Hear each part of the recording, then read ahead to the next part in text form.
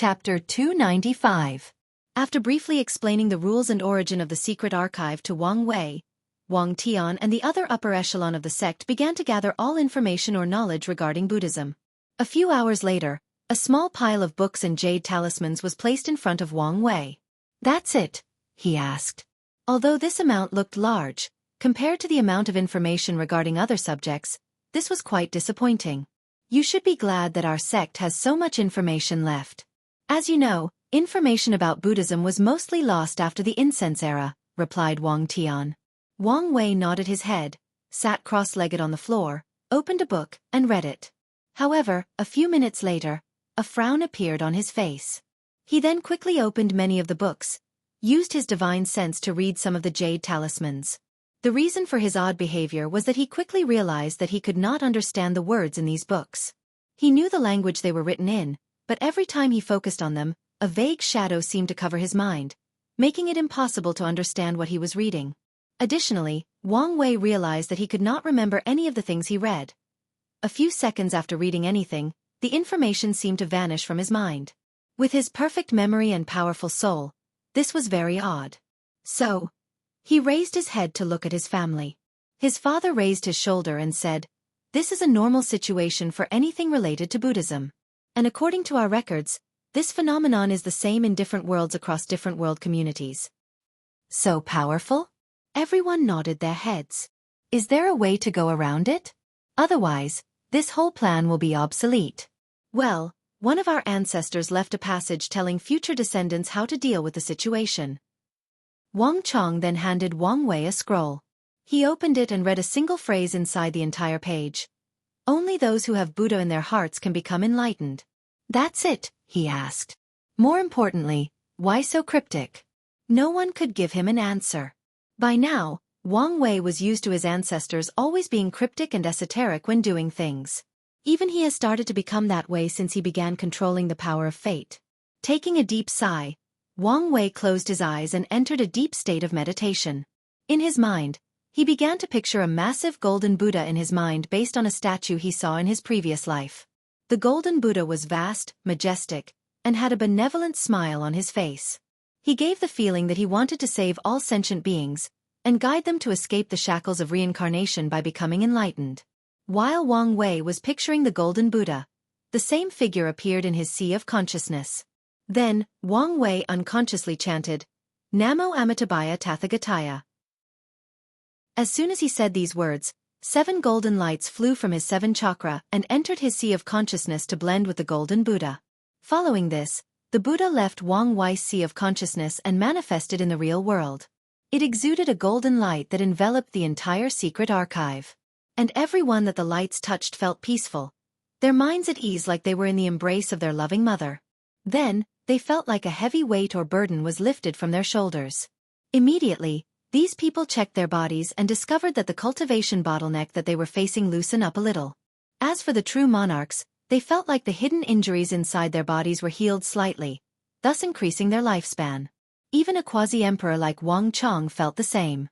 The upper echelons of the sect smiled after seeing this, thinking that not only had Wang Wei succeeded, but also benefited from this experience. Unfortunately for them, their happy smiles did not last long.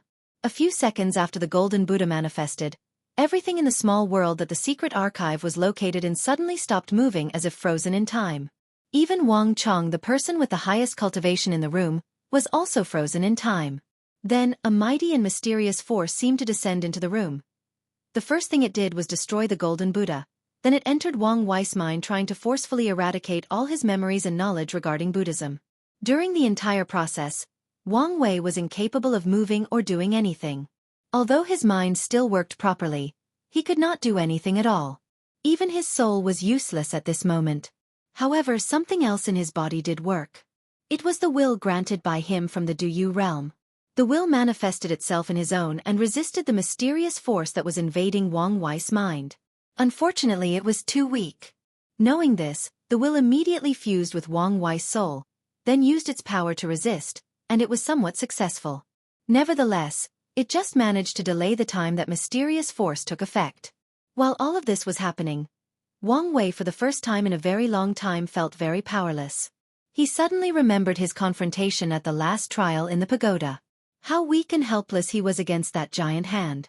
Then, a wave of intense anger overcame him thinking about the misery he suffered at that time. And with that anger, came another powerful will residing inside his body. His own will. It was the will that could defy the odds, make the impossible possible. It was the will he used to make the wrath of heaven bleed even though this should not be possible. Then, Wang Wei snorted. The snort echoed throughout the secret archive before traveling throughout the entire small world. And the snort was not about to stop. It seemed to want to travel further into the void, to echo throughout all heaven and myriad worlds. Unfortunately, or fortunately, countless runes suddenly appeared to surround the small world to prevent it from traveling far. Nevertheless, even those runes trembled and cracked before stopping it. As for the person who used them, she became pale for a moment, then a small trace of blood slid down the corner of her mouth. However, Wu Hong quickly wiped the blood, then used some secret technique to return her pale complexion to normal. Meanwhile, after Wang Wei snorted, he used his own will to instantly crush that mysterious force. Then, everyone could finally move again. But they all had a look of horror on their faces. "What was that?" asked Yu Yan. No one answered her. Of course, she knew that this was a rhetorical question. Well, she was wrong. "That's the absolute beginning magic," replied Wu Hong. Everyone then looked at her. The absolute beginning emperor had an unnatural hatred for Buddhism, so after becoming an eternal emperor, he cast a magic that cut off the beginning of Buddhism, thus eradicating them from existence. Anything related to Buddhism will be wiped out by the magic. Wu Hong suddenly paused. Now that I think about it, there is something wrong with this situation. Whether it is your 7-chakra system or the manifested Buddha, none of that should be possible under this magic. Unless it was broken, or someone discovered a loophole in it. Is that a bad thing? Asked Wang Wei. Not really. I'm just thinking that this guy spent all his life fighting the Buddhist sect to the point of him even being killed, and yet, someone still managed to crack his magic. I can imagine him fuming in his grave, responded Wu Hong with a smirk. The absolute beginning emperor is dead? Asked Yu Yan in surprise. Well, yes and no. To beings like him, death is not really the end. It's more like he's in a state of existence and non-existence. Limbo? Well, it's more complex than that, but you can think of it that way. The people nodded but did not ask any further. By now, they were used to Wu Hong's mystery or strangeness. And many of them had different theories on her real identity. Although a lot of people did not fully trust her because of this, they trusted Wang Wei's ability to judge people. After this brief chat, Wang Wei was prepared to go back to his reading. However, an old man suddenly appeared in the room and said, "What's going on here? What just happened?" Wang Wei was instantly on alert as this old man was a true monarch. However, his father just raised his hand to motion him to calm down. This supreme elder Li Tan, he's the guardian of the secret archive, explained Wang Tian. Then, he went to explain the situation to Li Tan. After hearing the entire story, the old man nodded, then, without saying anything else, he disappeared. Don't mind, said Wang Tian. His personality has always been like that. Wang Wei just nodded his head as he did not care about things like that since he had more important work to do. Chapter 296. After this weird encounter with the absolute beginning magic, Wang Wei returned back to the pile of books. However, unlike before, he had no problem reading or memorizing the contents. It seemed that his method worked. So, he spent the next few weeks going over every detail regarding Buddhism in order to find a way to use incense to refine his soul. Did you find the method? Asked his father. No, responded Wang Wei as he shook his head. All I learned was that some Buddhist monks in that era used something called sentient being flame to refine their souls. This flame was created from gathering incense from all living beings, hence the name. So it was no use? Not necessarily. Although I did not find the method, I did come up with an idea on how to succeed. Everyone's eyes lit up after hearing this, then they gathered around him to wait for his explanation. Then, Wang Wei explained to them the step-by-step plan that he came up with in the past few days. Everyone was quiet after hearing this, trying to process the information they just received. Well, although your plan is a little crazy, it might work, said Wang Tian. However, there are still a few things that are needed, they won't be easy to acquire. The hardest part would be getting your hands into the origin pill flame scripture, said Yu Yan. Fu Kaiyun is a nasty individual. The reason that he's the only one able to cultivate that scripture is not only because of his talent, but because he secretly killed any talented alchemists that have any remote chance of overcoming him. Plus, there is the fact that the origin pill flame scripture requires both a high talent for alchemy and an unprecedented devotion to pill Dao.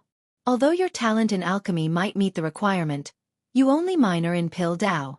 I have taken into account the problem of the scripture and have a plan for that, replied Wang Wei. As for Fu Kaiyun, I'll deal with him after infiltrating the origin pill Dao sect.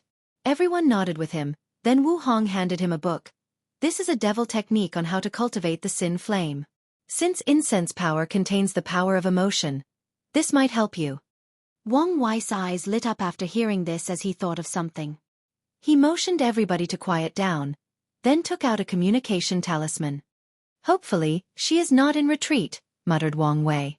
A few seconds later, a beautiful woman with green hair appeared in front of him. She exuded an unnatural charm that would make any man tempted with just a look. Young Master Wang Wei, what took you so long to contact me? I thought you had forgotten poor little me. Young Lady Suya, as you can guess, I've been busy cultivating and time flew by. I'm sorry that I did not contact you sooner. Man, all of you always have an excuse. So to what I owe this sudden call? Couldn't I just want to talk to a beautiful woman? Why do you think that I want something from you? As much as I would want to flirt with you, I'm currently busy, so go on with your business. Plus, I'm sure your Dao partner would not appreciate your actions. Wang Wei gave a slight glance at Wu Hong, however.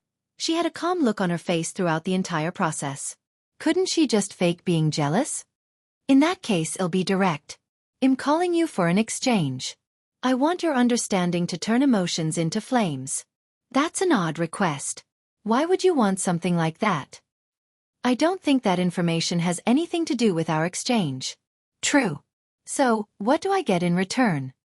I have a rare devil race cultivation from the devil era that turns sins and depravity into flame. I think that's a fair exchange. Suya was slightly surprised as this exchange was indeed worth it, as she could get something so precious from ancient time. After pondering for a moment, she said, Unfortunately, I'll have to decline. This time, it was Wang Wei who was surprised. Why? This is a fair trade. In fact, you would benefit more in this transaction. Exactly. From what I know about you, you are not the kind of person that likes to suffer losses, even a small amount. Since you're willing to do so for an exchange, this means that what you want is either truly valuable or very important.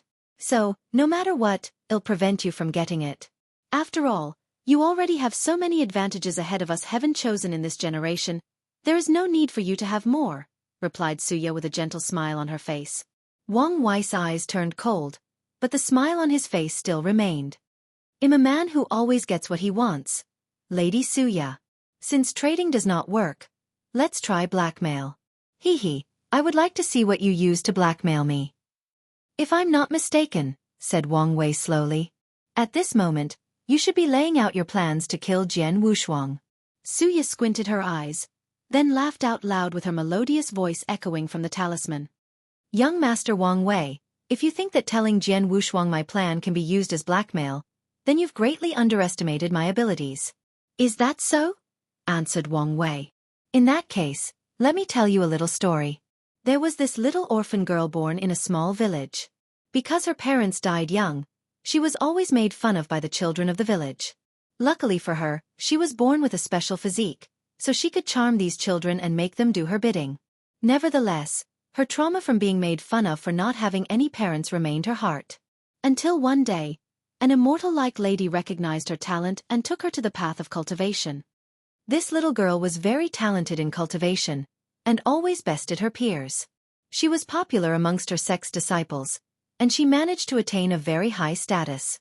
However, there was something missing in her life: parental love. The little girl always looked at her master, who brought her into the path of cultivation, as a mother figure. However, her master was always cold and detached, treating her as nothing but a tool to make the sect prosper. However, one day, the little girl created a plan to deal with the sect's other heaven chosen. After her master saw the plan, because it had a sense of poetic justice, The master was pleasantly surprised. For the first time in her life, the little girl saw her master smile, received her compliment. For the first time in her life after her parents' death, she received the maternal love she had been dreaming about. What do you think about this story? Suya looked at Wang Wei with fury in her eyes. If eyes could kill, she would completely annihilate every single particle of his existence. Send someone with a contract and the technique, and make sure to add the condition to keep your stinking mouth shut. After saying that, she disconnected the talisman. Immediately after that, Suya threw a temper tantrum in her cultivation room, destroying everything in sight. As for Wang Wei, he smirked as he muttered, "People who play with emotions are always easily influenced by it." "Sometimes I forget how devious you can be," commented Yu Yan with a slight smile. "You are definitely my son. It's good that you can use your head to deal with problems instead of your swords." She was looking at Wang Tian after saying the last part. However, the sect master ignored his wife. Although he was like that in his younger years, after years of being a sect master, he also became a cunning old fox. "What's the next step?" asked Wang Tian. "Next, I need to divine something." Wang Wei then took out the 8 trigram turtle shell from his space ring. He used his fate power to activate. Immediately after that, he found himself in a river made of uncountable lines. At the center of the river was a spinning wheel creating more strings. This was the river of fate. Standing on the river, Wang Wei closed his eyes to feel something. Then he plunged his hand on the river to take out a single string. Immediately afterward, he opened his eyes which glowed gray. "I need someone to go to this coordinate and find this world," said Wang Wei. "I'll go," said Wang Chong. "That way it would be faster." Then, he broke the space and entered the endless void. Using his powerful quasi-emperor cultivation realm, he began rapid successive teleportation with each teleportation taking him a few million light-years away. Chapter 297. After spending an entire day constantly teleporting, Wang Chong realized that the coordinate of this world was farther than he anticipated. The only reason he did not use a void boat was because he was faster than it, but even with his cultivation technique, he knew that he might take a while to get there. Not wanting to waste time, he took out a space treasure from his space ring, then crushed it with his bare hand. The destruction of the treasure created a large amount of spatial energy. So, Wang Chong used this energy to support his teleportation. Previously, he could only teleport a few million light-years in a single instance, not he could teleport a few billion light-years. As such, by constantly destroying space treasure and using such a wasteful method, Wang Chong arrived at his destination in just 6 days instead of 6 months. After arriving at the coordinate, Wang Chong immediately noticed something odd about the world he was sent to discover. Unlike the majority of worlds that were covered by a transparent dome, this one was covered by a crystal wall. With an intriguing look on his face, he approached it before using his divine sense to scan for some information. "Huh," muttered Wang Chong with a slight surprise. After scanning with his divine sense, he could only acquire 2 pieces of information. 1. This world is only a middle thousand world. 2. This world is larger than most greater thousand worlds, even approaching heavenward worlds in size. What puzzled Wang Chong was the fact that he could not gather any information with how powerful his divine sense is. So, he decided to check it out himself. Wang Chong rushed straight into the world. Bang! He was bounced back by the crystal wall, preventing him from entering. "Interesting," muttered Wang Chong, who then clenched his fist and hit the world barrier. Boom! The barrier trembled slightly, but nothing happened. This time, Wang Chong was truly surprised. His attack was at the level of void-shattering realm, and since this world is only a middle thousand world, the highest level of cultivator it can hold is the primordial spirit realm. As such, his attack should not only break the shield, but shake the entire world. With great interest, Wang Chong began to increase the strength of each of his attacks. However, even after using an attack at the level of Supreme, the crystal wall shook for a moment before blocking the attack. In anger, Wang Chen called his Dharma bottom, fused it with himself, then used the most powerful attack of his Overlord Fist. Frowny Face Tyrant Sovereign Fist. A massive explosion occurred in the void, spreading to a few hundred million light-years away. A few world remnants that were floating in the void were instantly annihilated by the shockwave of that attack. Unfortunately, Wang Chang's attack, which was strong enough to even destroy a great thousand world or at least severely injure one, was blocked the crystal shield, and it was quite easy too. Floating in the empty void, Wang Chong had a serious look on his face as he realized the seriousness of the situation. He began to think to himself, there is only way for such a thing to be possible. One of the great emperors from our world or a Tao ancestor placed that shield on this world. However, the question is why? Well, it's not necessarily them. This world is very far away. To be exact, it's located at the intersection of our world community with another. So, there is the possibility that someone from another world community came here and placed that protection. After coming to this conclusion, he pondered whether to retreat as things got a little too complicated. However, an idea popped in his head, so he decided to try it before returning to the sect. He took out a demonic beast from his space ring before sending it inside the world. And unlike when he tried, the beasts easily passed through the crystal wall. Wang Chang's eyes lit up. Then he tried a few more times. Some beasts managed to enter, while some did not. So he muttered, so that's how it is. Since this world is a middle thousand world, the shield only allows people in the primordial spirit realm and below to enter. I guess the person who made this shield wanted to protect this world from foreign invasion. After coming to this conclusion, Wang Chong took out a bunch of materials from his space ring to create a teleportation array connecting to the Tao opening sect. A few days later, he finished and teleported back. After Wang Chang's return, another meeting took place in Tianwei Peak. Everyone had a serious look on their faces while analyzing the information that they received. Personally, I think it would be best to choose another world, said Great Elder Li Jiang. This world seemed to be too mysterious and might create too many variables. However, Wang Wei shook his head. I divine this world as the one with the highest chance of success, and the information has proven that I was right. Indeed. This world is only a middle thousand world, but as large as some weak heaven will world. So the population should be relatively large, commented Yu Yan. The question now is, what do we do with the cultivation level restriction? Easy, just send Li Jun and Tai Gang. It's about time that they moved their muscles around, replied Wang Wei. That's a good method. However, the plan will take longer than previously expected if we do that, added Wang Tian. Anyway, we have plenty of time. There is no need to hurry. Soon after the meeting ended, Li Jun and Tai Gang were summoned and given information about the world they were going to and their mission there. Then, they immediately organized their armies and used the teleportation array that Wang Chong made to teleport to the void next to the strange world. In order to make things easier for them, Wang Wei even sent Wang Ju and a few elites of the Shadow Guards to help them with information. As for Wang Wei, after the group left, he pretended to enter a retreat while disguising himself and secretly traveling to the southern Vermilion Bird continent. The next step of his plan lay there. And, sorry about the short chapter, but I'm really not in the mood to write today. Since I did not post a chapter yesterday, I forced myself to write one for today. Chapter 298. Tao Opening Sect. Wu Hong looked at Wang Wei departing back deep in thought. According to the original timeline, Wang Wei was supposed to lose the power of his paragon soul after entering reincarnation. Although he was still granted exceptional talent because of it, it was nothing compared to now. Additionally, the memories of his past life were not supposed to be reawakened until he entered the Saint Realm. Now everything is different. And with my memories incomplete, the amount of things I can do to help is decreasing with each passing day. Nevertheless, there are a few things that remain the same in this timeline. For example, Di Tian being his main obstacle and a few other things. Although I cannot stop Di Tian for him, I can still prevent some of the tragedies he suffered before and make sure that he does not become someone corrupted by revenge. After thinking like this, he left the sect and headed to the western White Tiger continent. Meanwhile, Wang Wei changed his hair and eye color and turned into a completely different person before leaving the sect. This time, he was not accompanied by Yan Chen.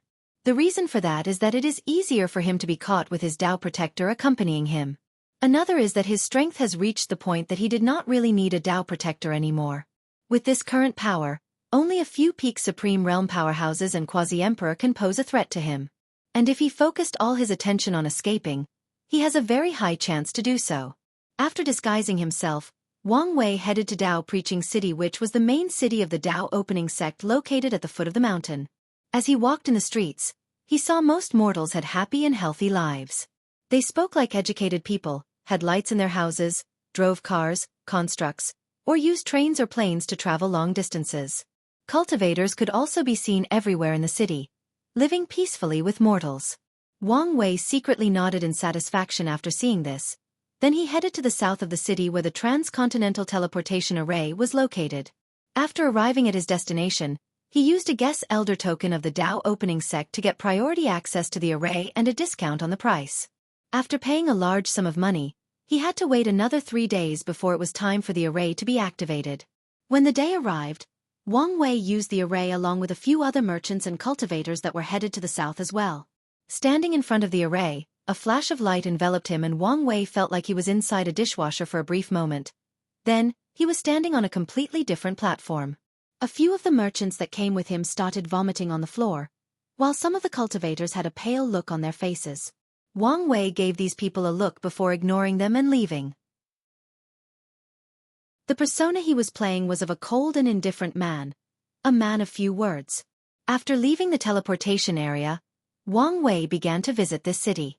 The first thing he noticed was the strange smell that seemed to envelop the city. It was the smell of medicine. The second thing he noticed was that there were a large number of professionals. Whether it was alchemists, talisman makers, refiners, etc. All of them had a pin of their clothes.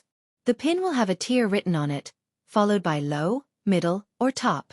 However, so far, Wang Wei has mostly seen low-tier individuals, while the highest person he encountered was middle tier 2. From what he knows, the tier referred to the grade of the individual in his profession. Tier 1 is profound grade, Tier 2 is earth grade, Tier 3 is heaven grade. This division is to show what grade of products that a professional can refine. For example, a top Tier 2 alchemist can refine top-grade earth-grade pills which is used by primordial spirit realm cultivators. Tier 3 alchemists can refine heaven-grade pills, Tier 4 saint pills, Tier 5 supreme pills, Tier 6 quasi-emperor pills, and Tier 7 emperor-grade pills. After taking time to quickly understand the ins and outs of the city, Wang Wei rented a room at an inn. While sitting on his bed, he kept flipping through a paper containing a list. Then he stopped at one page and focused on it. Lu Cheng, Divine Altar Realm, low-level Tier 2 alchemist. The 5th disciple of Origin Dao Pill Sect Master, Lu Yang. Talent is above average, but is loved by his master because of his diligence. After reading the information, Wang Wei muttered to himself, "This guy is the perfect candidate. His status is high enough, but not too high considering his master has many disciples. His personality is reticent, so he barely interacts with people in the sect, even with his fellow brothers and sisters. This is good. People do not have a real lasting impression of him. So, as long as I found the proper excuse, it can explain any changes in his personality." He paused for a moment as he reviewed all the information he had on this guy. His talent is a problem. If I want to get my hands on the Origin Pill Flame Scripture, I will need to display a higher level of talent. After reviewing the information at hand, he made a plan. Origin Pill Sect. Inside a cave of one of the mountains, an ordinary-looking teenager with dark hair and eyes sat cross-legged with a cauldron in front of him. He was deep in concentration, refining a pill. A few minutes later, he opened the lid to see 5 pills floating inside. Mysterious lights flashed from then. Looking at the 5 pills inside, he smiled. 5 low-level earth pills, muttered Lu Cheng. Finally, I've managed to secure my strength as a Tier 2 alchemist. Although my talent is not the best, I can make it up with hard work. In fact, Lu Cheng's talent was not that bad. Most alchemists can only refine certain pill grades based on their cultivation. As for him, being a Peel Divine Altar cultivator that can refine low-level earth-grade pills which only supernatural realm alchemists could refine show that he has some talent. After refining the pill, Lu Cheng took out another set of ingredients to make another pill. However, midway through, he was interrupted by a communication talisman. So, he stopped to activate it. "Young master, the ingredient you asked the Alchemy Association to find for you has been discovered." "Really? Immediately bring it over. I can finally break through the supernatural realm." Though Lu Cheng to himself, "Young master, there seemed to be some problem." "What problem?" "The owner of the material is asking to meet you personally." He seemed rather adamant. Lu Cheng frowned after hearing this. Could there be something tricky behind this? However, without that herb, I cannot break through to the next realm, unless I change cultivation technique.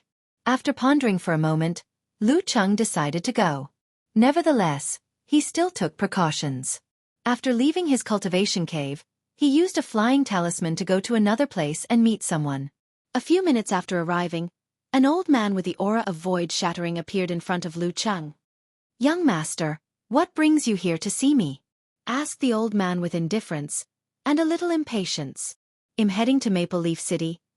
"Well, since I'm your Tao protector, it is my job to protect you," said the old man. Then, without saying anything, he grabbed Lu Cheng and flew outside the perimeter of the sect. Once there, he used the power of law to break the space so that they could arrive at their destination at a quicker pace. During the entire process, Lu Cheng did say anything, nor complained. He was used to his Tao protector's attitude by now. This is one of the reasons that he rarely left the sect. After arriving at Maple Leaf City, the Tao protector was prepared to enter the void to secretly protect Lu Cheng, but the latter quickly explained to him the situation and his worry about the encounter. The old man grunted before finally deciding to stay next to Lu Cheng to protect him at all times.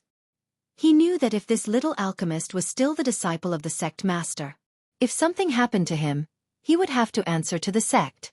And even if the sect master did not blame him, he would no longer receive as many pills that he does now in the future, thus halting his cultivation progress.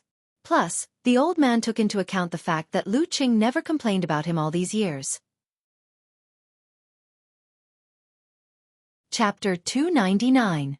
After arriving at Maple Leaf City, Lu Cheng did not immediately contact the seller, but instead used the branch of the Alchemy Association to find his identity.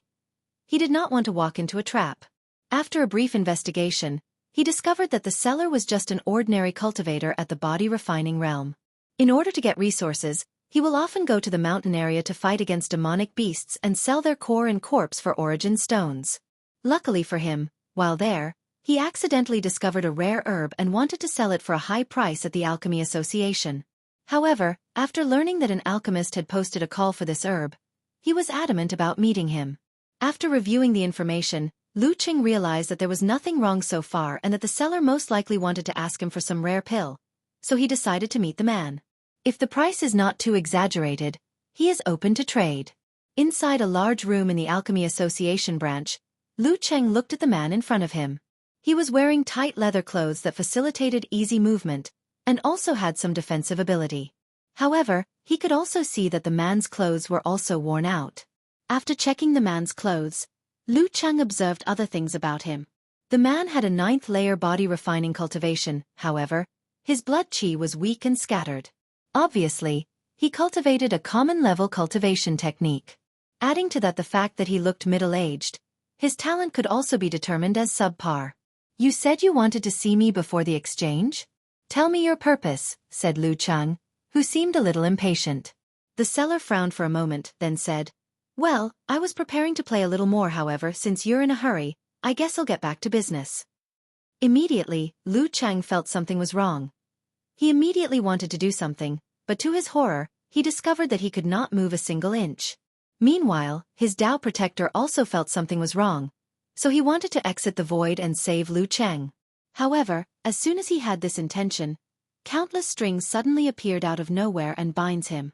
The old man immediately started to use his fire law to break the strings. However, countless runes suddenly appeared from the strings and sealed the law inside his body. Then, a gray string entered his sea of consciousness and binds his soul. Immediately afterward, the old man felt his consciousness rapidly losing, turning him into a puppet. He only resisted for a few seconds before he was completely turned. The seller, who had a smirk on his face, raised his hand and placed it on Lu Cheng's forehead. Then he said, "Fate stealing." A fate line appeared from Lu Cheng's body, wriggling around it for a moment. Then, another fate line appeared from Wang Wei's body which fused with his. Lu Cheng's body disintegrated into millions of pieces. Meanwhile, Wang Wei slowly transformed into Lu Cheng's appearance. And it was not just his appearance, his soul, cultivation level, physique, aptitude, and memories turned into the same as Lu Cheng. What he did was steal the latter's fate, thus turning into him. With this method, Wang Wei is now Lu Cheng, but Lu Cheng is not Wang Wei. After his transformation, Wang Wei checked his body from head to toe. He discovered that he was exactly like Lu Cheng, even his little brother had shrunk by a few inches. Well, with this method, I can even fool an emperor formation that checks the soul. Then, Wang Wei waved his hand to use a secret technique to create a clone that looked exactly like the previous seller. He proceeded to make it look like Lu Cheng, and he had an exchange before parting their ways. Since Lu Cheng was staying in a special room reserved for him by the Alchemy Association, Wang Wei returned there. The first thing he did once he returned home was to check all of Lu Cheng's memories. According to the technique he used, he could allow Lu Cheng's main consciousness to be in charge of this body while he stayed in the background, but he did not want to do this for many reasons. Although this method was safe and lowered the risk of being discovered due to strange and out-of-character behavior, he wanted to be in charge in case something unexpected occurred and the real consciousness of Lu Cheng is powerless. After checking the guy's memory, Wang Wei muttered, "No wonder this guy actually took my bait." It turns out that he cultivates a special technique that can actually raise his talent of alchemy. Talent in alchemy can be divided into 3 categories. Understanding of herbs and how they interact with one another. This part of talent can be made up with years of study. However, some talented individuals can hold a herb in their hands for the first time and immediately know its characteristics and how to match it with other herbs. The second category revolves around divine runes and how to properly apply them to make pills. Lastly, it is the talent to control flames. The better an alchemist is at controlling flames, the more power he or she can bring from the ingredients used in making pills. The cultivation that Lu Cheng cultivated allowed him to slowly increase his talent for flame control. However, Wang Wei quickly realized that this cultivation technique was incomplete. Furthermore, after reviewing how Lu Cheng got this technique, his intuition told him that something was wrong. Unfortunately, he did not have enough information to make any kind of judgment. After reviewing all of Lu Cheng's memories, Wang Wei did not immediately return to the Origin Pill Dao sect but went to the east of Maple Leaf City where there were many street vendors selling artifacts that were supposedly found in Secret Realm. He bought a very ancient small mirror. With his true vision ability, he knew that this was just a normal mirror, not an ancient artifact from the ancient emperor era like the street vendor said. The reason he bought this mirror was that he realized that it was actually very old, probably dating to the last era and further. After that, Wang Wei took a carriage heading back. In fact, Wang Wei wanted to take a soaring phoenix construct. Unfortunately, in Lu Cheng's memory, he discovered that this guy was quite old-fashioned and hated the constructs. He did not like the fact that mortals and cultivators' lives became entangled with one another. To him, these two people belonged to different worlds and should remain as such. So, when it comes to these constructs that brought these different worlds together, he refused to use any of them. Wang Wei was not surprised by this as many cultivators felt that way. To them, the world was changing too fast and they did not like that. "Ha!" softly muttered Wang Wei as he felt something. He raised his head and looked in the distance. His vision seemed to penetrate a few 100,000 kilometers as he saw 5 Saints Realm cultivators blending in the void, hiding their auras. Although they try to hide it, I can feel that these guys have killing intent for this Lu Cheng. It seemed that things are not peaceful in the Origin Pill Dao sect. Wang Wei thought for a moment about how to deal with the situation before deciding to get rid of these people. His current priority was to get back to the sect and secure his identity. So, he flicked his fingers making the void tremble lightly. Then, another space fluctuating appeared on the location of these saints. As a result, they immediately felt something was wrong and wanted to react. However, a bunch of strings suddenly appeared and cut them into millions of pieces. They did not have time to scream, move, or open their domains for protection. Even their primordial spirit did not have time to escape their bodies and was cut into pieces. Nodding his head in satisfaction, Wang Wei continued his journey in peace. However, he did not slowly go there as he planned. Instead, he had his Dao protector carry him back as he did previously. As soon as Wang Wei arrived at the Origin Pill Dao sect, the first thing he noticed was that the sect was built on top of countless volcanoes, making the surrounding area always surrounded by heat. Inside these volcanoes were caves where most of the lower disciples resided. This was a way to allow the ones with low levels of cultivation to use the heat from the volcano to make pills. After all, only after entering the Divine Sea Realm can cultivators use spells. After taking a quick look at the surroundings, Wang Wei headed straight to the cave on the highest peak. Chapter 300. Wang Wei headed to the highest cave of the Origin Pill Dao sect. At the entrance, he accidentally met a young man wearing a red robe coming out. The young man smiled after seeing Wang Wei and said, "Fifth brother, why are you here?" "Second brother, it's you." "I'm here to see the master," replied Wang Wei. Is there a problem? No, I just encountered some problems about alchemy and wanted to ask for the master's guidance. Is that so? Then I won't hold you. After that he flew away. Nevertheless, the fifth brother felt like his younger brother was different today. He shook his head thinking that he might be too sensitive. Meanwhile, as Wang Wei watched his brother whose name was Zhongli fly away, he noticed that the latter might have discovered something strange about him, or at least, had a slight suspicion. He took a moment to ponder what was the problem before realizing the crux of the problem. Although he looked exactly like Lu Qing down to his soul and fate, his temperament was not the same. Wang Wei always had an air of confidence and cockiness around him. Adding to that his overwhelming strength, his temperament is unique. As such, even if he turned into Lu Chang, his previous temperament was affecting his current body. So, after realizing the problem, he quickly adjusted himself. Although he could fool his second brother, now that he was about to meet his master who was a Saint Realm true person, it is easier to be exposed. On the spot, Wang Wei's temperament changed to a secretly prideful alchemist that is quite conservative. Then he entered the cave. He notified his master through a talisman and stood up waiting. Half an hour later, a middle-aged man with slightly dark skin suddenly appeared in the room Wang Wei was in. However, he pretended that he did not notice. After all, his current identity was that of a little divine altar realm cultivator. Little Cheng, what brings you to see me today? Master, stuttered Wang Wei as he slightly jumped backward. Then he cupped his hand and bowed. Disciple has seen master. There is no need to be polite with me, replied Yi Lao, the sect master of the Origin Pill Dao sect. With a smile on his face, he said, You rarely leave your alchemy room unless you have a question of alchemy. So what is this time? Yi Lao was very satisfied with his fifth disciple. Although his talent was not the best amongst all the others, he was the most diligent. With effort alone, he managed to make up the gap with some genius alchemist. Master, something strange happened to me recently. When I was in Maple Leaf City, I bought a strange mirror. However, a weird light came from it and entered my body. I am worried that something might be wrong. Yi Lao frowned after hearing this. Let me check. A powerful divine sense came from his body, scanning Wang Wei's body. At first, he did not find anything, but once he arrived at the spleen, he discovered a weird breath. A slight surprise flashed in Yi Lao's eyes, then he said, Let me see the mirror. Wang Wei quickly handed it to him. After checking it, he found a similar breath from Wang Wei's spleen. Then Yi Lao sighed out loud. Little Cheng, you are truly lucky.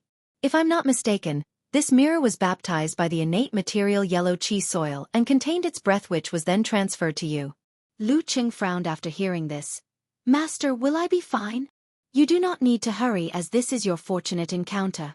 Although only the breath of the yellow qi soil entered your body, it is enough to greatly increase your talent for alchemy. Really? Yi Lao nodded his head, while Lu Qing smiled to the point of grinning. However, immediately after, he realized that his action was not proper, so he forced himself to calm down and displayed the proper etiquette. Sect Master Yi Lao looked at his disciple and sighed internally. He was slightly envious of Lu Cheng's luck. Did anyone else notice when you absorbed the innate breath? No, I was alone in my room. What about the mirror? Who else saw you by it? Only my Dao protector was with me. Are you talking about Old Man Mountain? Well, over the years, he has been neglectful on his duty. It's about time that you have a new and more powerful Dao protector. Thank you, Master. If this was the real Lu Cheng, he would have thought that his master cared about him and wanted to give him a new and more powerful Dao protector. However, Wang Wei knew better and could guess the fate of that old man. Well, you should retreat to completely absorb the remaining innate breath. Remember, do not tell anyone about your encounter, even your fellow brothers and sisters. Huh? Do you understand me? As you wish, Master. After saluting to Yi Lao, Lu Cheng activated his flying talisman and returned to his cave. En route, Wang Wei started thinking to himself, I have to say, my acting is quite extraordinary. I could probably easily get an Oscar back on Earth. After returning to his cave, he activated the formation to isolate the outside world. Then Wang Wei began to plan for his next step. With this excuse, Sect Master Yi Lao should not doubt my sudden increase in talent. So, it should be easier for me to display it and get the chance to get the Origin Pill Flame Scripture. However, this is not enough. I should probably find other ways to have fortunate encounters that increase talent. Wang Wei's original plan was to show that he had acquired the innate material yellow cheese soil and drastically increase his talent. After all, he had already absorbed it in the cultivation of his organs. However, he feared that sect master Yi Lao would be tempted by an innate material and immediately took it from him by force, use secret methods to kill him and get it, or use the name of contribution to the sect to legally take it from him. So he decided to just use the breath as an excuse. That way, he could explain his increase in talent, and Yi Lao will not be tempted by a mere breath that has little value to him. I can also use this opportunity to break through the supernatural realm. As he muttered this, he felt the power in his body. This guy is so weak. Despite being the direct disciple of an emperor lineage, he only managed to build a supreme foundation. After shaking his head in disappointment, he closed his eyes to enter a state of cultivation. Meanwhile, in one of the highest caves of the sect, an old man with long white hair and beard had a cauldron in front of him, refining a pill. The power of law could be felt inside the cauldron, which meant that this pill was at least heaven grade. This old man was the person that held the title of the greatest alchemist of this generation, Fu Kaiyun. While refining the pill, he seemed to have received some kind of signal or information. Then, he took out a talisman from his space ring. All 5 saints I sent are dead? And they all died instantly? The old man paused for a moment before muttering, the only way for them to die so quickly is if a true monarch intervened. Could it be that some of the supreme elders are sending me a message asking to be restrained a little? Well, it doesn't matter. I only sent them because I wanted to check something from Lu Cheng. With his talent, he will never be a threat to me. After that, the old man continued with his pill refining. The odd thing was that despite his distraction, the pill refining process did not stop or interrupt. This was how skilled this man was. Endless void, in front of the strange world discovered by the Dao opening sect.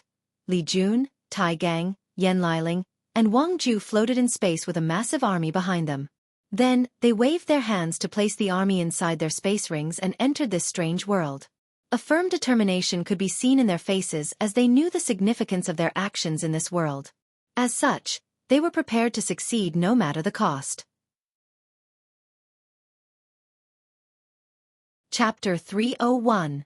After entering the crystal wall, Li Jun felt like he was going through a thick and viscous liquid. There was a brief moment of resistance before he was allowed to enter. For a brief moment, everything was dark before he found himself on an empty plan accompanied by his group. He looked around, relieved that there was no one around. Let's do things according to the plan, he said before activating an invisible talisman. Immediately afterward, the group headed to a mountain a few hundred miles from their initial landing. They created a large cave inside the mountain, placed an isolating formation to prevent people from discovering them. And Li Jun was right to be careful as someone arrived at his landing spot a few minutes after he left. That person searched a few 100,000 miles in diameter of their landing spot before leaving. After setting up a temporary base, Li Jun looked at Wang Ju. It's your turn now. She nodded her head and waved her hand. A person dressed in tight black clothes and wearing a mask appeared in front of everyone. Although the person stood in front of them, he had an illusory air surrounding him, making it seem as if he was not real, like he was a non-corporeal existence.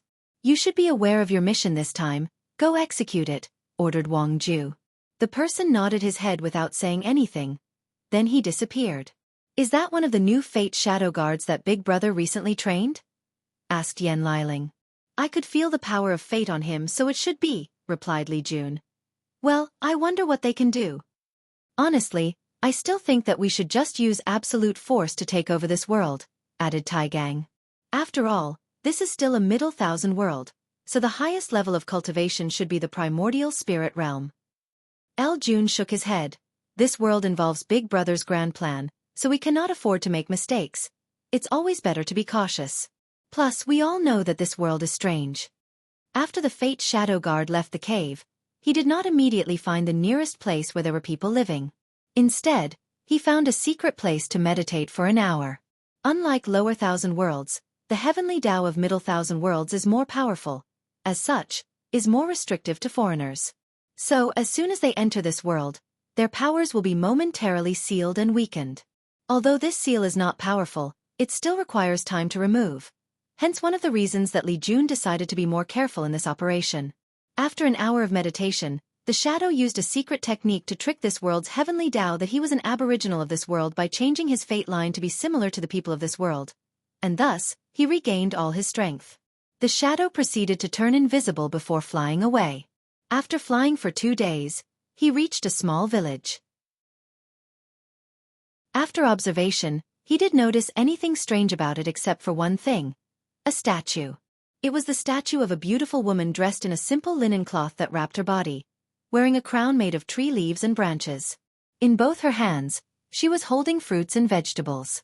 Although the shadow only looked at the statue from a distance, he could feel a powerful and sacred breath from it. Additionally, intuition told him that if he approached close enough to the small temple that it was located in, he might be discovered.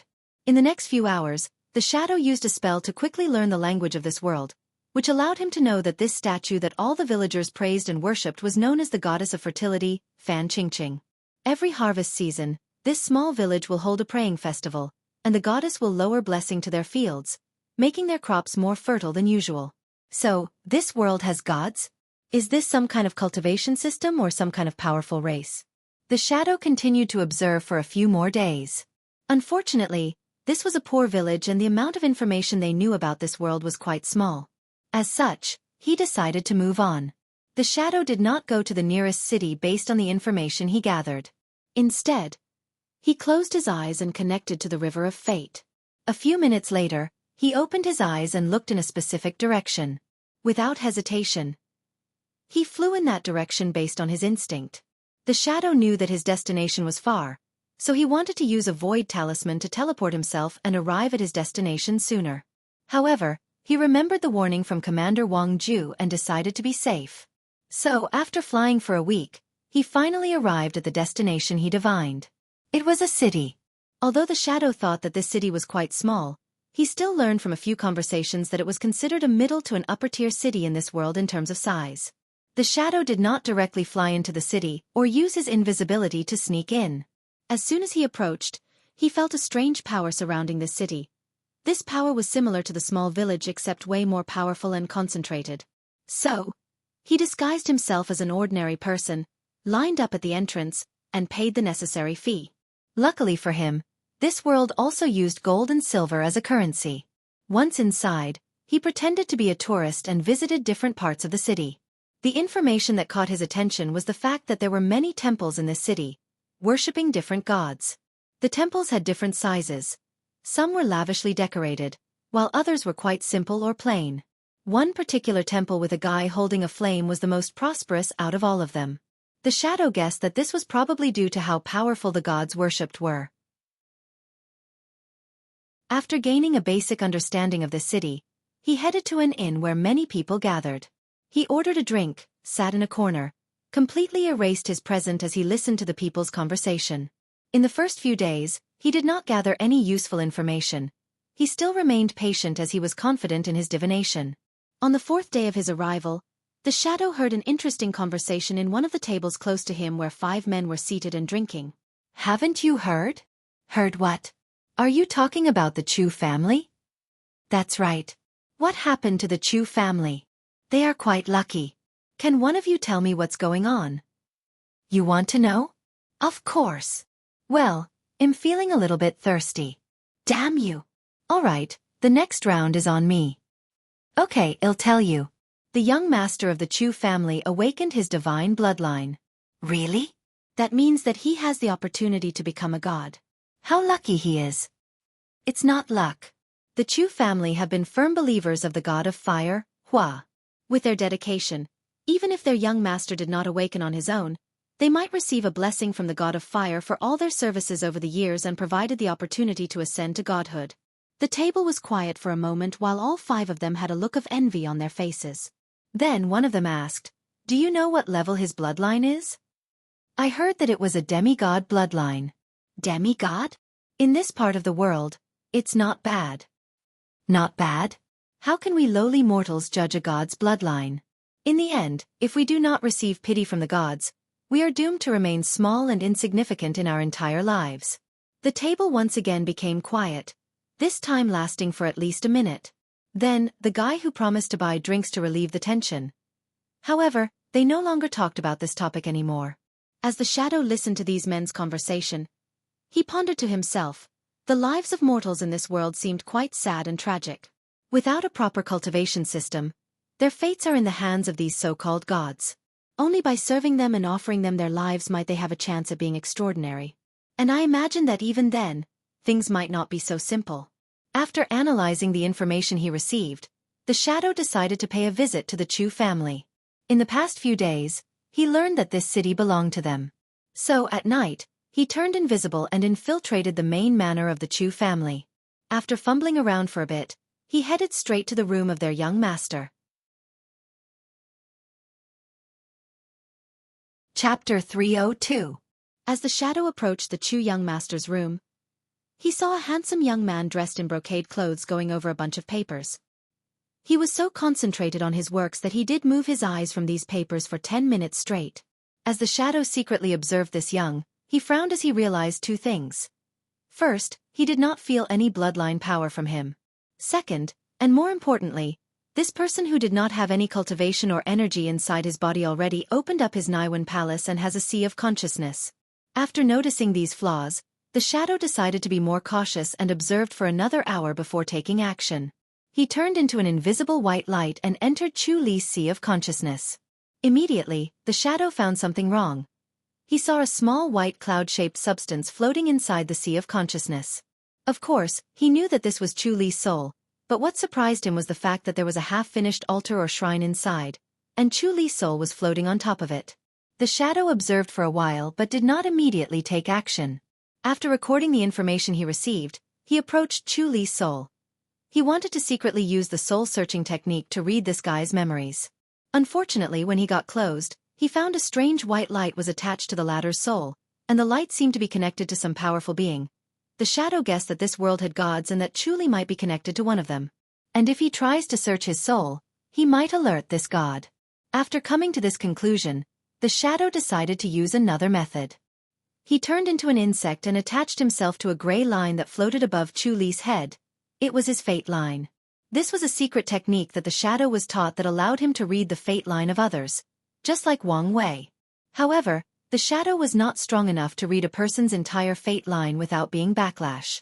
However, this technique called Gu fate reading was a downgrade version of Wang Wei's fate reading.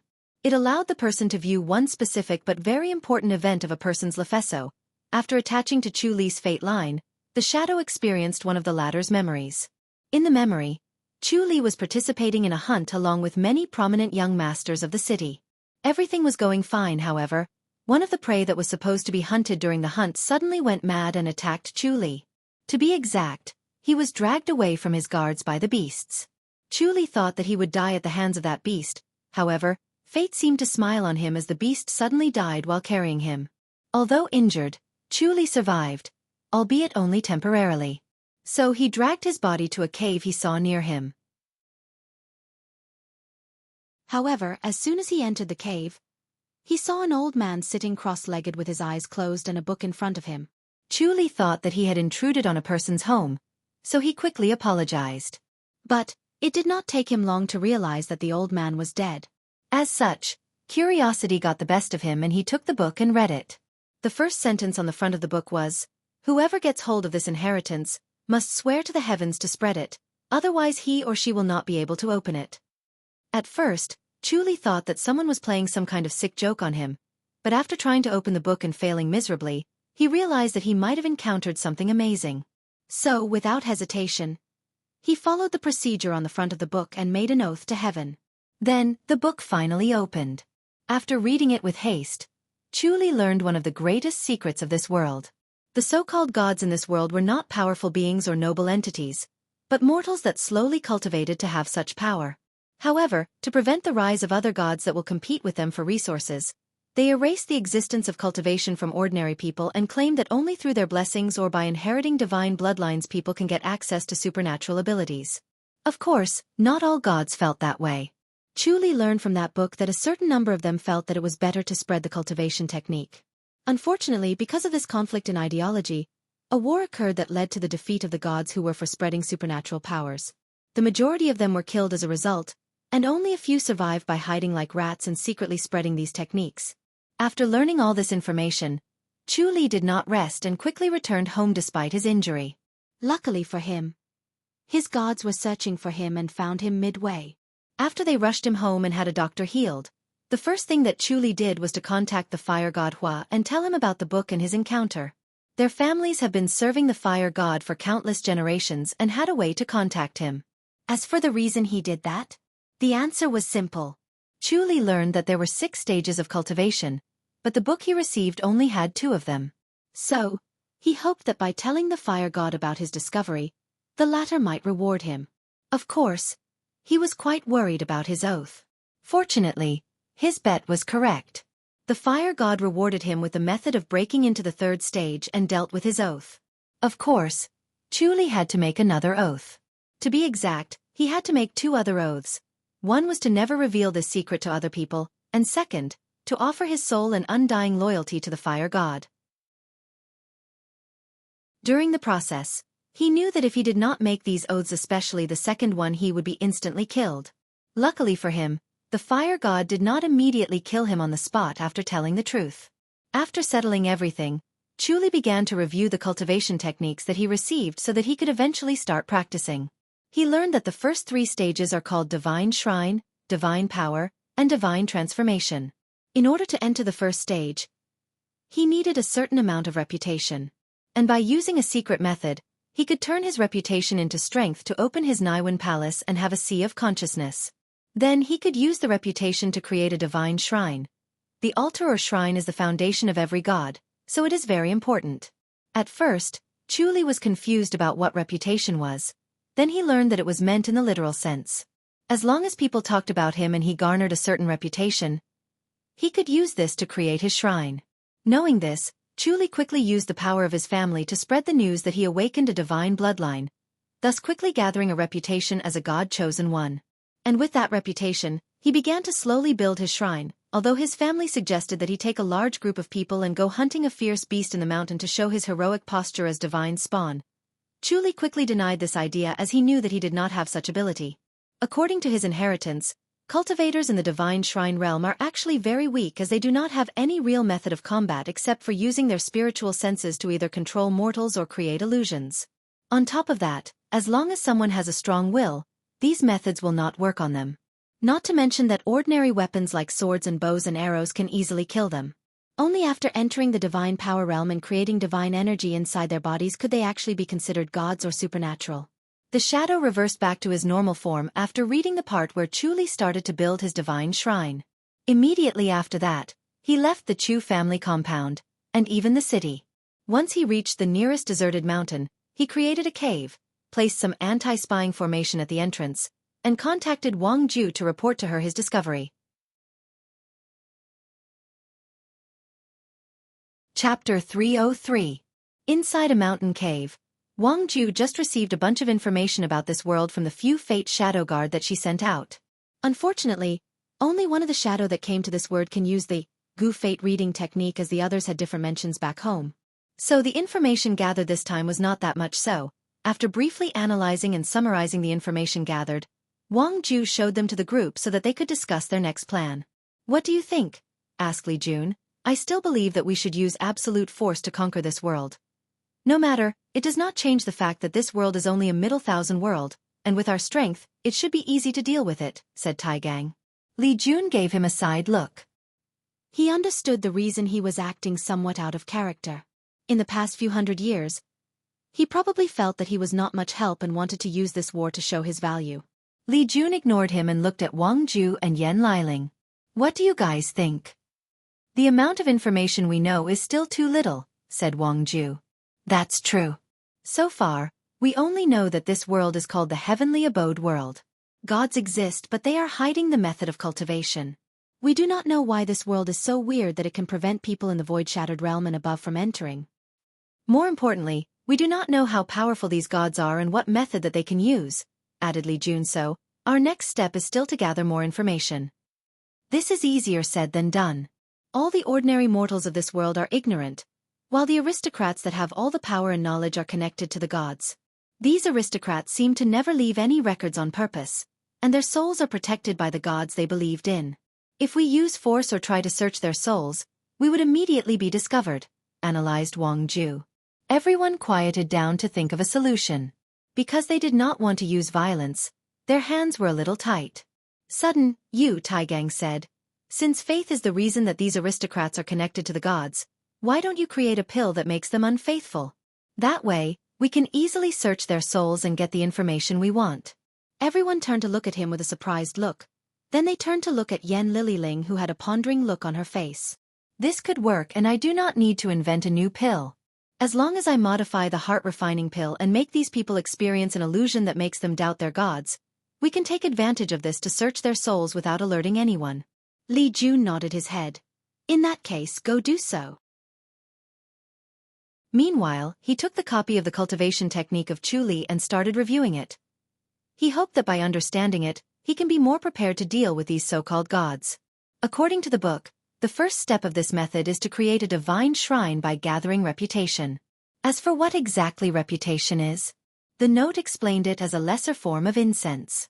The gods do not allow people who just begin their cultivation path to set temples and idols to receive faith or incense unless it is their direct descendants. So, other people have to use their reputation by spreading their names and deeds. After the divine shrine is built in the Sea of Consciousness, reputation can be used to create divine energy and enter the divine power realm. In this realm, the mortal is considered a saint and can use various spells. By constantly showing these spells in front of mortals, cultivators can gather more reputation. In the next stage of cultivation divine transformation, the divine energy is liquefied into divine essence, and after being baptized by said energy, the cultivator's body will transform so that they cannot be harmed by any mortal weapons. On top of that, they can also fly in the sky. As a result of this, they are referred to as demigods. After reading all of the notes, Li Jun frowned as he pondered to himself. This cultivation system is somewhat similar to our origin system in the way that energy is compressed and liquefied to reach a higher level. Could it be that our sect's founder once studied it? However, he quickly shook his head as this was not enough to show that there was a correlation between the two. He remembered that when he first learned about Otherworld's communities, his big brother once theorized that all cultivation systems could be classified into three categories: body, soul, and energy, which is in line with the concept of essence, spirit, and qi. Each system either used one or a combination of these three components. This divine system used spirit and qi, or the soul and energy, while their origin system is a combination of the three. After reading this cultivation technique, Li Jun had a basic idea of the power of these gods, but he did not rush to make any conclusion as this was just one technique. So he waited. A few days passed and Yan Liling refined the heart-refining pill and it was sent to the previous shadow. Immediately afterward, he flew to a place called the Fire Kingdom. According to the information he gathered, the fire god was seemed to be one of the most powerful gods around. And this kingdom was left by him and contained his descendants. After arriving there, the shadow quickly blended in to observe before acting. He soon noticed that there were no temples of other gods in this kingdom, only the fire god. Additionally, the aristocrats of this kingdom are mostly saints with only a few demigods. However, the shadow quickly learned that the king of this kingdom is a direct bloodline descendant of fire god Hua, and is a true god. Although the shadow did not learn the meaning of true gods except for it being a title, he quickly inferred that this might be the name of people who cultivated the realm after divine transformation. After learning about this fact, the shadow decided to infiltrate the royal palace. The process was easier than expected as there was no formation surrounding it. The shadow has long noticed that the concept of formation does not exist in this world. In fact, even other professions like alchemy and talisman did not seem to exist. And if they did, they were not that developed. Nevertheless, there was still a weird and mysterious power that surrounded the Golden Palace. He guessed that it was the divine essence of the fire god that was secretly protecting this palace. Fortunately, compared to formations, this power was not as efficient in detection. So, after taking a few days, the shadow was able to infiltrate the palace and mix into the kitchen and replace one of the chefs that cooked for the king. The process of feeding him the pill was smoother than the shadow expected. The king had no guard whatsoever and just drank whatever was given to him without having anyone checked beforehand. After pondering for a moment, the shadow realized why. The gods in this world considered themselves aloof, and with how strict power is controlled, there should be no mortals that could pose a threat to them. So, they became arrogant. That night, after drinking that pill, the the Fire King started having weird thoughts. To be exact, certain thoughts that he had secretly buried deep inside his mind were forced to resurface. As a king and descendant to the fire god, his path of ascension is not as smooth as he imagined. Although he managed to become a true god, his next step in cultivation is not an easy one. To get access to it, he has to properly manage the Fire Kingdom for hundreds of years. Then, based on his performance on how many new believers that he has developed for the fire god, he can access the next cultivation realm. On top of that, he also has to dedicate his life to the fire god, and his entire life, he has no chance to ever surpass his ancestor. As a result of this, the Fire King is of course unwilling. Unfortunately, there is nothing that he could do but bury these thoughts deep in his heart and continue working for the fire god and provide him with incense. That was until this pill activated and made it impossible for him to further suppress. And at that moment when his faith wavered, the Fire King's connection with his god was momentarily broken and the shadow quickly attacked. Chapter 304. The moment that the Fire King's connection to his god was broken, the shadow quickly used his divine sense to search his soul. The so-called true gods were nothing but supernatural realm cultivators. As such, with the shadow's cultivation at the divine body realm, it was quite easy to search this guy's soul.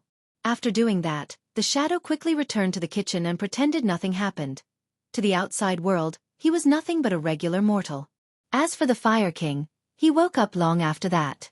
And the first thing he did was to quickly bury these thoughts deep in his mind once again, then quickly pray to the fire god and offer his allegiance. The Fire King knew that his momentary lapse in faith would eventually be discovered by the fire god, thus making it even harder for him to be acknowledged for his service and granted the opportunity to ascend to higher levels of godhood. Meanwhile, after observing for a few more days, the shadow sneaked out of the palace and headed back to send the information back to the commander. Unfortunately for him, an accident happened on his way back. While flying to his destination, the shadow suddenly stopped as he felt an intense pressure coming from above him. Immediately after that, a man dressed in black armor suddenly descended from the sky. The armored man looked at the shadow and said, "Outsider, I've finally found you. Come with this god for your judgment." The shadow frowned after hearing this. Based on the aura of this man, he could tell that he was more powerful than the Fire King. He was most likely equivalent to him in terms of cultivation. He quickly overviewed some of the memories he just received from the Fire King, then asked, "Are you a void god?" "That's correct. Since you know about my strength, you should know that it is futile to resist. So, come with me peacefully and do not resist. After you tell all the supreme gods about information of your world, we can consider being lenient on your punishment." The shadow could tell that this guy's voice raised a little when he mentioned another world, meaning that he was too excited and could not control his emotion. "Before I follow you, there is something that I would like to ask first," said the shadow with a humble tone in his voice. The armored man smiled after hearing this. "Go ahead. How did you discover me?" "That's easy. The goddess of destiny has calculated your whereabouts." The shadow slightly frowned after hearing this. From what he knows, the god of destiny was one of the 36 supreme gods just like the fire god. However, that's not what he cares about. Logically speaking, as a person who cultivated a reduced version of the Transcending Fate Sutra, he should have some immunity towards divination and calculation. Yet, this goddess of destiny still managed to calculate his whereabouts. That god is not simple, thought the shadow. I have to warn the commander to be very cautious when dealing with her. After thinking about this, the shadow wanted to continue asking questions, however, he felt a powerful gaze looking in this direction. So, without saying anything, he suddenly disappeared and appeared behind the armored man. 2 gray daggers appeared in his hand and stabbed him. The daggers pierced this guy's armor as a knife cut through butter. Golden blood dripped down the latter's back, and the shadow quickly collected some and placed it inside his space ring. The armored man looked in shock, wondering why this person suddenly went back on his words and attacked him. "How dare you lie to a god?" roared the armored man. A golden axe suddenly appeared in his hand and he swung it in an attempt to destroy the shadow. Unfortunately to the latter, the armored man was incredibly slow, so he just dodged the attack. This act seemed to infuriate him, making him continue to lash attack after attacks without stopping. Meanwhile, the shadow was extremely calm and composed. While dodging, he quickly analyzes his opponent. The first thing he noticed was that the wound he caused was already healed. This guy seems to have a natural healing factor. Does that only apply to him or all the gods? Let's test the extent of this healing ability. The shadow then stopped dodging and went on the offensive. With his 2 daggers and the speed advantage, he started to cut the armored man in different places. All the man could see was countless hands appearing in front of him and cutting him. Although his eyes could see the movement of the shadow, his body could not keep up with the speed. As for the shadow, he was not happy for causing so many wounds on his opponent, as he could tell that these wounds were only superficial and did not do that much damage. Additionally, the wounds would heal instantly after making them. In that case, let's try a soul attack, through the shadow. His spiritual powers turned into countless strings and rushed into the armored man's sea of consciousness, trying to cut his soul into many pieces. Unfortunately, the armored man only paused briefly for a moment before continuing to defend himself. The attack was ineffective. It seems that with the power of incense protecting them, these gods are greatly immune to soul attacks. A gray aura suddenly appeared on the shadow's daggers. Then he immediately attacked. Before the armored man could understand what was going on, he felt an intense pain that made him scream out loud. After locating the source of the pain, he discovered that one of his arms was chopped off, golden blood flowing from it. What's even worse, the damn outsider was collecting his blood like it was a piece of merchandise. "You dare hurt this god's divine body?" roared the armored man. "You dare!" His eyes turned red, and an aura of madness suddenly enveloped him. He seemed to want to devour the shadow. Unfortunately, the latter just calmly looked at him. The evaluation of these gods was drastically decreased by the shadow well, at the very least, based on this guy's performance. In this brief battle, he could tell that this guy was extremely arrogant, so he underestimated his opponent during battle. Additionally, he quickly realized that his opponent had little to no battle intuition or experience. It was like he was used to using absolute force to deal with his opponent. As such, he had never faced any real challenge in his life. If all the gods are like this, then it might be easier to conquer this world than expected, thought the shadow. However, he did not immediately conclude. After all, he has only met one god. After screaming for a few seconds, the armored man stopped, and the shadow noticed that the blood in his arm had stopped. However, he was happy that the arm did not immediately grow back. This shows that the regenerative ability of these gods had a limit. Unfortunately, the shadow was not happy for long. Suddenly, a bright star shone in the sky even though it was in the middle of the day. Then, the shadow felt his surroundings suddenly change. The space around him solidified and it became very difficult to move. Every single action required tremendous effort. Even his origin essence was running extremely slow. "Domain?" muttered the shadow, then he quickly denied that. He suddenly remembered some of the information that he received from the Fire King. According to the cultivation system of the world, after divine energy is liquefied in the divine transformation stage, the next step is to further compress that energy into a seed and enter the divine seed realm. In that realm, cultivators are called true gods. However, above that is the divine abode realm or the void gods. In this realm, the seed inside these gods will blend into heaven and earth to create something called the heavenly abode, which is essentially a small world. The heavenly abode, which is located in the sky as stars, is where many of the believers of these gods are sent after death, and also the place where they cultivate other gods as part of their pantheon. One of the abilities of void gods is to use the power of their heavenly abode and dramatically increase their powers. All these thoughts flashed across the shadow's mind in just an instant. Then, he continued to observe the armored man. He then saw some kind of energy coming from the sky and entering the man's body. Immediately afterward, his divine energy was replenished, and more importantly, his arm grew back in an instant. The armored man looked at the shadow with hatred in his eyes. "Thanks to you, I had to use so much incense to regrow my arm. For this, I will make you suffer for an eternity." The armored man suddenly disappeared before appearing behind the shadow's back. His golden axe shone brightly as he swung it down with absolute force, bringing down the might of a god. The next few days are Christmas Eve and Christmas, so do not expect any chapters. If I have time and am in the mood, I might release one. But please do not expect anything. Merry Christmas and Happy Holidays.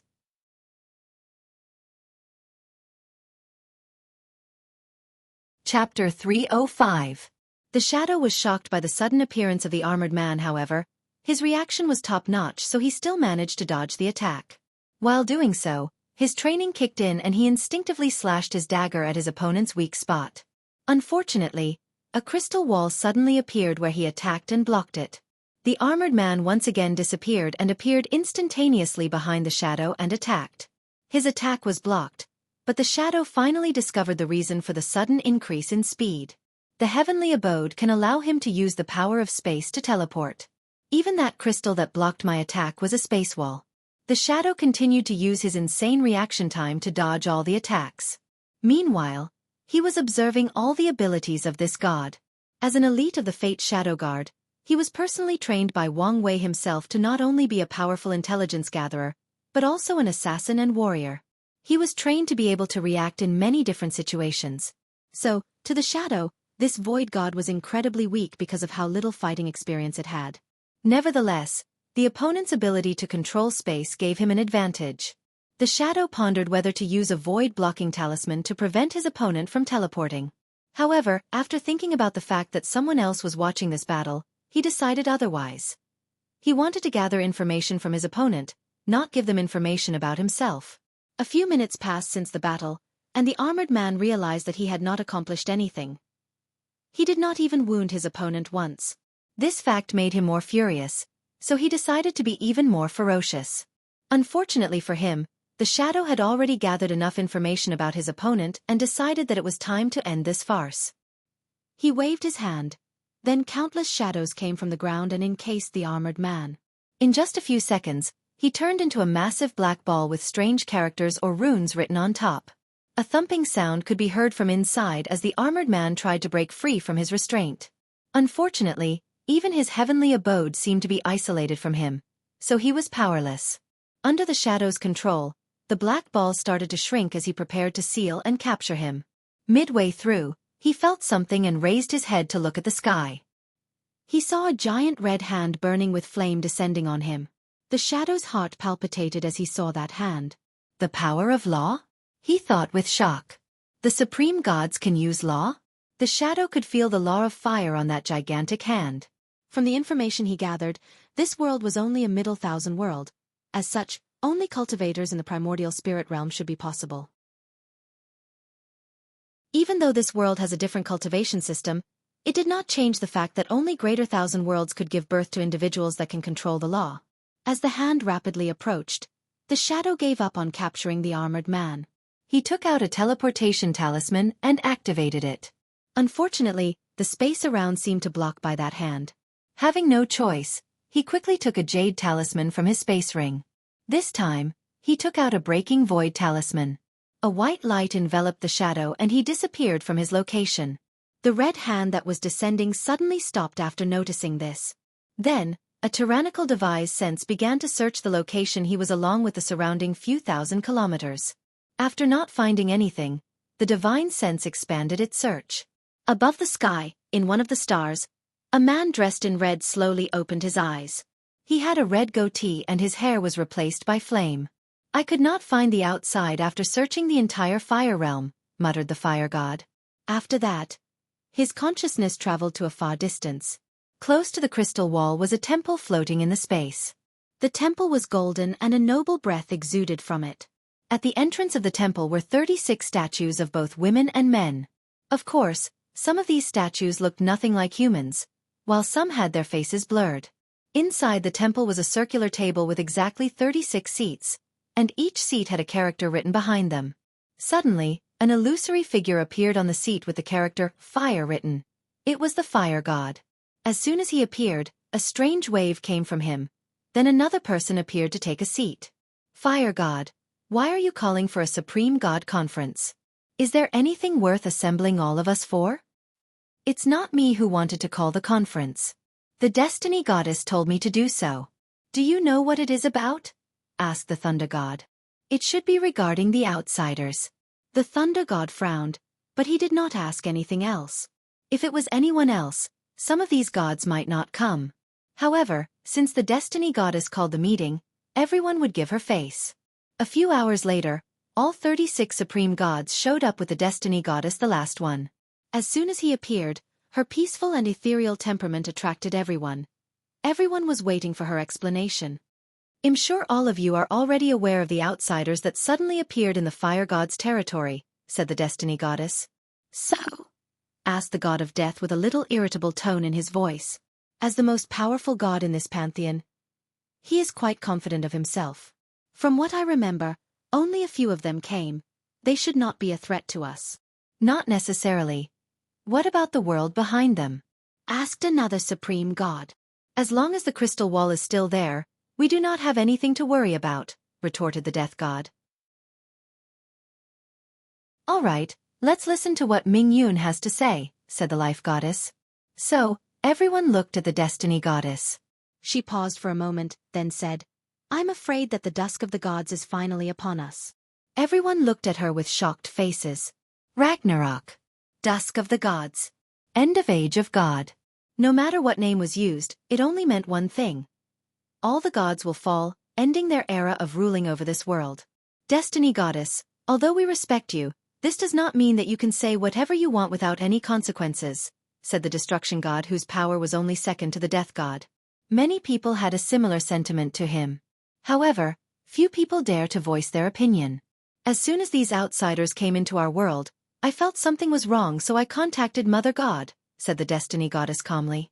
Immediately after hearing the word Mother God, all of them started paying attention. With her power, I managed to divine the future of this world. And this is what I saw. She waves her hand in the air to show a scene. Stars kept falling from the sky until there was none left. Golden blood bathed the earth until it formed a river. The faces of the gods became ugly as they watched this scene. They knew that the stars represented their heavenly abode, and the golden blood was their blood.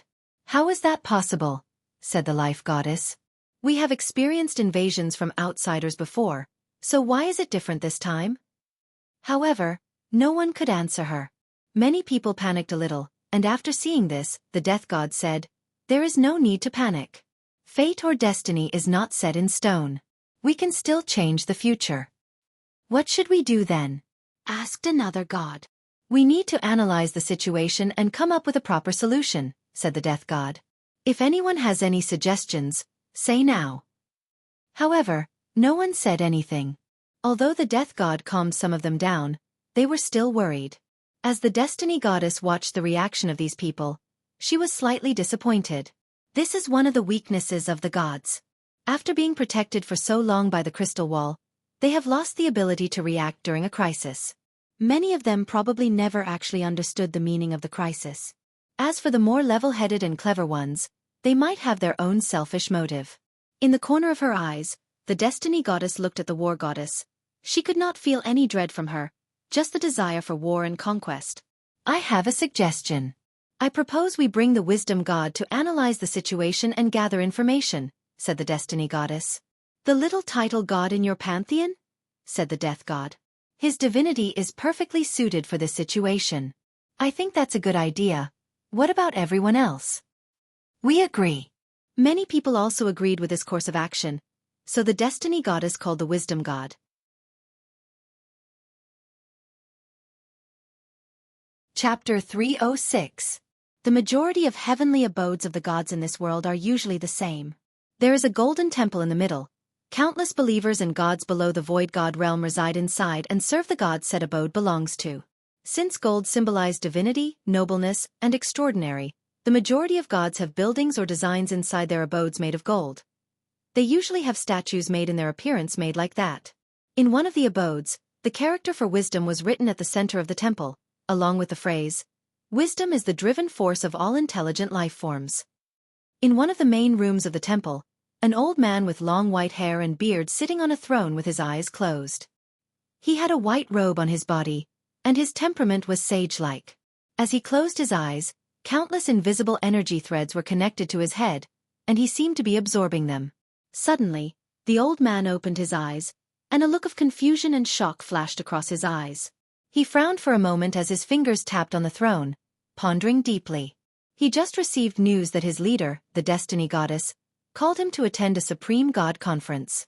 As knowledgeable as he is, he knew that only when a real emergency occurred would all the gods place aside their differences and open the conference.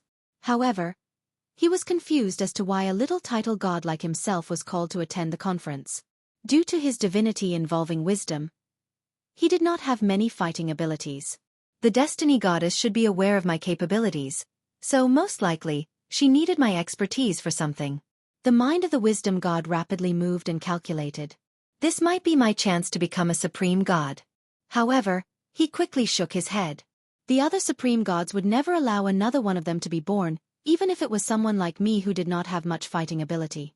However, if everything goes well, I should be allowed to gather more incense and reach the peak of the divine incense realm. After making a preliminary plan, the Wisdom God changed his clothes into a more presentable one, then waited. Soon after that, a golden light enveloped him, forcing him to close his eyes. Once they were opened again, he found himself in the middle of a room with 36 chairs floating on top of his head, forming a circular pattern. His heart skipped a beat, then he immediately bowed. Zhihui has seen all the supreme gods. There is no need to be nervous, comforted the Destiny Goddess. We call you here to use your expertise to help us deal with something. Afterward, you will be greatly rewarded. It is my honor to serve all of you. After going through some pleasantries, the Destiny Goddess told him all the information that they knew so far, even about the Dusk of the Gods. Although they did not want this information to spread, they also agreed that it would be better to provide the Wisdom God with all the necessary information so that he can better analyze the situation. After hearing all the information, the Wisdom God took a deep breath to calm down his nerves, then asked 2 questions. Destiny Goddess, can I know how you were able to know the information of the outsider? And why can you do the same now? When the outsiders first appeared, I used the power of Mother God to increase my ability, so I could barely divine the appearance of the outsiders along with their most recent movement. However, after that, this method no longer worked. The Wisdom God nodded, then looked at the Fire God. Your Majesty, Fire God, could you show me the battle of the outsider with your follower? The Fire God frowned briefly after hearing this. He was wondering whether this guy was trying to embarrass him. However, after thinking about the situation, it was unlikely. So, he waved his wand to display his memory of the battle. After reviewing everything, he closed his eyes and reviewed all the information he gathered. He connected to his wisdom divinity, and instantly, his mind elevated. He became more intelligent, his calculating power reached beyond a supercomputer. His mind became more flexible as he could use the smallest of detail to extrapolate further information. An hour later, the Wisdom God finally opened his eyes, and his complexion was a little pale. Did you come up with something? Asked the Destiny Goddess. Yes, a few things. Please elaborate. First, the opponent is obviously adept at anti-divination, hence the reason that they could not be tracked. Second, they are very cautious. Previously, most of the outsiders that came to our world are usually disdainful of the fact that this was a Middle Thousand world.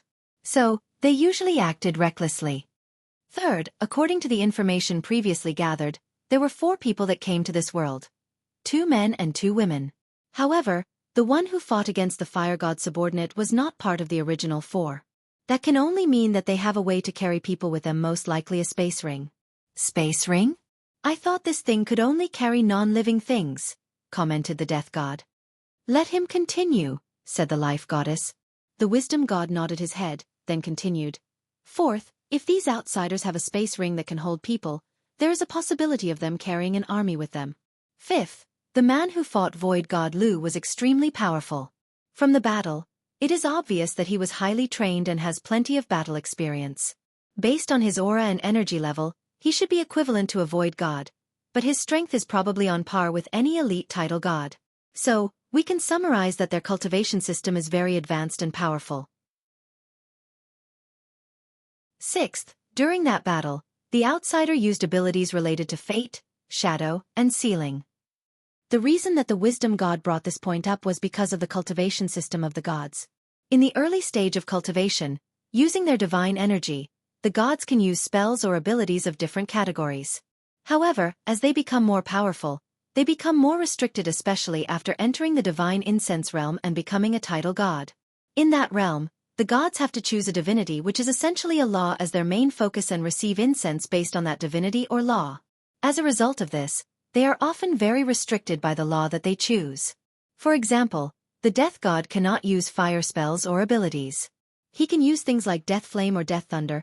Even then, these abilities would drastically decrease in power when facing the Fire God or the Thunder God. Additionally, He cannot use pure elemental abilities or abilities that are connected to other supreme gods. This is the limitation of the incense god system. After talking about his sixth point, the wisdom god looked at the fire god. Your Majesty, can you check to see if something happened around the area where the outside appeared? Preferably, around the surroundings. The illusory figure of the fire god nodded before closing his eyes. A few minutes later, his face became twisted and he opened his eyes. What is it? Asked the destiny goddess. One of my descendants momentarily lost his faith to me. Additionally, there are signs that his soul was searched. In that case, the seventh point is that the outsiders have a way to cut off the connection of believers to their gods. The eighth point is that thing that the outsider used to teleport himself away. If I remember correctly, this should be what they called talisman. And given the fact that it could be used to escape from the attack of a supreme god, it should be quite advanced. He paused for a moment, then sighed out loud. Based on all this information, we can conclude that these outsiders are from a very advanced civilization. They might even be from a heaven-will world. Gasps could be heard inside the conference room. The majority of them have lived a very long life. As gods, they are nearly immortal as long as they stay inside this world. So many of them have experienced a few invasions from outsiders. So, they knew the classification of different worlds and they have heard of the legend of the heaven-will world. Gods like the death god, the life goddess, the god of destruction, and the destiny goddess are the oldest among the bunch and knew more secrets. So, they also know that their world also involves a secret that is related to heaven-will world. So, after hearing the wisdom god conclusion, they secretly looked at one another. Just their eyes displayed the seriousness and solemnity of the situation. So what do we do now? Asked one of the supreme gods. We must find these outsiders as soon as possible and no matter the cost, replied the death god. Then his eyes looked directly at one particular god.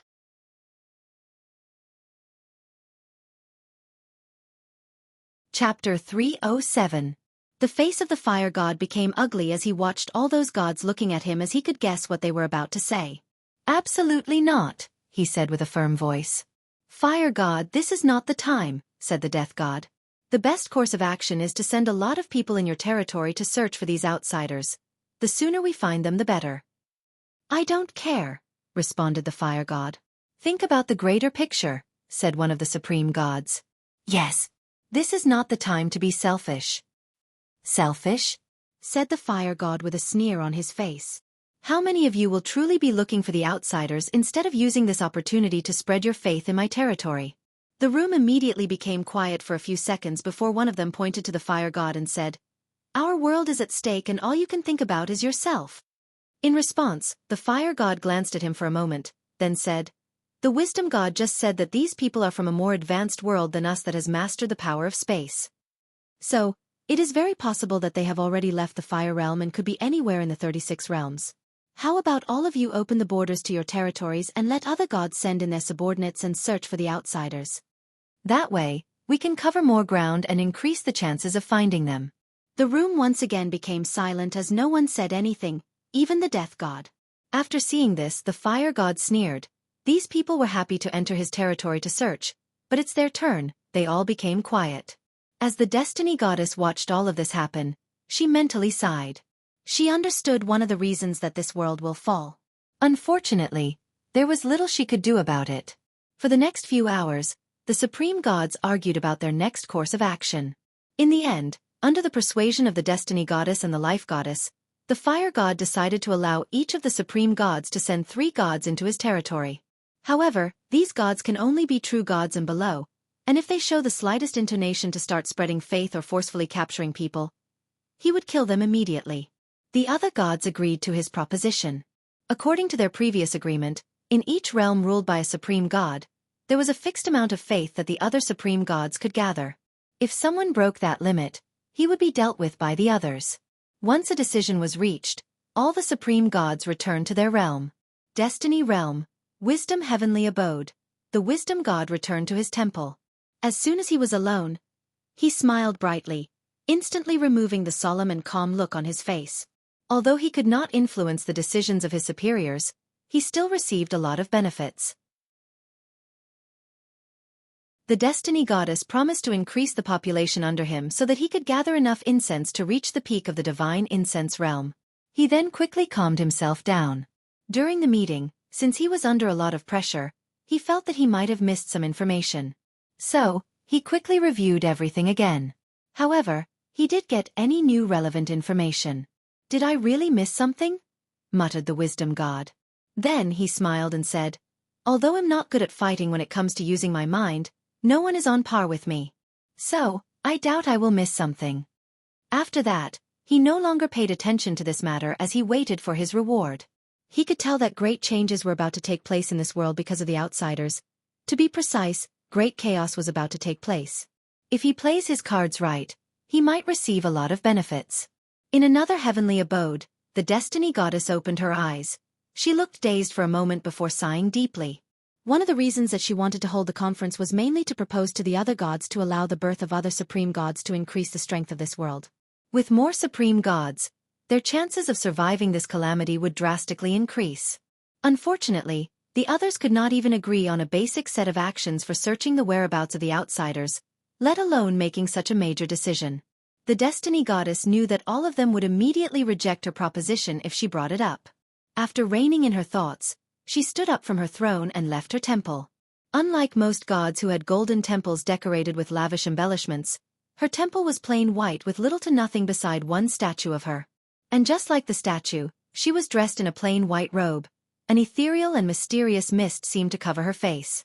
After leaving her abode, she directly teleported to another one. And this one was also unique.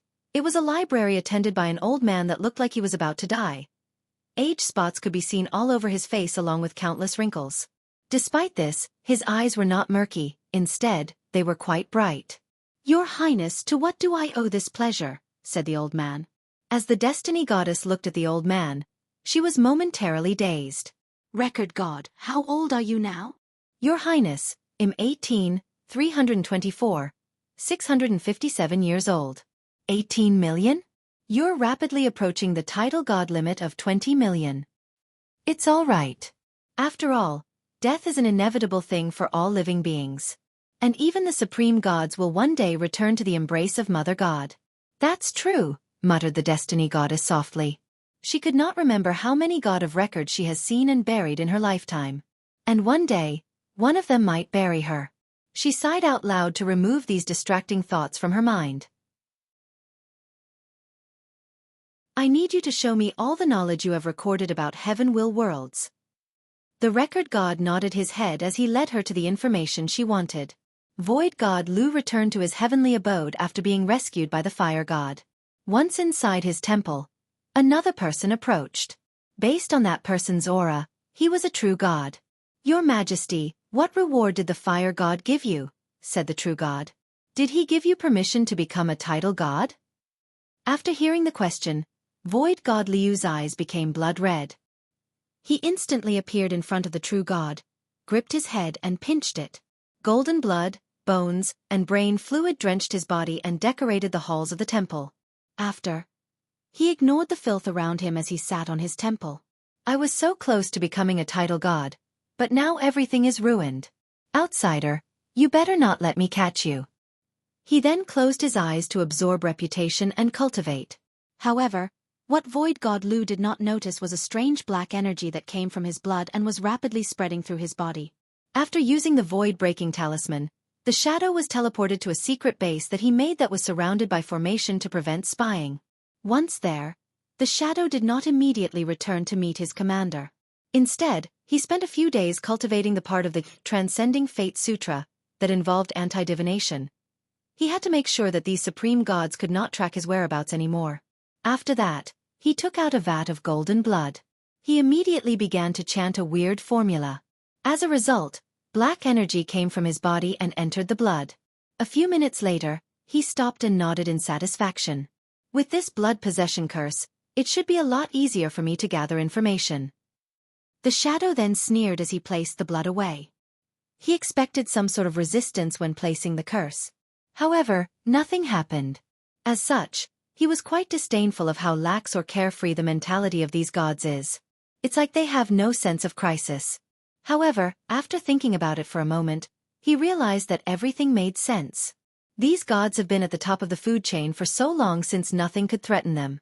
So they have lost their natural cautiousness, their fear of the unknown, and their awe of heaven and earth. In some way, they are quite pitiful. Although the crystal wall has protected them from harm for who knows how long, it has also restricted the development of their civilization. Of course, the shadow did not pity these gods. To him, the weaker they are the better. After all, he came to this world to conquer it. The weaker the god civilization is, the easier the task will be to accomplish.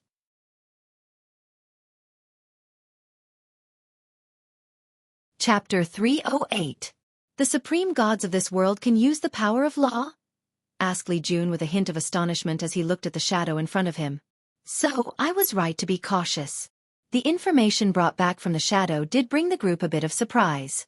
With the strange cultivation system and the powerful crystal wall, this world must have a big secret. And most likely this secret involves a great emperor, commented Wang Ju. The others nodded their heads. They were truly surprised by the fact that the god cultivation system allowed cultivators in a middle thousand world to control the power of law. More importantly, the lifespan granted by this system is truly exaggerated. According to the information that they received, a true god can live up to 5 million years. That kind of lifespan is only possible for Supreme Realm true monarchs back on their world. So what do we do now? Asked Yen Liling. We can distribute the cultivation methods to all the realms to reveal the hypocrisy of these gods and weaken them, said Tai Gang. Yen Liling and Wang Just eyes lit up after hearing this, as this was a good method. By doing this, they can directly attack the source of the power of these gods, their believers. With more people competing to become gods, the more intense the competition, and the fewer believers to divide between them. This would instead lead to infighting between them and reducing their power. Unfortunately, Li Jun shook his head in disagreement. If we only wanted to conquer this world, this would not be a problem. However, do not forget that we also need to gather faith for Big Brother's plan to work. So, if we follow such a plan, this would lead to chaos, and chaos will lead to the death of countless ordinary people who are potential believers. The best option is to conquer this world with as few mortal casualties as possible. In that case, do you have a plan? Asked Yen Liling. Li Jun did not immediately answer. He waved his hand to show an image or a map in front of everyone. The image had 36 circles with different names written in the middle. They represented the 36 realms of this world. The 36 realms are essentially 36 worlds connected together. So my plan is... Everyone seriously pondered the feasibility of his plan. This could work, said Tai Gang. However, could the formation master we brought accomplish such a major task? Let's ask him, replied Li Jun. He opened his space ring and brought a young man from them. He was a disciple in the primordial spirit realm and a formation master. More importantly, he cultivated the formation rune body. After explaining his plan to him, the disciple pondered for a moment and said, Young Master Li Jun, your plan is possible. However, the resources needed for such a large project will be quite large. You do not need to worry about that. Just tell me what you need. If it is not enough, we can still contact the sect and get it. We have plenty of time. After the disciple gave Li Jun a list of things he needed, the group finally began to move around in this world. Of course, they still remained invisible and did not show up in front of the gods. Additionally, they did not stop gathering information. Origin Pill Dao Sect. Wang Wei, who was disguised as Lu Qing, opened his eyes. After that, he left his cave and headed to an open field in the sect. In front of the field was a large house with an old man sleeping on a chair. Once Wang Wei was close to him, the old man opened his eyes and looked at him. Fifth young master, what can I do for you? Old Meng, I came here to cross my heavenly tribulation.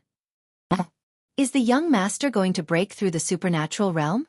It's about time, said the old man. He stood up from his seat and entered inside the house, and a few minutes later, he returned with a ring in his hand and gave it to Wang Wei.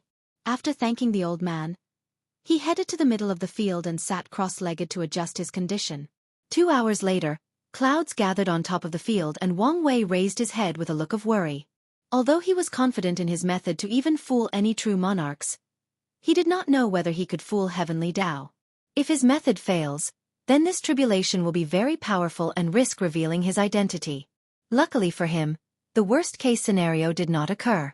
After clouds gathered for 12 meters, they stopped. And after seeing this, his mouth could not help twitch. He remembered when he underwent his tribulation. Clouds covered the entire sect and beyond. Additionally, he was even treated as a devil cultivator and suffered from cleansing purifying flame and heavenly destruction flame. After complaining a little to himself, he prepared to overcome the tribulation. A fireball came from the sky and headed straight to Wang Wei. So, without hesitation, he mobilized his origin chi to create a semi-transparent barrier around him. Once the fireball hit him, Wang Wei was forced to take a few steps back. His internal energy became chaotic and he almost spitted out a mouthful of blood. As for his shield, it was instantly destroyed. How weak is this guy? Thought Wang Wei to himself. Right now, he was only using Lu Cheng's power instead of his own. And yet, even such a small attack almost killed him. Although he knew that most alchemists were weak especially in the early stages of cultivation, but this Lu Cheng was on another level. This guy never practiced any attacking spells or tried to increase his strength. Worse, the amount of time he was in a fight could be counted in one hand. After sighing to himself, Wang Wei took action. An armor appeared on his body along with a cauldron. He controlled the cauldron to fly in the air and intercepted the fire that kept coming from the sky. Every time a fireball descended from the clouds, he would use the cauldron to contain and absorb the flame. The process lasted for an hour. Wang Wei thought that he would easily pass the tribulation like this. However, on the last attack, the fireball increased in size by at least 5 times in diameter. Additionally, it completely ignored the cauldron and headed straight for him. Not just that, even the armor did little. It only blocked the fireball for a brief moment before attacking his real body. Knowing the danger of the situation, Wang Wei quickly activated all the defensive artifacts and talismans in his space ring. This act brought him a few minutes to decrease the power of the flame by a few %. Nevertheless, his body was still hit by the flame and he was sent flying away. Intense pain assaulted all parts of his body including his soul. Of course, to him, this kind of pain was nothing. However, since he was playing Lu Cheng, he had to release a few grunts for the people who were secretly watching. After the flame burned his body, he finally succeeded in his tribulation. The ancient lamp appeared on top of his divine altar along with his good fortune flame. During the process, Wang Wei could tell that based on this guy's foundation, he would probably only create a 9-9 colored flame. For a direct disciple of the sect master of an emperor lineage, this was quite mediocre. Fortunately, with the aura of the innate material that Wang Wei transferred to him, he could turn on the 10th color. Unfortunately, he was not satisfied. So, he secretly added some power from his real body to make the 11th color. After all, the more talented he was, the more chances that he would have in achieving his goals. In the future, he will have to slowly build this Lu Cheng's reputation as a genius through many methods. After overcoming the tribulation, Wang Wei was injured, so he hurriedly left the passing tribulation field and returned to his cave. Inside, he took 2 things. 1 pill and an orb. These things were given to Lu Cheng by his master for his heavenly tribulation. He quickly ate the pill to heal his injuries. A mild medicinal power traveled throughout his body to heal him. While running his cultivation technique to accelerate the absorption of the pill, he quickly also absorbed the power inside the orb. The orb contained a small amount of chi luck that was refined so that it could be absorbed by people. And after doing so, Wang Wei could feel that an innate talent was slowly brewing inside his body. Although he knew that with such little amount of chi luck, the talent will not be much. He hoped that it would not be a normal level talent, but a growth one so that he can have room to maneuver in the future.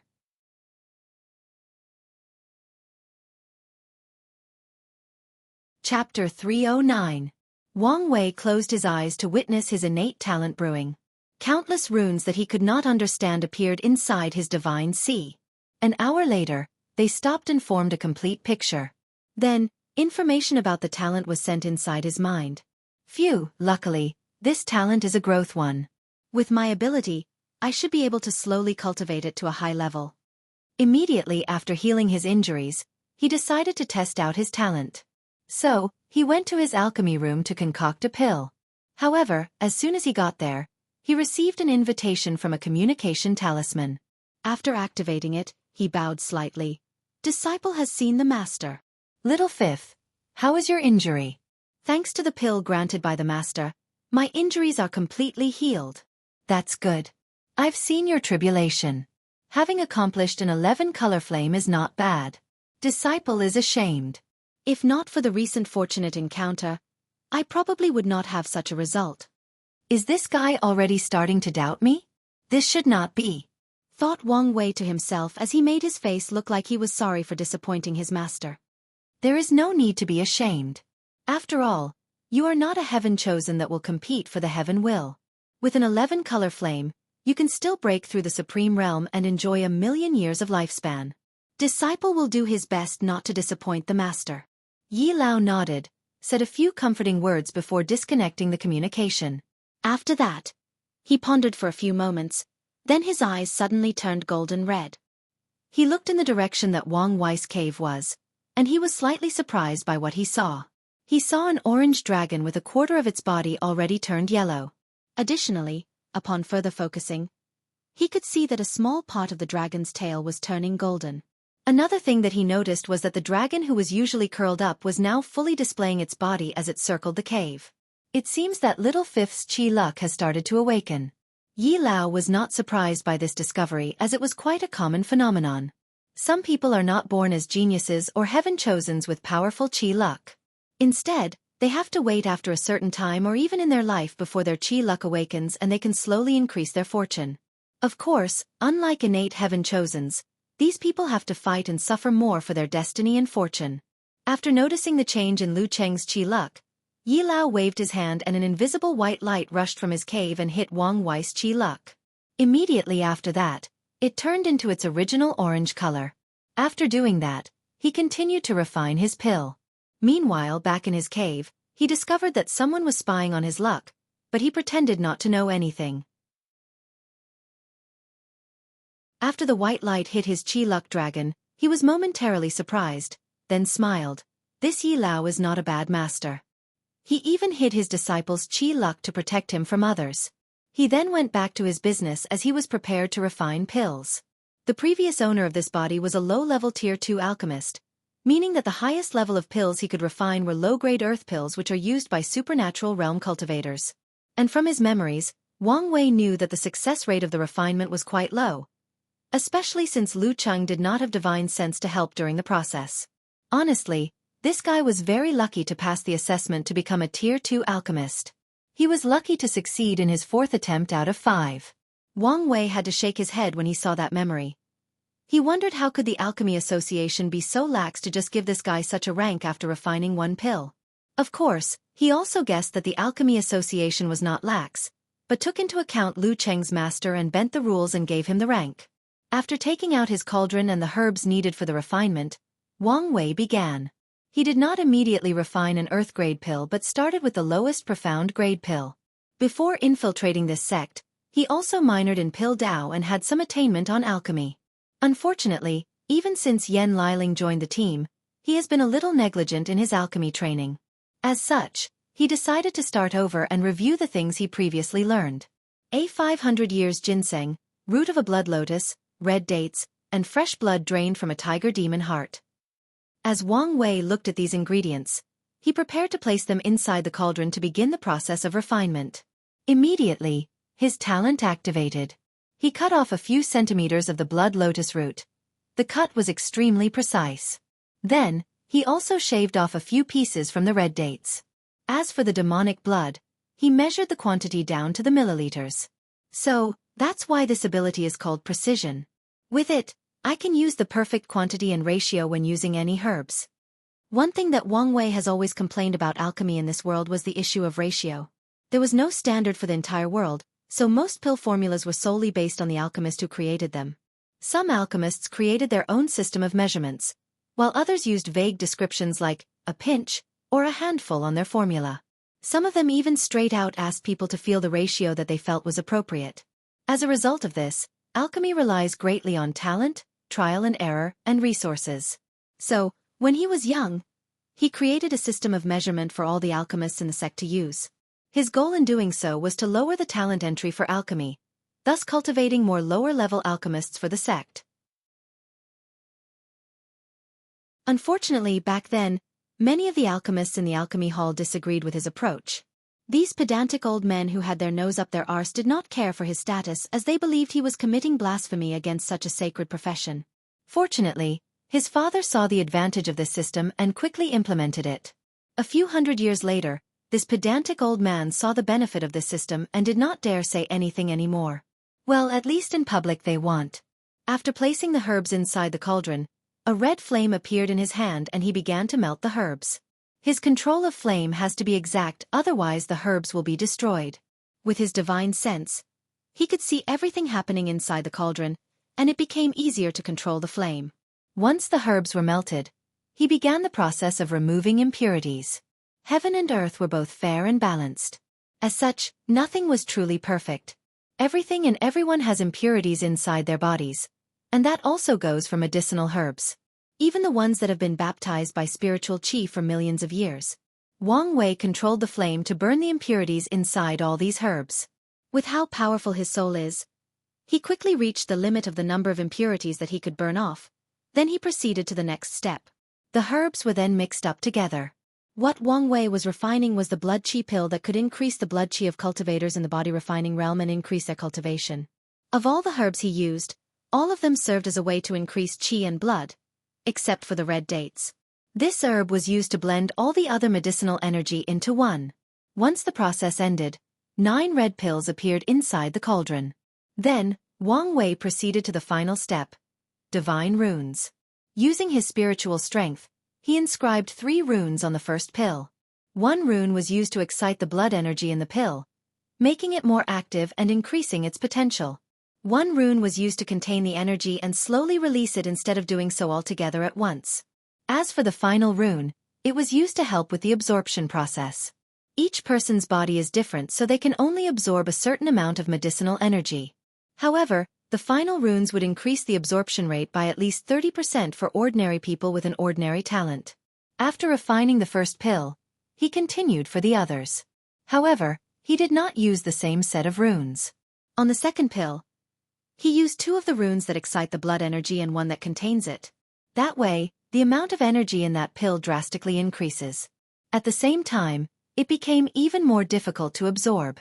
On the third pill, he did not use runes to contain the energy or help with absorption. For the 3 runes, he only used the one that increased energy and potential. By doing so, Wang Wei changed the pill from being a blood qi pill to a berserk pill. After swallowing it, a person will not increase their cultivation. Instead, their strength will increase drastically for a short time. Of course, at the cost of damage to their bodies.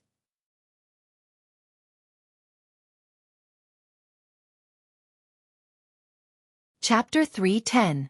Being able to control different runes to have different effects on a pill requires a very high talent and understanding of runes. As for Wang Wei, he has been studying divine runes ever since he was 5 years old because he wanted to create a physique for himself. A few hours later, he opened the lid of the cauldron to look at the 9 floating pills. He used his divine sense to check the aura of the pill, then he frowned. 2 perfect quality pills, 5 superior and 1 average. It seems that I have indeed slacked off. Alchemy pills were not only divided based on tiers, but also quality. Every pill's quality is divided into inferior, average, superior, and perfect. The quality is based on how much the herbs were purified, the heat control, the ratio of the herbs used, and whether the divine runes were perfectly inscribed. After seeing the result, Wang Wei closed his eyes and reviewed the entire process of his previous refinement. With his perfect memory, he recreated the entire process in his mind without missing anything. I see. The fire was not controlled properly and burned a few medicinal energies. There was nothing wrong with the purification process, however, the runes were not as smooth as they should be when being engraved. After finding the problem, he tried again. He placed the same material inside the cauldron and began refining. The purification process went well, and he paid great attention to his control of the flame. Finally, when it was time to engrave the runes, Wang Wei's concentration reached its peak as he used his spiritual power or spirit to make the complicated patterns of the runes. The hard part about this process was the fact each rune was complicated and small, which meant that they required great concentration and precision. On top of that, the runes have to be made in one go without stopping, and they have to be connected. The blood qi pill is a low-level profound pill that only requires 3 runes. However, the higher-tier pills require hundreds if not thousands of runes. After engraving the last runes, the pill was finally refined. After checking it, Wang Wei discovered that 6 of them were of perfect quality, while the remaining 3 were only superior. Not satisfied, he did the 3rd attempt. This time, he finally achieved the level of all 9 perfect quality pills. What's more, all his attempts after that resulted in perfect quality pills. So, he tried other low-level profound pills like body-enhancing pills, vitality-regulating pill, muscle-strengthening pill, etc. In all his attempts, the quality of his pills was perfect, so he concluded that he was now used to low-level profound pills. However, he did not immediately refine middle-level profound pills, but did a little experiment that he had planned for many years but never got to. He placed the herbs for the blood qi pill inside the cauldron again to begin the refinement.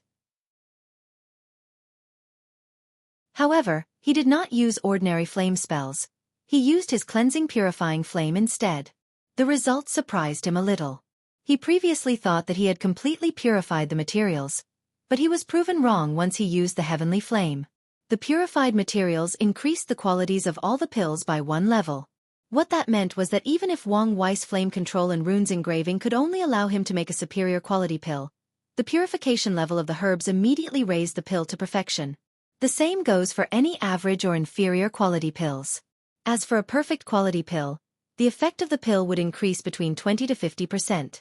Wang Wei was surprised by this discovery and did a few more tests. The conclusion was that with the cleansing purifying flame, the lowest quality of pills that he could refine was average. It was impossible to create an inferior. It's either the pill concocting failed or he made an average quality pill. After making this discovery, Wang Wei immediately tried his second heavenly flame, the heavenly destruction flame. Unfortunately, using the black flame for alchemy proved disastrous for him.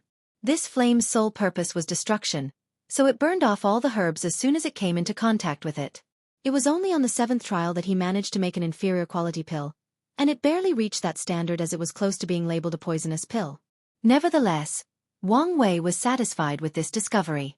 He decided to continue using this flame for alchemy as a way to train his flame control. When he can make a perfect quality pill using the heavenly destruction flame, his alchemy will reach another level. Finally, Wang Wei had one last test to make. His chaos flame that was located inside his heart. A transparent flame that seemed both static and constantly changing color appeared in his hand. Then he refined the herbs with it. To his surprise, he discovered that the chaos flame was not only as good if not better than the cleansing purifying flame, it could also nourish the herbs and improve their quality. For example, the 500 years old ginseng turned into a 1,000 years old one, the root of the blood lotus became bright red instead of the dim red color, the red dates turned purple, and the blood of the demonic beast had a tinge of gold. Wang Wei looked at the 9 pills inside his cauldron that excited a mysterious and profound breath. He took one and swallowed it to feel the effect. And to his astonishment, the perfect pill was at least 5 times more powerful than a regular one. This low-level profound pill could be classified as a middle-level profound pill. He immediately did some tests and realized that no matter how bad the rune engraving process was, the pill will turn into perfect quality ones. And if the process is done correctly, the strength of the pill will increase between 5 to 10 times. No wonder the Flame Emperor was considered one of the greatest alchemists that ever existed, muttered Kong Wei. There were even rumors that he might have surpassed the Danyuan Emperor when it came to Pill Dao.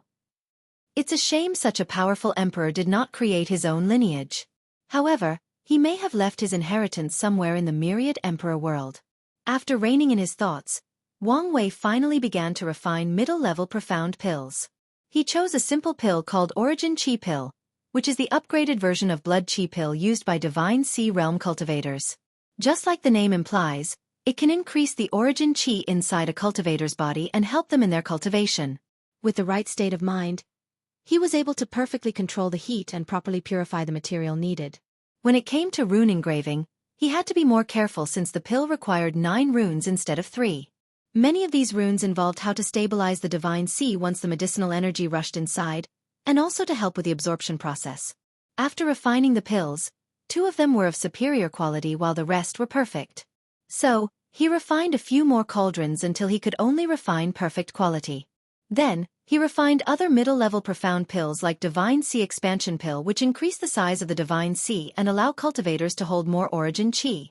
Origin Qi Controlling Pill can help cultivators increase their control over their Origin Qi. Purifying Qi Pill, which can purify Origin Qi and increase the quality. Just like that, 3 months passed and Wang Wei never left his cave. He spent all his time on alchemy. In front of him was still a cauldron with 9 pills inside, and he was in the process of engraving runes on the pill. After engraving the 81st rune, the process was completed. So, he opened the lid of the cauldron and looked at the result with satisfaction. I've finally mastered making low-level earth pills and caught up with Lu Cheng's skill. Wang Wei himself could only be considered a middle tier 2 alchemist, as the highest level of pill he ever refined himself was a middle-level earth pills which are used by divine body realm cultivators. After all, he could ask for any pill he wanted, and once Yan Liling joined the team, he became a little lazy. However, he was now going to take advantage of his current predicament to fully develop his alchemic talent. Alright, let's refine the middle-level earth pill. Unfortunately, he could not find any of the herbs necessary inside Lu Cheng's space ring. So, he took out a talisman to ask for herbs. However, he suddenly paused midway. He realized that he was not in the Dao opening sect and could just ask for what he needed and someone would bring it to him. According to Lu Cheng's memory, even as the disciple of the sect master, if he wanted herbs and materials, he needed to use sect points. After realizing this, Wang Wei wondered if he should just use the material inside his space ring. In the end, he decided otherwise and finally left his cave.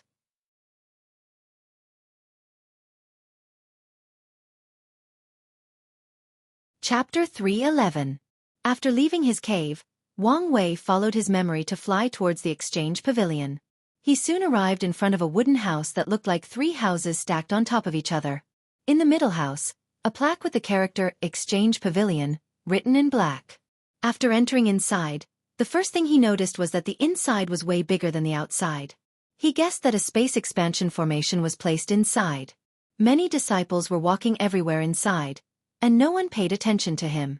Based on body movement and facial expression, he could tell that some people recognized him, but they just ignored him. With a calm look on his face, he went to one of the many booths. He took out his token, and once the people in line saw it, they gave way for him, so he came to the front of the line. "What can I do for you, 5th young master?" asked the female disciple that was in charge of this particular booth. "I'm here to hand over some pills in exchange for sect points," responded Wang Wei blandly before taking a space ring and handing it over to the girl.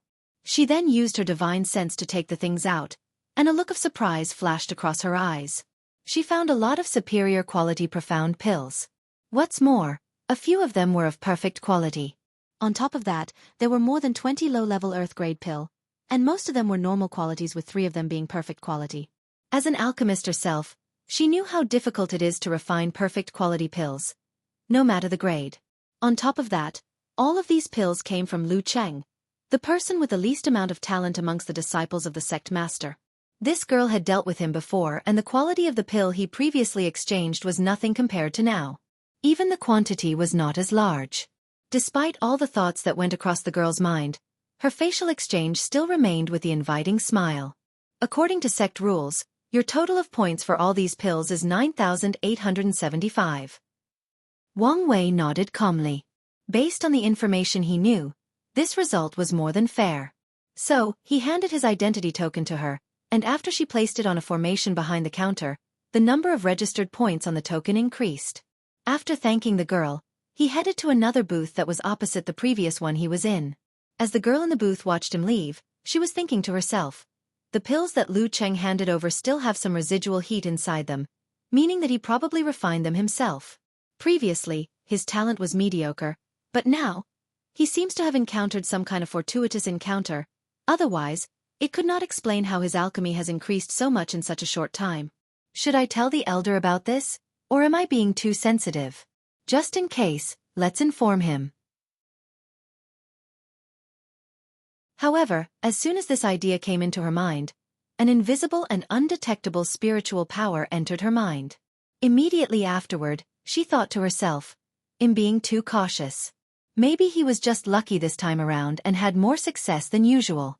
Meanwhile, Wang Wei did not use his token to get in the front of the line this time, since it was not that long. While waiting, he thought to himself, I wonder how deep Fu Kaiyun's control over this sect is. Just now, he quickly read the fate line of the girl in the booth and learned that she was secretly one of the people that supported Fu Kaiyun in the sect. After making this discovery, Wang Wei did a quick read on many other people, and more than 2/3 of the people behind the booths were his people. That meant that Fu Kaiyun had full control over people of power in the Origin Dao Pill sect. I feel bad for my cheap master. His sect is not under his control. Wang Wei was pondering whether he should get rid of Fu Kaiyun so that his plan could go more smoothly. According to his original plan, he wanted to impersonate one of Fu Kaiyun's disciples since he had the most power in the sect.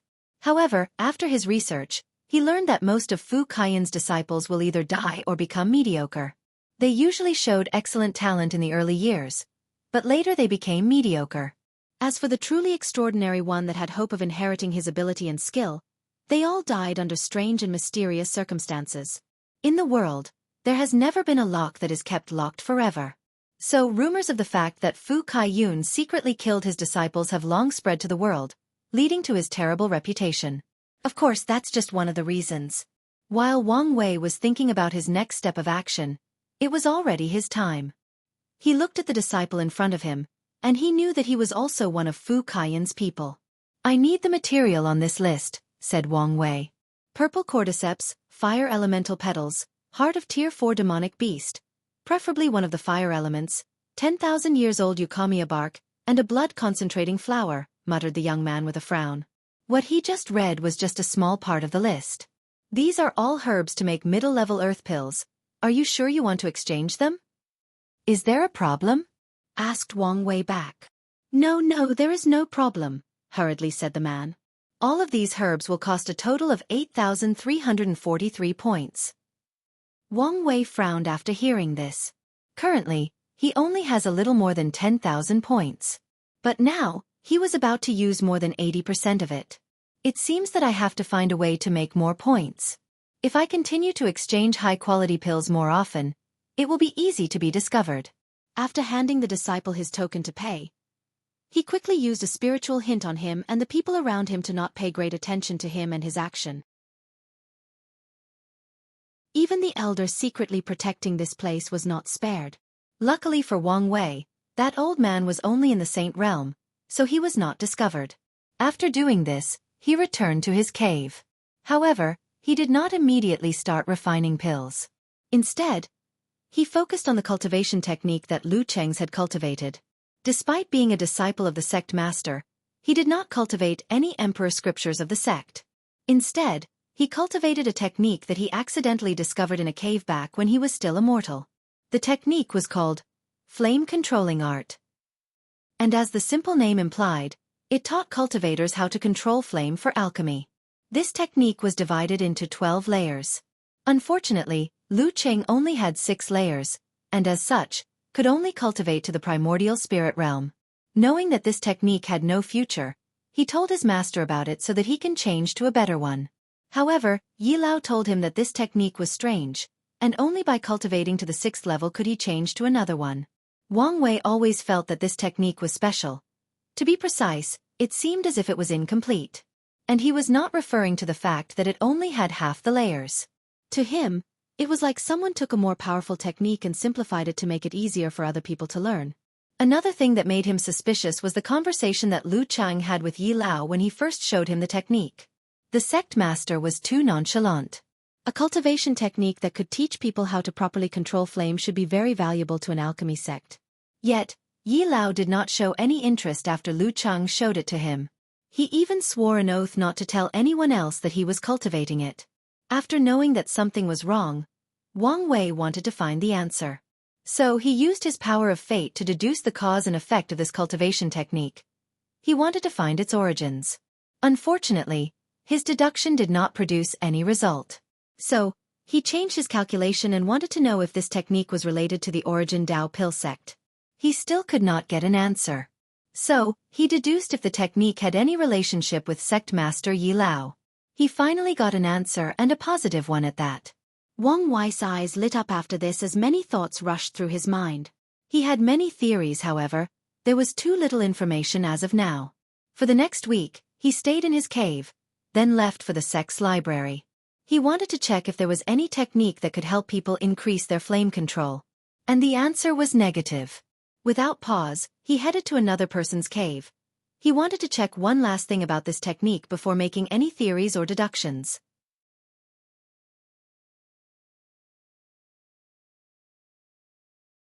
Chapter 3:12.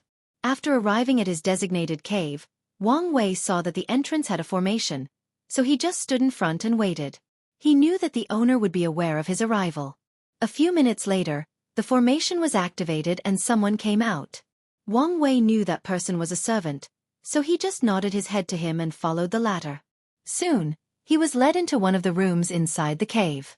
As soon as he entered, Wang Wei felt that heaven and earth changed. It was like he was in a different place where the laws were completely different. The feeling was similar to when he first arrived at the academy. A small world? Thought Wang Wei as he continued to follow the female maid.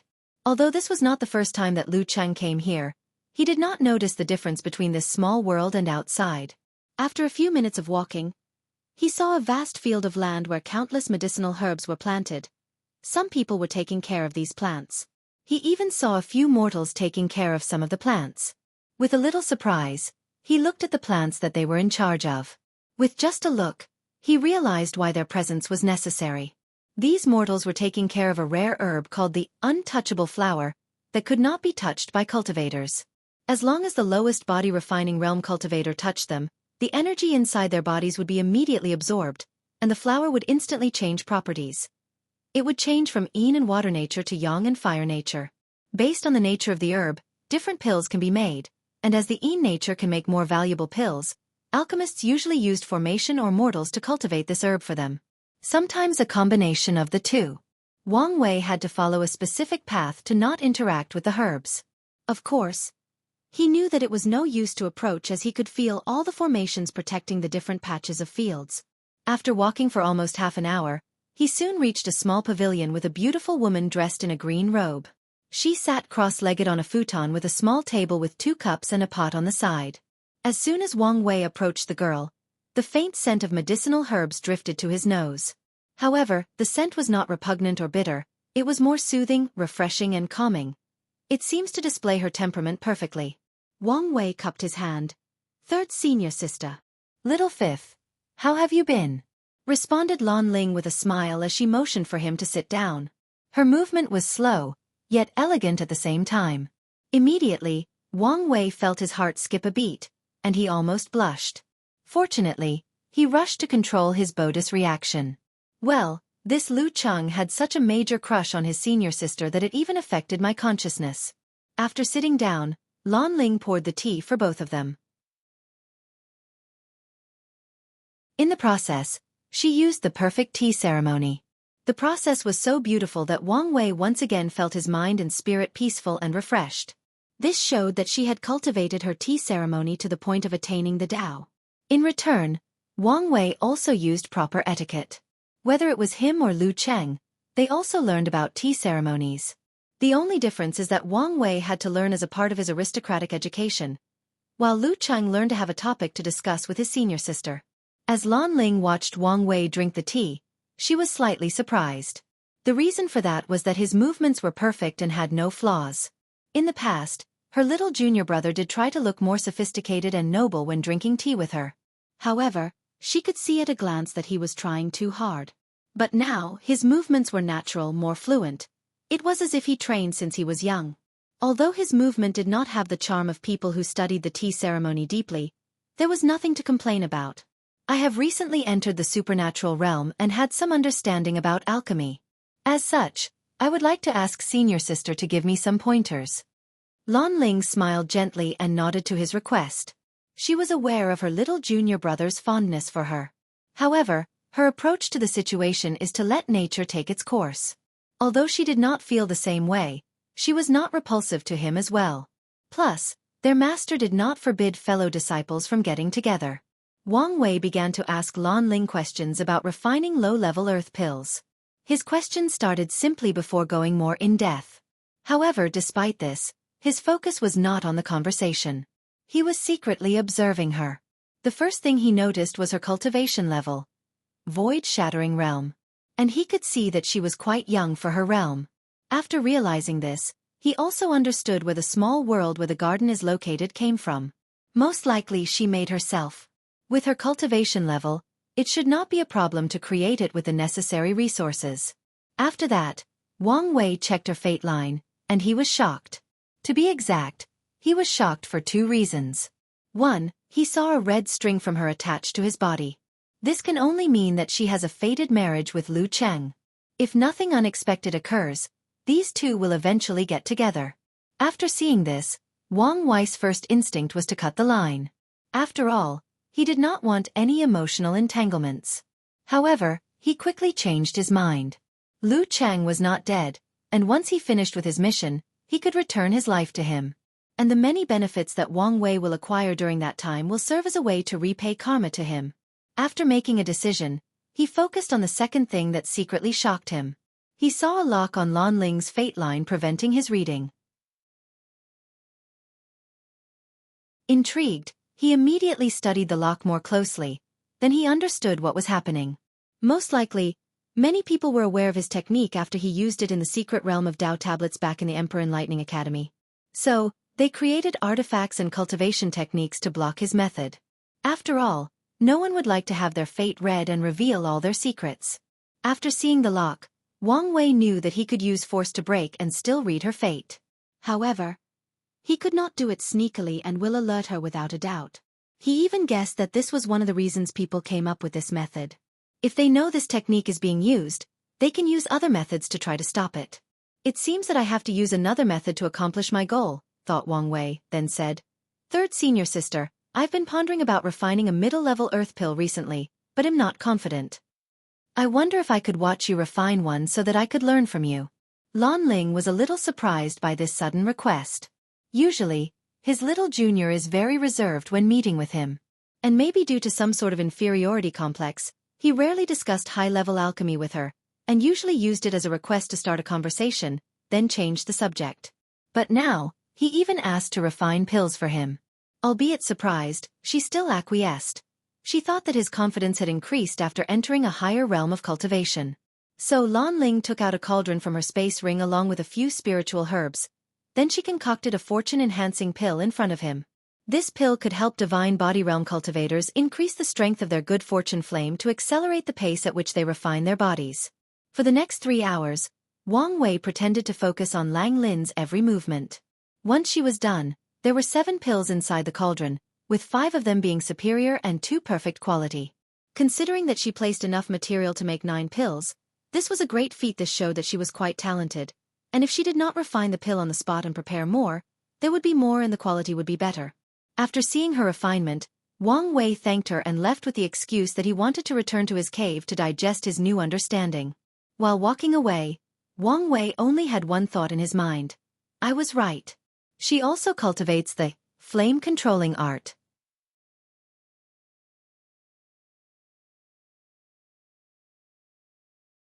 Chapter 313. After returning to his cave, Wang Wei pondered deeply about his recent discovery. Just like him, his third senior sister cultivated the flame-controlling art. And from his observation, she might even have reached the 7th level.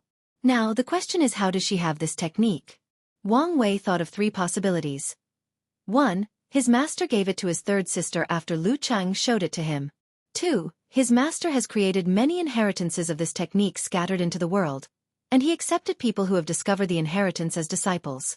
Based on his previous calculation that his master had some relationship with this technique, this theory is highly likely.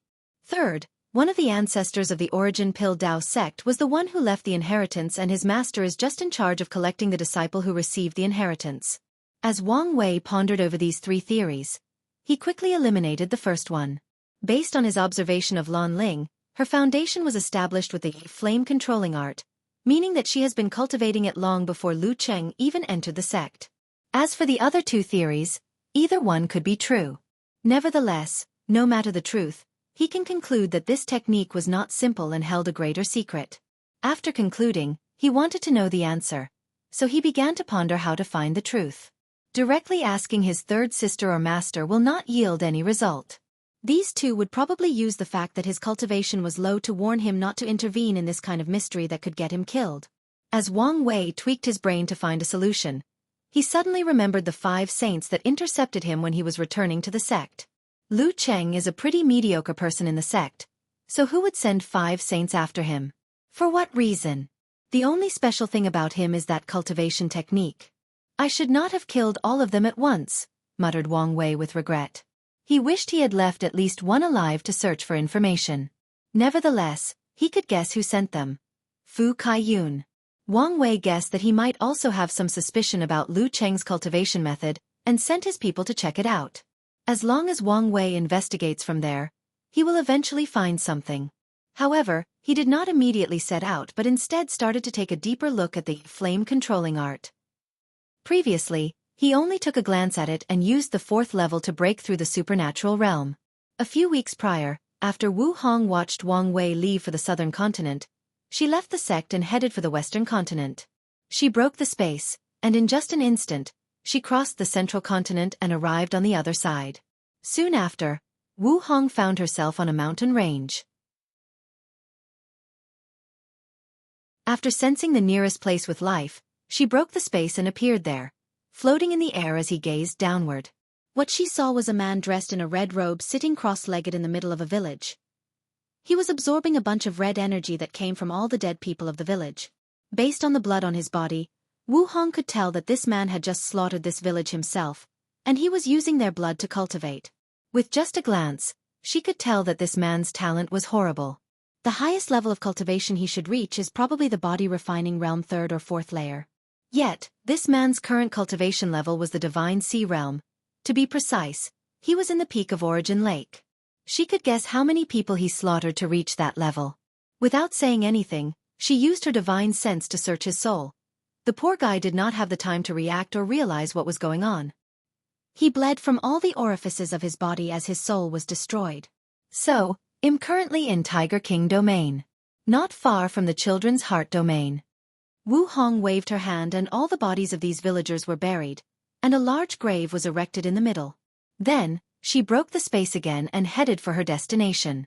After arriving in children's heart domain, Wu Hong headed to a place called Black Stripe Forest. Once there, she saw many cultivators headed inside the forest to hunt demonic beasts and search for opportunities. Unfortunately, at the entrance of the forest, a group of people dressed in similar uniforms would stop anyone coming out of the forest and asking for tax. And if someone refused, they would be directly killed and their space rings taken away. Of course, the majority of people did not refuse as they were used to this already. With a glance, Wu Hong, who was invisible, identified these people taking taxes. They were from the Beating Heart cult, a devil emperor lineage with one great emperor. Ignoring these people, she entered the forest. Using her divine sense, she found her destination in the southern part of the forest. Wu Hong then appeared in front of a small cave. After seeing it, she immediately frowned, then quickly entered. Soon, she found herself in a small secret realm that was darkly light with a red ambience. However, as soon as she entered, there were no guards, no puppets, or formations to prevent her from moving forward. As such, Wu Hong's frown increased. She headed unimpeded directly to the core of this. All she saw was a small table with nothing inside. She searched for a while but did not find anything. Did Duhu already get the curse of hatred? According to the timeline, it should have been a little later. After not finding what she wanted, she left the secret realm and headed straight to the Devouring Heart domain, which was the location of the Beating Heart cult. Once she arrived, no one discovered her presence. However, she could hear some of the conversations that the disciples were having. "Brother Yu, did you have a breakthrough in your cultivation?" "Only because of luck," replied Brother Yu with a smug look on his face. "If I remember correctly, your last breakthrough was only 5 years ago. Brother Yu, there must be some secret. How about sharing it with your little brother?" "There is no big secret. I was lucky enough to get the heart of a child born on the most time of the year. After absorbing it, of course, I made a breakthrough." "Brother Yu, don't lie to us. To acquire such rare and precious material, you must have some connection. How about sharing with your little brother?" "Hee, as long as you have enough origin source, I can get you any kind of hearts you want for cultivation," replied Brother Yu with a cunning light in his eyes. Meanwhile, after filtering out the information she wanted from the talks of these disciples, Wu Hong headed to the main mountain of the sect where the sect master was located. No one was able to detect her presence, not even any of the formations around. She easily broke through the sect master's mansion without alerting anyone. There she saw a middle-aged man sitting cross-legged on a futon with his eyes closed. A heart floating in front of him. Despite not being attached to a body, it was still beating as the man absorbed energy from it. The aura of the middle-aged man and the heart were similar. They were both in the saint realm. Wu Hong suddenly appeared in front of the man and placed one of her fingers in the middle of his forehead. Then she searched his soul. The process lasted for a few seconds. Then she frowned again. He was not the one who took the curse of hatred? Thought Wu Hong. Then who was it? She immediately used her finger to calculate that person. However, she did not find anything. There are only two people who can stop my calculation. The first one is that old guy in the nether hell. However, he is currently sealed and has no power to intervene. Plus, it does not benefit him in any way. The second being Heavenly Tao. She paused for a moment. Could it be intervening because it's related to Wang Wei? She did not have an answer, and she did not care at the moment. What she cared about was her next action. In the previous timeline, Wang Wei suffered from that curse. For more than 10,000 years, he was in constant pain as his soul was slowly corroded and tortured. It almost drove him insane. And since he did not have his paragon soul with him, he was helpless and on his own. No matter what method the Tao opening sect used, they could not remove the curse. Wu Hong's purpose was to retrieve it in advance and prevent this from happening again. However, too many things have changed in this timeline. Well, there is no need to care that much, muttered Wu Hong. Since he could survive the curse in the previous timeline and benefit from it, there should be no problem. After all, his current self is much stronger, and it's not even a comparison. After thinking about this, she left the site of the beating heart cult. As for sect master Du Hu, he did not die but passed out as his primordial spirit was injured.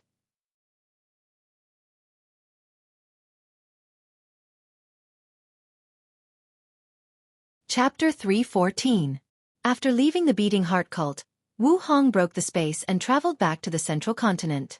However, she did not return to the Tao opening sect but headed to the east side of the continent. Soon, she found herself in the lifeless domain, which was located at the very corner of the continent, with the ocean that separated the continents not too far.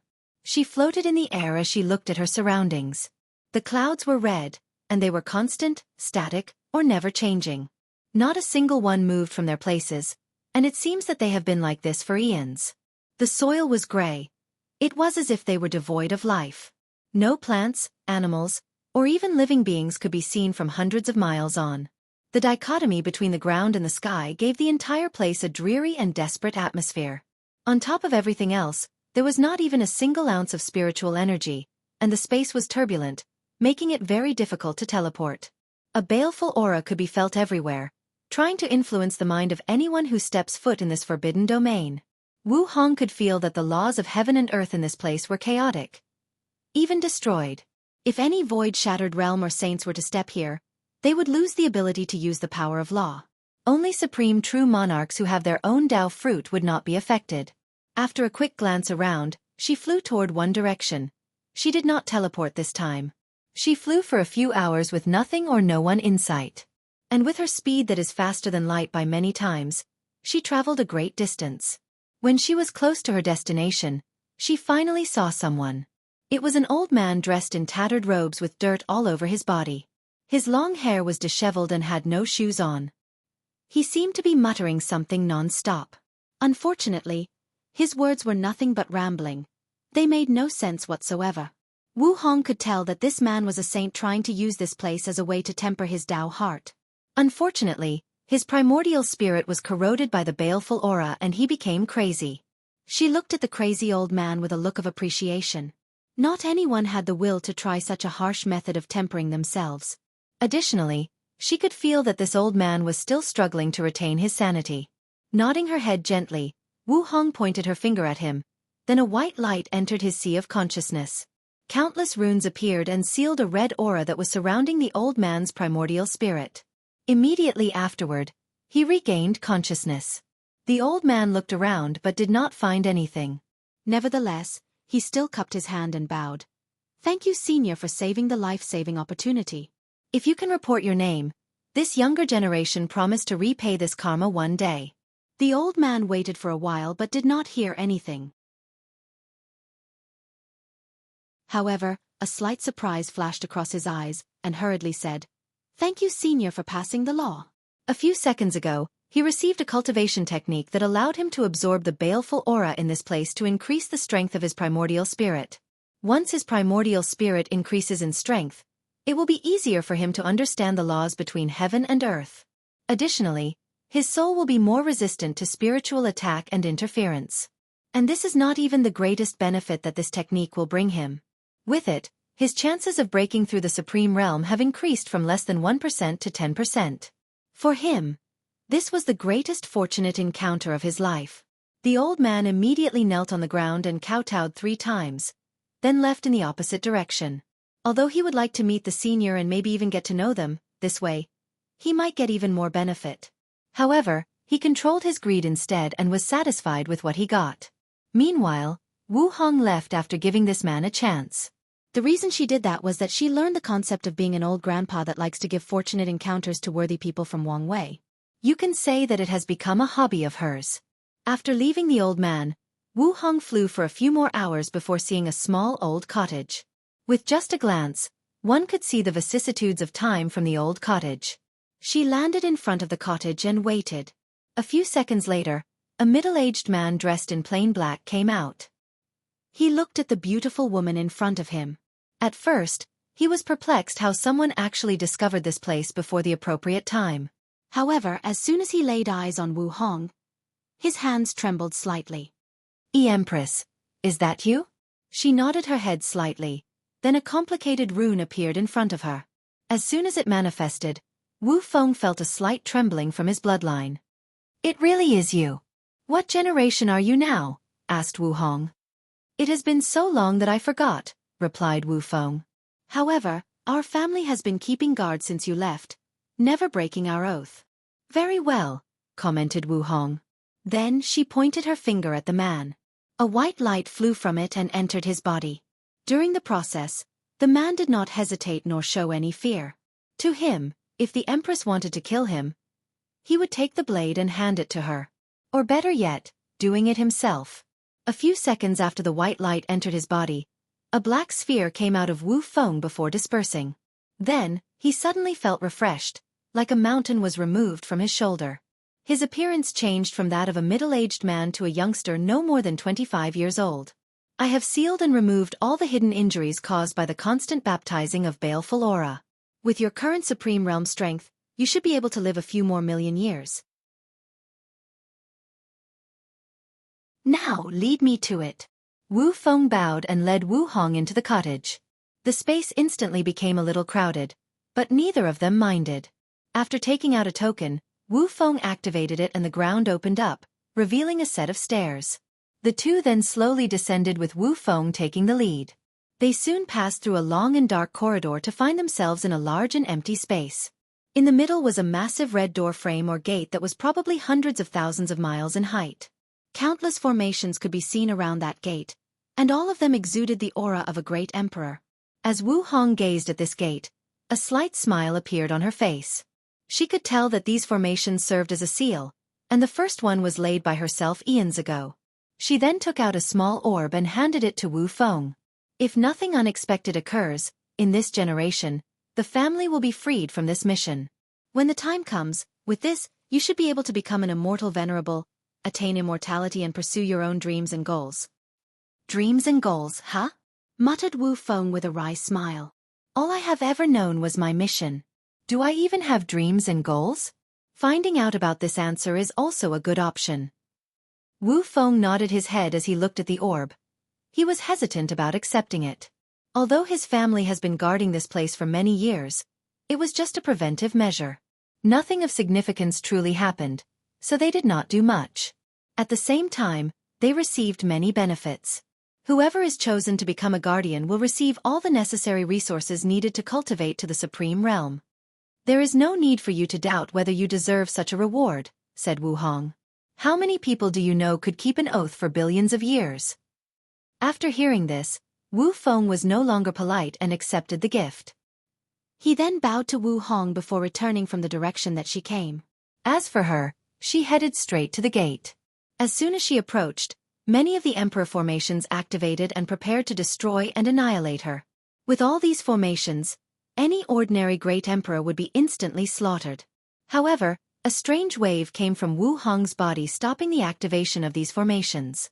Then, a white transparent door appeared in the frame and she stepped into it. Soon after that, Wu Hong was teleported to a very dark and gloomy space. She smelled the air and muttered, "The smell of slaughter, death, sin, and depravity. 9 Devil Gods World. It's been a long time."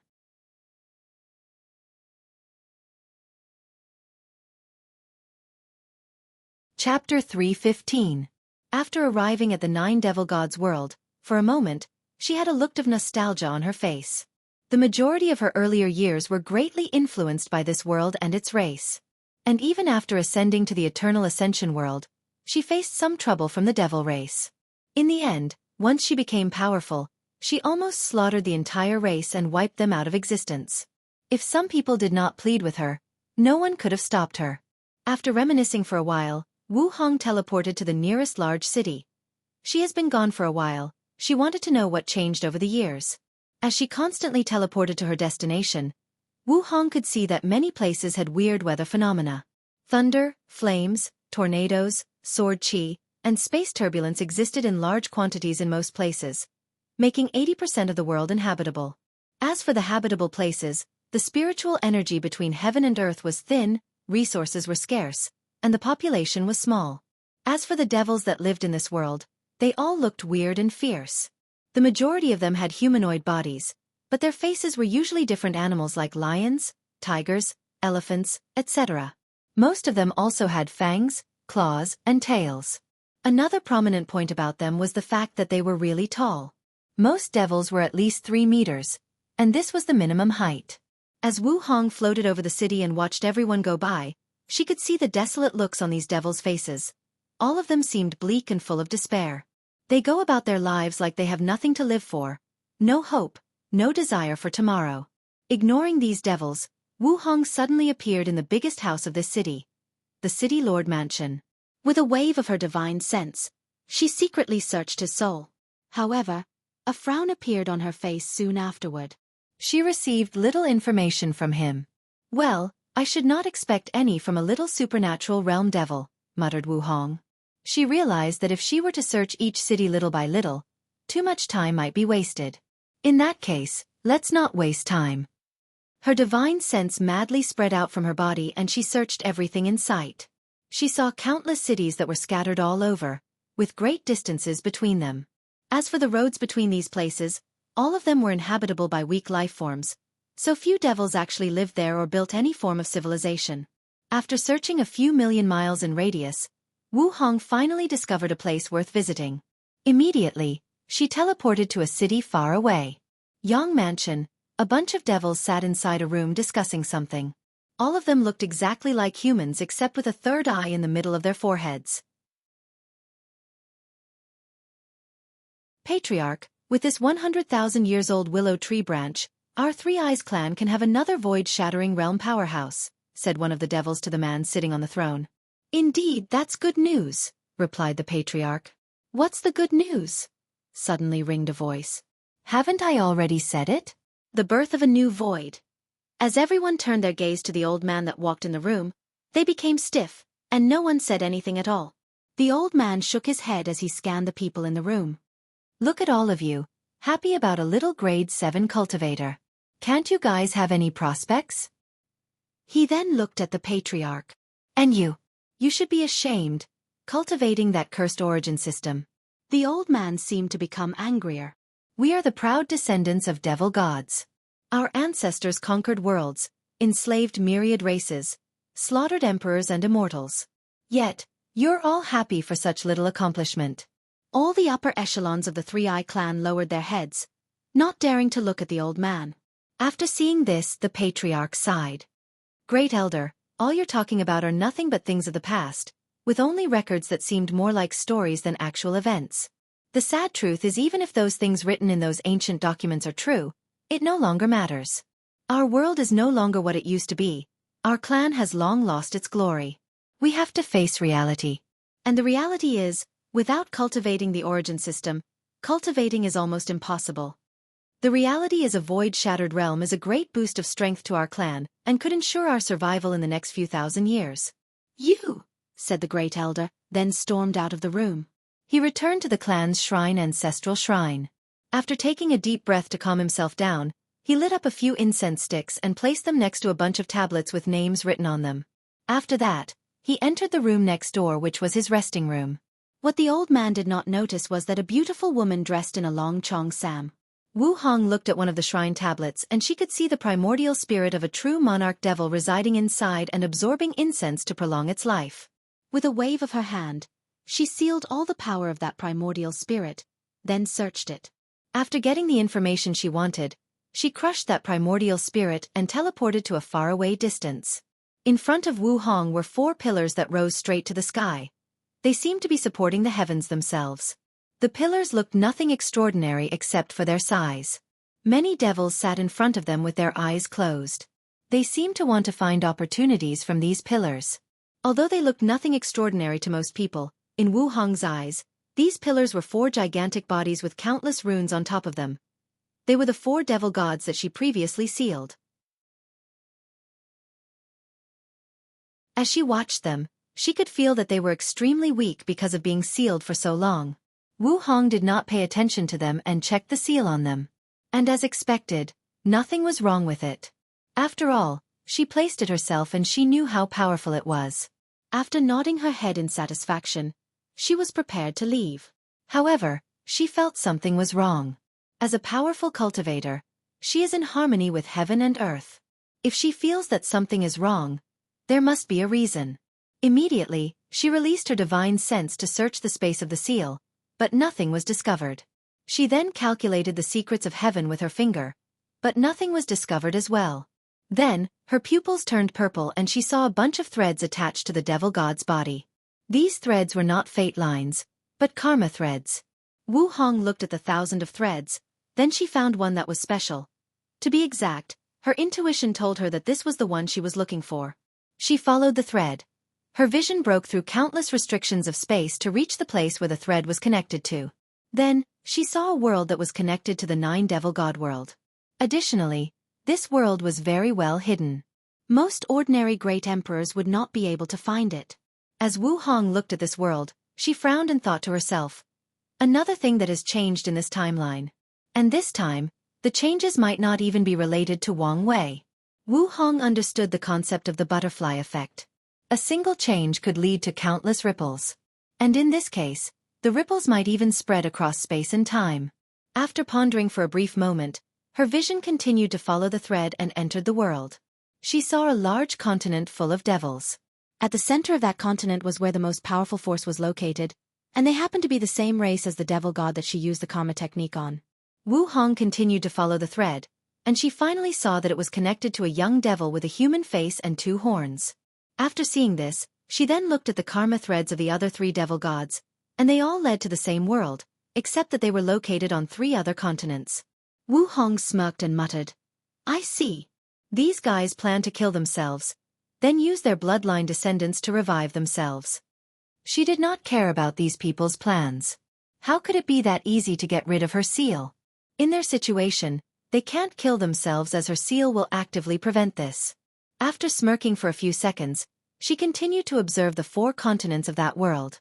Unlike the 9 devil god world, this small one is very prosperous with abundant spiritual energy and resources. Additionally, all the devils living there are the most talented and with the best bloodline. All the powerhouses of their races currently reside in that world. As she continued to observe, Wu Hong guessed that in this timeline, someone may have secretly helped the devil race preserve some strength. Otherwise, with her sealing the chi luck of this entire race, they couldn't grow to that level. It seems that this generation's cleanup will be quite interesting. She did not care about this small world and the survival of the devil race. With her observation, she could see that the most powerful cultivator in that world was a quasi-emperor. Let's leave this mess for Wang Wei to fix. Anyway, it's not my problem anymore.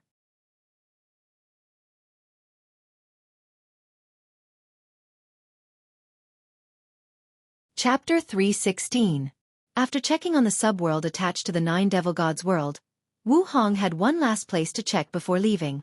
Her vision penetrated countless distances until she saw a mass of white fog made of tiny lines amalgamated together. Around this fog were myriad runes that formed a circular cage. The fog kept banging against all corners of the rune cage. Unfortunately, the cage did not budge, not even the slightest. After seeing this scene, she nodded her head in satisfaction as she muttered, "The seal I placed on this world's heavenly Tao does not have any problem.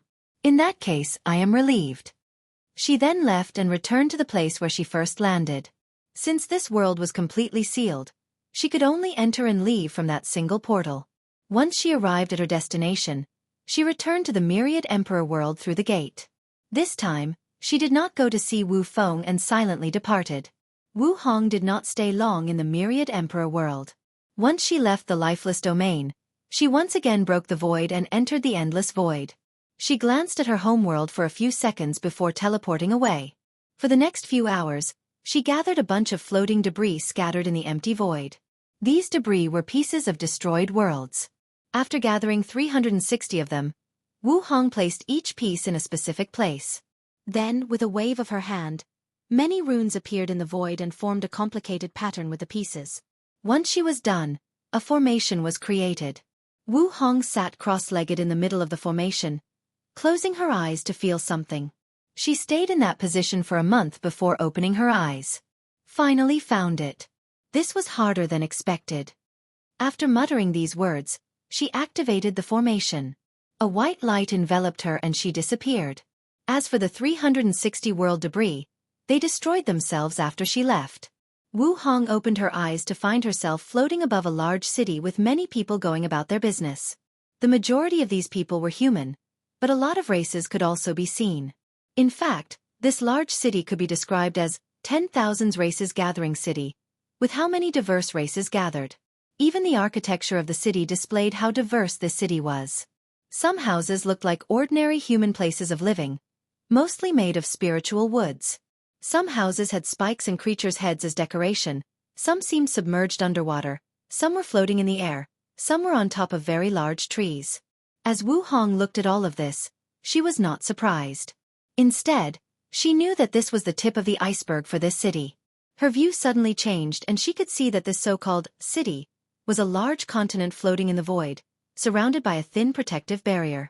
The size of this continent was at least equivalent to 100 domains back on the Myriad Emperor world. On top of that, many other subworlds were attached to this continent. Wu Hong's eyes penetrated these subworlds and saw different ones. In some of them, people of different races were battling one another. In another one, they were massacring the devil race only.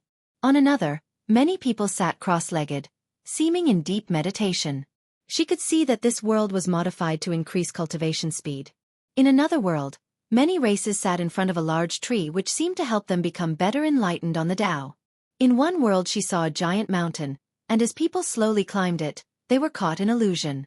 By breaking through the illusion they can improve their state of mind. In one of them, the world was different regions based on elemental powers. For example, there was the fire region, the thunder region, the ice region, the gravity region, etc. People were using this world to temper their fleshly bodies, and as long as they lasted for a certain period of time, a weird energy would enter their bodies and help the process. Wu Hong could see that all these worlds were nothing but the tip of the iceberg, so she did not look further. Instead, her eyes focused on a list in the middle of the main world or the floating continent. Her eyes looked at a specific name and thought to herself, "I can't believe that the person who attended the slaughter trial in this timeline is Lin Fan instead of Wang Wei." The name she was looking at was written in bold, Lin Fan, Absolute Chaos Physique, Myriad Emperor World, ranked 2345th.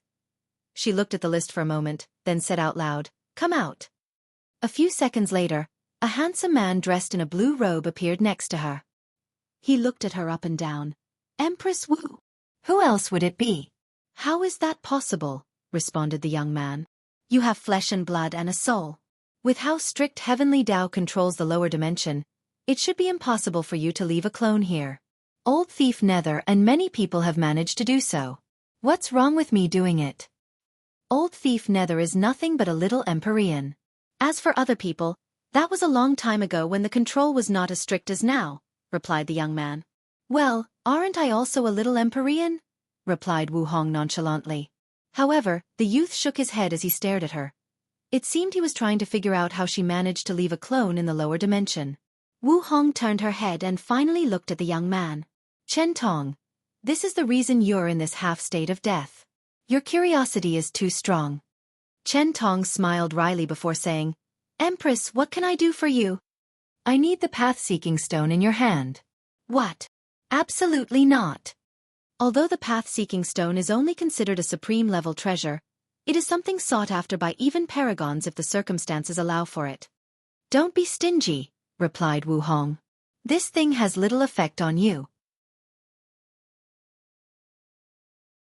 True, but I was still going to use it for the final winner of the trial. By now, you should have absorbed enough chi luck from all these heaven chosens after conducting so many trials.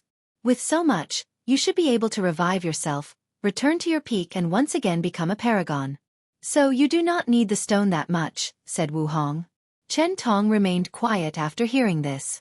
The reason he established the slaughter trial was not just to absorb chi luck, but also as a way to form strong karmic debts with these heaven chosens that managed to become great emperor. And one day, he will ask them to repay that debt. With the path-seeking stone, he can create a strong karma debt with the final winner. Of course, he did not want to give it up so easily. As for the reason he did not give it to Empress Wu and form a karmic debt with her, that's because powerful individuals like her can ignore karmic debts after becoming great emperor. The ones before that have to be paid. Otherwise, they will become little problems in the path of cultivation. But the ones after that are of little significance unless they are truly unimaginable. Wu Hong frowned after seeing Chu Hong's response, then she said in a cold and ruthless tone, Give me the stone, or I will destroy your remnant soul and take it for myself. Said Chen Tong, his face turning red in anger. Then, a memory hidden deep inside his soul surfaced. It was the memory of the first time she met Empress Wu. He had just become a paragon and he was quite confident. After meeting her, he was curious about why she was so powerful, wondering if she had some kind of secret. So, he started to investigate her and calculate the secrets of heaven to learn more about her. However, he did not get far in his search when a gigantic hand made of countless runes descended on him. All the formations in his cultivation palaces were instantly destroyed. The paragon artifacts have blown away. His paragon body was destroyed, his Tao foundation damaged, and his soul injured. Chen Tong remembered the powerlessness he felt in front of that hand. If it was not that she was just warning him, he would have fallen after that. What's worse, this kind of injury took him a few yuan epochs to completely heal. After thinking about that memory, Chen Tong snorted coldly, waved at him, and sent her a brown stone that looked remarkably ordinary. After receiving the stone, she checked it before nodding her head. With this stone, Wang Wei can quickly finish the last step of refining his blood. Wu Hong then waved her sleeve and a book appeared in the void. Don't say I took advantage of you. With this book, the process of re-establish your Tao foundation should be easier and more perfect. She then teleported away.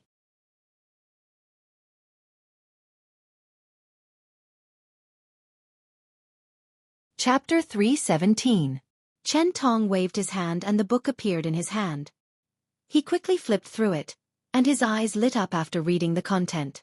Then, he put it away with a smile that displayed his content. As he watched Wu Hong leave, he started to wonder why sent a clone in the lower dimension. For a powerful cultivator such as Empress Wu, all her actions may have profound meanings and serious impacts. Should I try to calculate the secrets behind this? Muttered Chen Tong as a look of struggle appeared on his face. Anyway, her real body is in the eternal Ascension world and cannot interfere in the lower dimension. As for this clone, no matter how powerful it will not be more powerful than a great emperor. After making a decision, Chen Tong activated all the formation inside his secret hideout, then entered a secret room. The room only had a futon and a pyramid-shaped crystal about 25 centimeters in height. After sitting cross-legged on the futon, Chen Tong began to move his fingers to calculate the secrets of heaven. A mysterious atmosphere enveloped the room, making him look sacred and holy. Anyone who looks at him now would feel that they have learned all the knowledge and secrets that ever was and would exist in the vast universe. While Chen Tong was deep in his calculation, the secret space he was hiding started to shake. The formations surrounding it manifested themselves in the shape of runes, then cracks appeared all over them. Chen Tong opened his eyes with a look of horror, coughed a mouthful of soul blood. The ultimate taboo? He muttered as his body became illusory, then started to fade away. Immediately, a white smoke flew from the crystal in the room and entered his body. As a result, he stopped disappearing, but his complexion was as pale as a ghost. And the look of horror on his face did not go away. Chen Tong remembered the last time that the ultimate taboo appeared. The final result was that countless paragons, fiend gods, Tao monarchs, and immortal kings died and their Tao disappeared. Myriad races and worlds were annihilated, and the power structure of not only the eternal Ascension world but all the Chaos worlds were forever changed. As for people like great emperors, empyreans, Tao ancestors, and immortal venerable?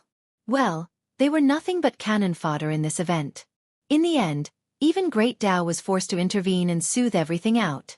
Amidst all the mighty beings and races that participated in this event, only one person survived. Empress Wu. And even she paid a terrible price as a result. As for Chen Tong, when that event occurred, he had already left the eternal Ascension world to explore chaos. And once he heard about it, he hurried back home. Unfortunately, as soon as he returned, some people did not want him to participate and reap the benefit, so they besieged and killed him. If it was not for the powers he was granted as an eternal emperor, he might have been dead for real. Chen Tong took a deep breath to calm himself down to remember the information he had about the ultimate taboo. Could the Empress want to try again? He muttered. Probably not just her, but many of these dead old guys are probably waiting for the situation to revive themselves. In that case, should I hurry up? Once his thought process reached there, Chen Tong stopped as he seemed to remember something. He gritted his teeth as he cursed. I can't revive now. Damn those 7 parasitic bastards. They used to be nothing but a bunch of weak cowards, but now... Chen Tong stopped talking as he felt a mysterious power blocked by his formations. He knew that it was his cursing of those people that made them sense it. If he was at his peak, this would not be a problem. Unfortunately now, he is nothing but a remnant soul. So he sighed deeply while thinking to himself, you guys will have your day of reckoning. He then sat back on his futon and used the crystal to stabilize his injury. He knew that his injury was very serious and would even greatly delay his resurrection. Nevertheless, he was still satisfied with the information he just received. With it, he can prepare earlier and have an advantage. This time around, he was determined to participate in the ultimate taboo and reach the benefit. As for the danger that lies ahead of him, he did not care. To him, truly dying in the pursuit of the Tao was worth it. After Wu Hong left the slaughter trial, she did not travel far before feeling Chen Tong's prying into her secret. Honestly, she was not surprised as this was his character which has not changed after so many years. After shaking her head, she took out a unique void boat from her space ring as a form of travel. After using her origin essence to activate it, the boat broke the space to travel in the far distance. And this time, her destination was quite far. With each space jump of the boat, she traveled from one world community to another. The fact that her void boat had such ability showed how powerful it truly was. After traveling for more than a month, she finally arrived at her destination. It was a giant shield that looked like an egg floating in the void. Unlike the myriad emperor world where people could see the 5 continents floating in space, the world shield that surrounded this world had an immortal-like fog that blocked people's vision from the outside. As Wu Hong gazed at this world, she could not help reminiscing. This world is called Pursuing Longevity World and has a great relationship with Wang Wei. In the previous timeline, Wang Wei failed miserably during the Heaven Will battle. He was no match for Di Tian, not even close. Luckily for him, the latter did not want to kill him, so he along with a few other participants survived.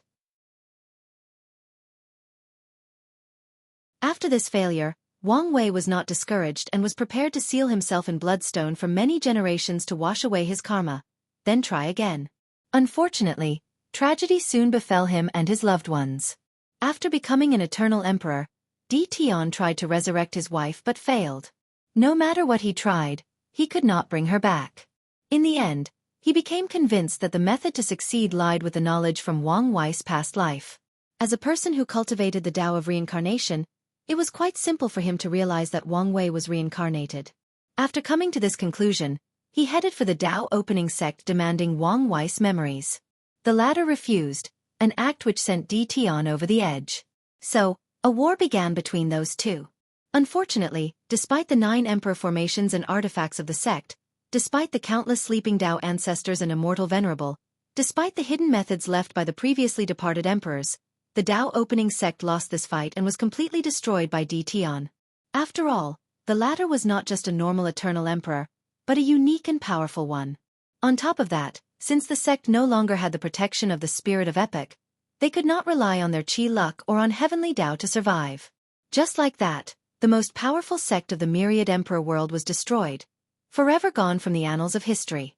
In the final battle, as Wang Wei watched all his friends, family, and loved ones being massacred by Tian, he wailed in agony at how powerless he was. He blamed himself for what happened, for letting his ego get the best of him. So, out of spite and hatred, he detonated his soul to prevent Tian from getting what he wanted. However, he was not dead. In that timeline, he did not cultivate the Tao of fate. Instead, he cultivated the Tao of life and death and the Tao of reincarnation, just like Tian. So, right before his death, he managed to successfully cast a reincarnation spell to be reborn into another world, the pursuing longevity world. Although Tian tried to pursue him into reincarnation, luck was in his favor as the powerful being in the Forbidden Land, the Nether Hell, did not want anyone to interfere in the lower dimensions reincarnation, so he intercepted Tian and prevented him from chasing. Wu Hong sighed as he woke up from her memories. Hopefully, things will not end the same way this time. And if fate is truly irreversible and things return to the original track, I will remove all my restraints and intervene. No matter the price I have to pay, she muttered. Then, with a firm gaze, she stepped into this world. No amount of hesitation could be seen on her face from now on.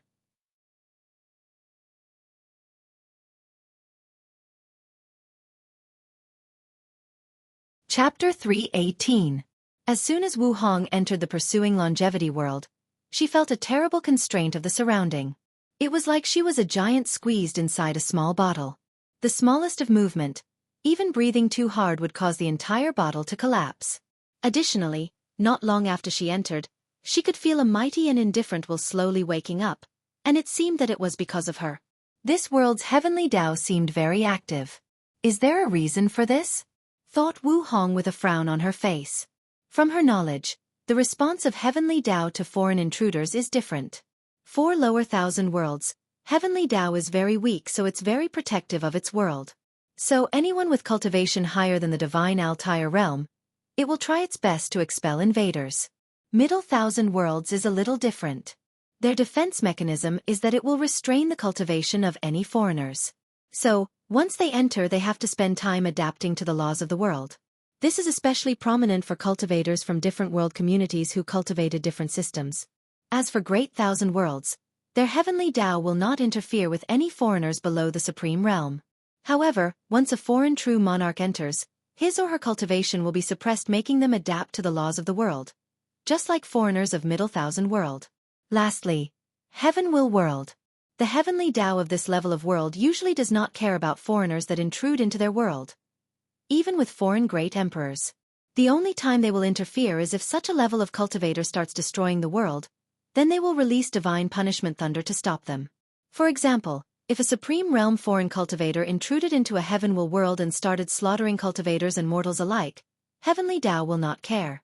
However, if a great emperor, Tao ancestor, or immortal venerable did that, then it would intervene. Of course, all this information is for most worlds. Some of them are special and follow different regulations, just like the world that Wu Hong was currently in. As soon as she entered, she felt that the heavenly Tao of this world was awakened and heading towards her way. Not wanting to deal with many complications, she immediately sealed most of her cultivation and breath. Soon after doing this, she felt that the will coming towards stopped and retreated. Wu Hong then finally looked around to notice her surroundings. She found herself floating in the air with a large ocean underneath. The majestic blue sea stretched in all directions, with nothing else in sight. Wu Hong wanted to use her divine sense to search the surroundings but did not dare do not alert this world's heavenly Tao again. After reviewing her memories, she guessed as to why this world was preventing her from using her power.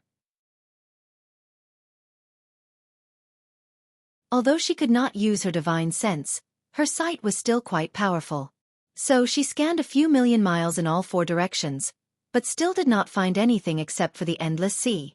In the end, she relied on her intuition to choose a direction and flew that way. For the next month, Wu Hong constantly flew in one direction. Due to this world's restriction, her strength was greatly restricted, and so was her speed. So, it took her a month before finding the nearest place with people living on it. Luckily for her, during the journey, she was attacked by many sea beasts and a few flying demonic beasts. Killing them made the journey less boring. Plus, she finally conquered a purple-winged vulture and used it as a transportation means. After searching his soul, she knew the direction of the nearest city. Once she arrived at the nearest island, she placed the vulture in her space ring, then became invisible. Wu Hong knew how attractive she was, and if she appeared in front of all these cultivators, some poor guy will be tempted to either flirt or use force to get her body. Then, she will be forced to massacre him along with his family. After landing on Maple Island, Wu Hong headed to the nearest inn to listen to people talking, hoping to gather some useful information. In the first few days, she only learned that the vast sea was divided into countless different territories with thousands of small islands making a territory. The territory she was currently in was called Bamboo Leaf Territory, and the leader of this territory was the Lan family. Wu Hong then secretly flew to the Lan family's main island. If I remember correctly, Wang Wei was born in the Red Sky Territory in a mortal family. The mortals in this world live a terrible life. Cultivators do not care about them, and the environment is not suitable for farming. So, they have to hunt fish to survive. Unfortunately, the sea belongs to sea beasts, so they are constantly attacked. And once a beast tide occurs, many islands habited by mortals usually suffer great casualties. As for the role of cultivators, they treat mortals as breathing machines. The talent for cultivating in this world is very rare and requires something called a spirit root. Unfortunately, only a few people have them. Once a mortal reaches the age of 14, they will be tested to see if they have a spirit root. The ones who have it are taken by cultivating families or sections. Their families will be taken care of in return and do not need to worry about food and housing. The more talented a child is, the higher the treatment that their family will receive. After flying non-stop for 3 days, Wu Hong finally reached her destination, Ice Butterfly Island. She headed straight to the largest city on the island to listen to some news. Inside an inn, Wu Hong sat at a table by herself. Oddly though, no one paid attention to her, as if she was non-existent. She was listening attentively to the people speaking around. "Have you heard?" asked a drunken man. "What?" asked one of his female companions. Lan's family's 7th young master broke through the Qi refinement realm. "What? He's only 18 years old this year." "That's correct. That means that he only took 5 years to go through the 9 levels of the body refinement realm. Why are you guys surprised? This is a genius born with a first-grade spirit root. It's expected for him to enter the Golden Core realm in time." After hearing the words Golden Core, every cultivator in the inn had a look of yearning and envy in their faces, then they sighed desolately. Meanwhile, Wu Hong was reviewing her memories to try to remember the information she knew. The spirit root of this world is divided into 5 grades, with first being the highest. Above that are spirit physiques, which are the heavenly physiques list of this world.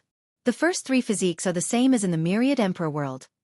Absolute Chaos Physique, Heavy Axe Physique, and 6 Emotions 7 Desires Physique. From the 4th on, they are different and best suited to the laws of this world. From her memory, she knew that once Wang Wei was reborn in this world, he had the lowest 5th grade spirit root, which meant that the body refining realm was his limit. However, as a previous quasi-emperor, he was limited by things like talent. After getting a basic cultivation technique, he was able to modify it to suit him the best. He even slowly integrated this world's immortal cultivation system with the origin system of his second reincarnation.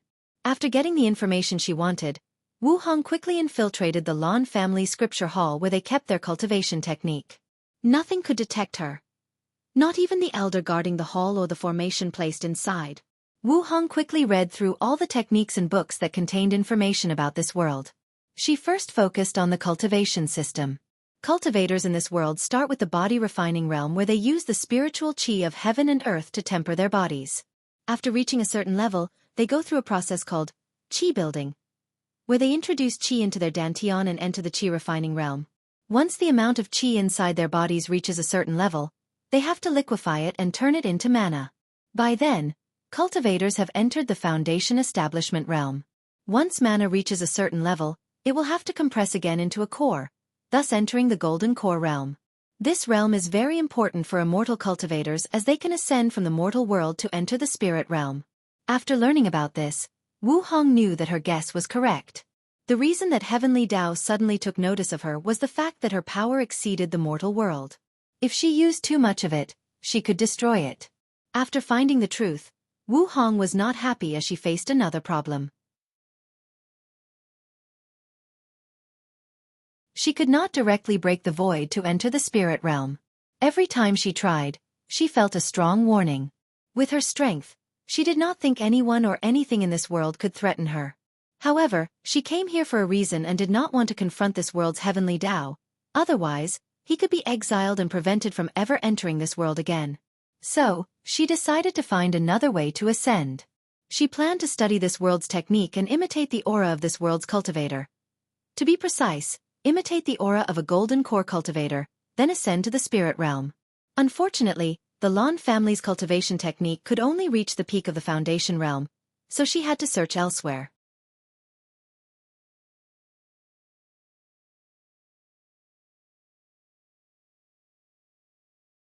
Chapter 319.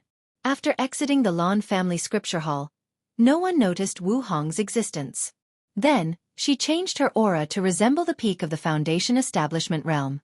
Soon afterward, she felt the powerful constraint around her being lifted.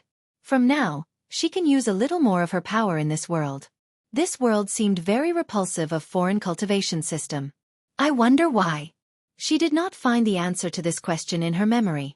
So, Wu Hong decided to check it out if she has the chance. Wu Hong's next destination was Wuxia continent. The place she was currently at was nothing but the sea region with limited resources and few cultivators. The true center of this world was the Wuxia continent where immortal families and sects reigned supreme. After searching around, she learned that if she used her current strength to fly there, it would take her a few hundred years to arrive. And that is only if she will not be attacked by sea beasts and flying demonic beasts. So, Wu Hong decided to find another method, which was to hire people who had the means to travel there. After looking around, she learned that the Blue Spirit Chamber of Commerce was the only power in the sea that could travel to the Wuxia continent. Unfortunately, the price was exuberant, and not many people could afford it. In the end, she had to calculate the secrets of heaven to discover a few spirit veins in uninhabited islands. With these spiritual stones, she was able to afford the ticket. As Wu Hong boarded the ship of the Blue Spirit Chamber of Commerce, she was a little annoyed. With her strength, she doubted anyone in this world was truly her match. Unfortunately, all her strength was restricted, limiting her means of doing things. For example, if she was not limited, she could either break the space to arrive at her destination or fly there. At worst, she could even refine a flying treasure to get there. Unfortunately, this method did not succeed. Even after using the refining method of this world, the level of treasure she could use was only slightly faster than her peak flying speed. Her next plan was to control the higher-ups of the Blue Spirit Chamber of Commerce and use their long-distance transmission array. Unfortunately, as soon as she started using her soul, she felt the warning of Heavenly Tao. In the end, out of frustration, she was forced to use the legal means to arrive at her destination. So, after going through many transmission arrays, she arrived at her destination in just 3 months. As soon as she stepped on the Wuxia continent, Wu Hong did not waste any time. She quickly found the information about the most powerful sects around with a golden core cultivation method. The Flying Sword sect is one of the most powerful sects in the mortal world with connection in the spirit world. They can receive messages from there and also get some scarce resources from the higher realm. Inside their library, the invisible Wu Hong was reading not only their cultivation method but also all the information they had about the upper realm. She wanted to be prepared this time so as not to waste her time. After she was done, she began to stimulate the aura of the golden core realm. In fact, with her realm and understanding, Wu Hong could have created a way to break into the golden core on her own. Unfortunately, even if she did so, it will not be the same as this world's method because she did not have a deep understanding of the laws that govern this world. If she managed to gather dozens of cultivation techniques, maybe she would glimpse about the laws of heaven and earth of this world, then she could create the method of her own. Regrettably, this path would take too long. So after getting what she wanted, She flew to a deserted mountain, created a fake core in her divine sea. As soon as she was done, clouds gathered in the sky. Then thunder tribulation descended on her. After going through a catastrophic tribulation by the standards of this world, the path to the spirit world was opened and she ascended. Wu Hong soon found herself standing on a platform. She first noticed the increase in spiritual qi between heaven and earth, then looked around to see many people looking at her with eager eyes. She was not disturbed by this fact as she knew the reason that they were here. One of the people looking at her muttered out loud, "What a powerful Dao foundation. Her core is at least a 7th grade, maybe more." "What do you know?" replied another person. "I have met a peerless genius with the highest grade of core, and I honestly feel that she is better than her." "Better than a 9th grade core? Does such a thing exist?" Wu Hong looked at these people calmly. The reason her fake core is so powerful is that she followed Wang Wei's example in the previous timeline. Once he reached the golden core realm, he developed a way to break the core and recondensed. The process lasted 9 times, with each time being a 9th grade core. This method allowed him to go beyond the limit of this cultivation system. When people learned about this fact, they were first shocked and jealous since this core gave Wang Wei the ability to fight soul transformation realm cultivators. But soon, many people sneered at him because a core like this was impossible to break and nurture a nascent soul. So, although Wang Wei had terrible battle prowess, he would be stuck in the golden core for the rest of his life. And after 500 years he would die. Unfortunately, he proved the whole world wrong. Using the good fortune flame from his second life, he managed to nurture a unique and powerful nascent soul. Many of these people in front of the Ascension altar are here to recruit geniuses from the mortal world. And with Wu Hong's talent, the majority of top sects and families wanted to recruit her. In the end, she chose to enter the branch of the Flying Sword sect that was located in the spirit realm. With the help of the guide, she quickly traveled to the main location of the sect. Many of the elders and supreme elders were happy to have another genius amongst their peers, so they happily welcomed her. However, on the same day that she arrived, Wu Hong quickly infiltrated the library of the Flying Sword sect and secretly learned about their cultivation techniques. She learned about how to break through the nascent soul, the soul transformation realm, and finally, the earth immortal realm and ascend to the immortal realm. However, a few things quickly caught her attention about this world's cultivation system. The first thing is the drastic change of lifespan increase. A golden core cultivator can live for 500 years, nascent soul for 2,000 years, and soul transformation for 5,000 years. However, earth immortals can live for 10 million years. This kind of lifespan can only be achieved by a few quasi-emperors back in the myriad emperor worlds. Another thing that caught her attention was the fact that to break into the earth immortal realm, understanding the laws is not necessary. From Wu Hong's understanding, in the endless void, all cultivation systems are divided into 9 grades or tiers, with the 10th grade being the emperor realm. Additionally, by the 7th grade, most cultivators start to comprehend the law. Some of them do it earlier, but the majority will do it by the 7th grade. However, this immortal system does not. As Wu Hong watched the cultivation technique, she muttered, "To reach the earth immortal realm, you have to use your soul to capture a ray of immortal qi between heaven and earth and baptize the souls and body." She paused for a moment. Immortal qi? How is that possible? From what she knows, immortal qi is required for supreme realm powerhouses or tier 9 cultivators to become immortal venerable. And only great emperors can use their powers to take immortal qi from the higher dimension and refine it to be suitable to be used. So, how could this world have immortal qi? Without hesitation, Wu Hong began to investigate. She did not think that this world had immortal qi, otherwise, Wang Wei from the previous timeline would have told her. Unless the changes done to this timeline have such a far-reaching effect. She closed her eyes to enter deep meditation. Shen then controlled her primordial spirit to resemble the divine soul of soul transformation realm cultivators of this world. Finally, she began to try to capture a ray of immortal qi between heaven and earth. A few minutes later she opened her eyes and muttered, "So that's how it is." The next few days are Christmas Eve and Christmas, so do not expect any chapters.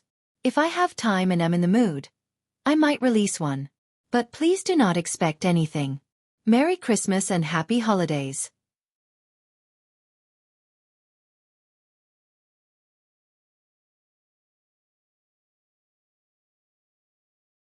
Chapter 320. From her research, she discovered that this world does indeed have immortal qi, but a downgraded version of the real one. However, even with this off-brand version, it still granted the cultivators of this world a very long lifespan. After making this discovery, Wu Hong became more interested in this world. She wanted to find the source of this downgrade immortal qi. This secret alone might be worth more than the reason she came here. With hesitation, she left the compound of the Flying Sword sect to a desolate place and immediately simulated the aura of an earth immortal. Then, just like what happened to her in the mortal world, tribulation thunder descended from the sky. Then she ascended to the immortal world. The first thing that Wu Hong noticed after arriving was the fact that her strength was no longer limited. She no longer felt like she was in a suffocating cage. After taking a deep and long breath, she ignored the people around her that wanted to either solicit her or ask her what sect she was from. She immediately disappeared from their sight. After a few teleportations, she appeared in front of a cave that was surrounded by formations. With a flick of her finger, the formation was broken. "Who?" roared a voice from inside. Wu Hong looked at the old man who appeared in front of her. With just a look from her, the old man found himself frozen and unable to move. A look of horror appeared in his eyes. After pointing her finger at his forehead, Wu Hong quickly searched the old man's soul. However, she was still gentle and did not leave any problems for him. She quickly learned that he was a heavenly immortal, which was this world's equivalent to supreme realm. After the earth immortal is mystic immortal, followed by heavenly immortal. Finally, the heavenly immortals can compete for the heaven will and reach the realm of immortal emperor. "My guess was correct," muttered Wu Hong with a voice only she could hear. This world does not practice law, but focuses on accumulating energy to sublimate it. Wu Hong knew of cultivation systems that only focus on only accumulating energy. These kinds of systems usually sacrifice one thing for another. They are usually following the path of extreme. For example, the immortal system of this world sacrifice strength and battle powers for a long lifespan. The average heaven immortal can live for more than 200 million years, which is more than 200 times the average lifespan of a supreme realm true monarchs. However, from what Wu Hong observed, an average void-shattering realm cultivator from her world has the same strength as a heavenly immortal. On top of that, there is another flaw in the cultivation system that focused on energy accumulation. They usually create very weak great emperors. Controlling the law is a process of slowly training to control the great Tao. However, since energy-based systems do not have this training wheel as support, once they absorb the heaven will, it becomes harder for them to control the great Tao source of a great emperor. Wu Hong along with many great emperors despise energy-based system. The reason is that these systems are not training cultivators to become great emperors, but to become immortal venerables. The highest level of energy that mortals underneath the great emperor realm can bear is immortal qi. So, the ultimate end of the energy-based system is to turn whatever energy that they cultivate to immortal qi and achieve immortality. After getting the information she needed from that old man, Wu Hong pondered whether she should search the source of diluted immortal qi in this world first, or accomplish her original goals first. After pondering for a brief moment, she decided to accomplish her goals first as she might have to confront this world's heavenly Tao when doing the second one. So based on the information she received from the old man, she headed to her destination, the ancient Magus region. The immortal world is divided into countless regions ruled by powerful sects with emperor lineages. However, the ancient Magus region is one of the few ownerless regions of this world because it was the site of an ancient battlefield where countless powerful beings fought and died. As a result of this, many secret realms and inheritance is left there. The many different emperor lineages did not want other factions to occupy such a place full of resources. So an accord was reached that no one was allowed to occupy the region. After arriving at her destination, Wu Hong could see many cultivators flying in the air, heading to different places trying to find a fortunate encounter. They usually used a sword, a gourd, or a crane. These were the most flying tools. After a quick investigation, she quickly realized that the cultivators of this world relied too heavily on their magic weapons. This should be a way for them to make up for their lack of combat powers. Nevertheless, she had to agree that compared to the origin artifacts of her homeworld, the magic weapons of this world were indeed way more powerful. Wu Hong used her memory to search a specific secret realm. After entering it, she became very cautious. Instead of using her absolute strength to rush straight to the core, she passed the trials one by one. While standing in front of a formation, she casually punched it. Then the number 500 million gene appeared. I understand now how Wang Wei was the only one who managed to pass this trial in this world. With him recultivating the ancient desolate body scripture, it should be easy for him to reach the minimum requirement of this trial. After muttering these words, Wu Hong waited for a few seconds before she was teleported to a simple room with only a small mat in the middle. On the mat sat an illusory old man dressed in a black robe.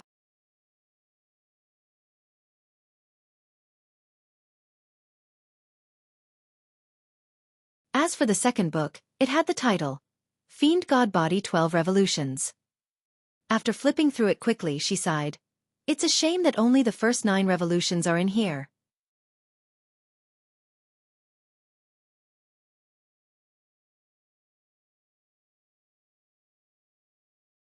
Chapter 321. After taking away the inheritance, Wu Hong's mission in coming to this world has ended.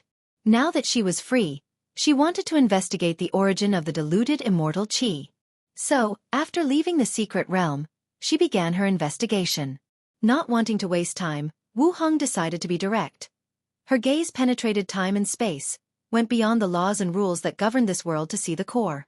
Then, she saw a fog floating in a large space. Unlike the 9 Devil God world, this fog did not have any runes surrounding it.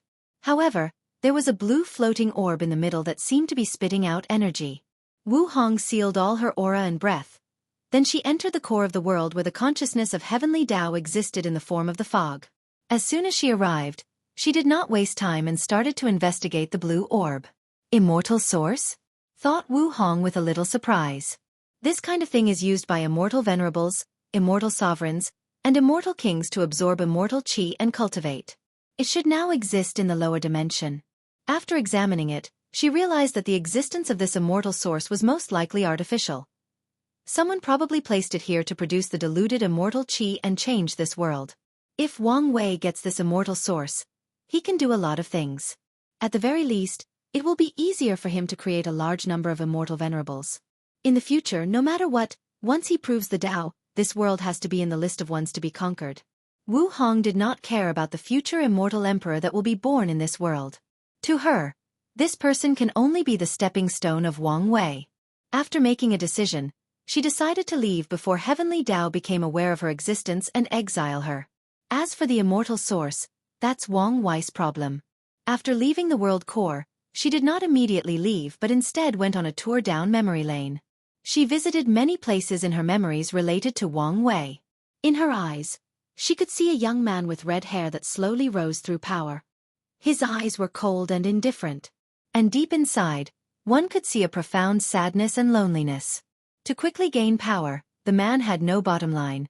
He killed and exploited anyone useful to him. And when he reached the summit of this world, when he proclaimed himself emperor and received the worship of myriad races and worlds, there was no happiness on his face. Only pain, grief, and a bottomless desire for revenge. Wu Hong floated in the void as she looked at the pursuing longevity world, thinking about Wang Wei's life in the alternate timeline.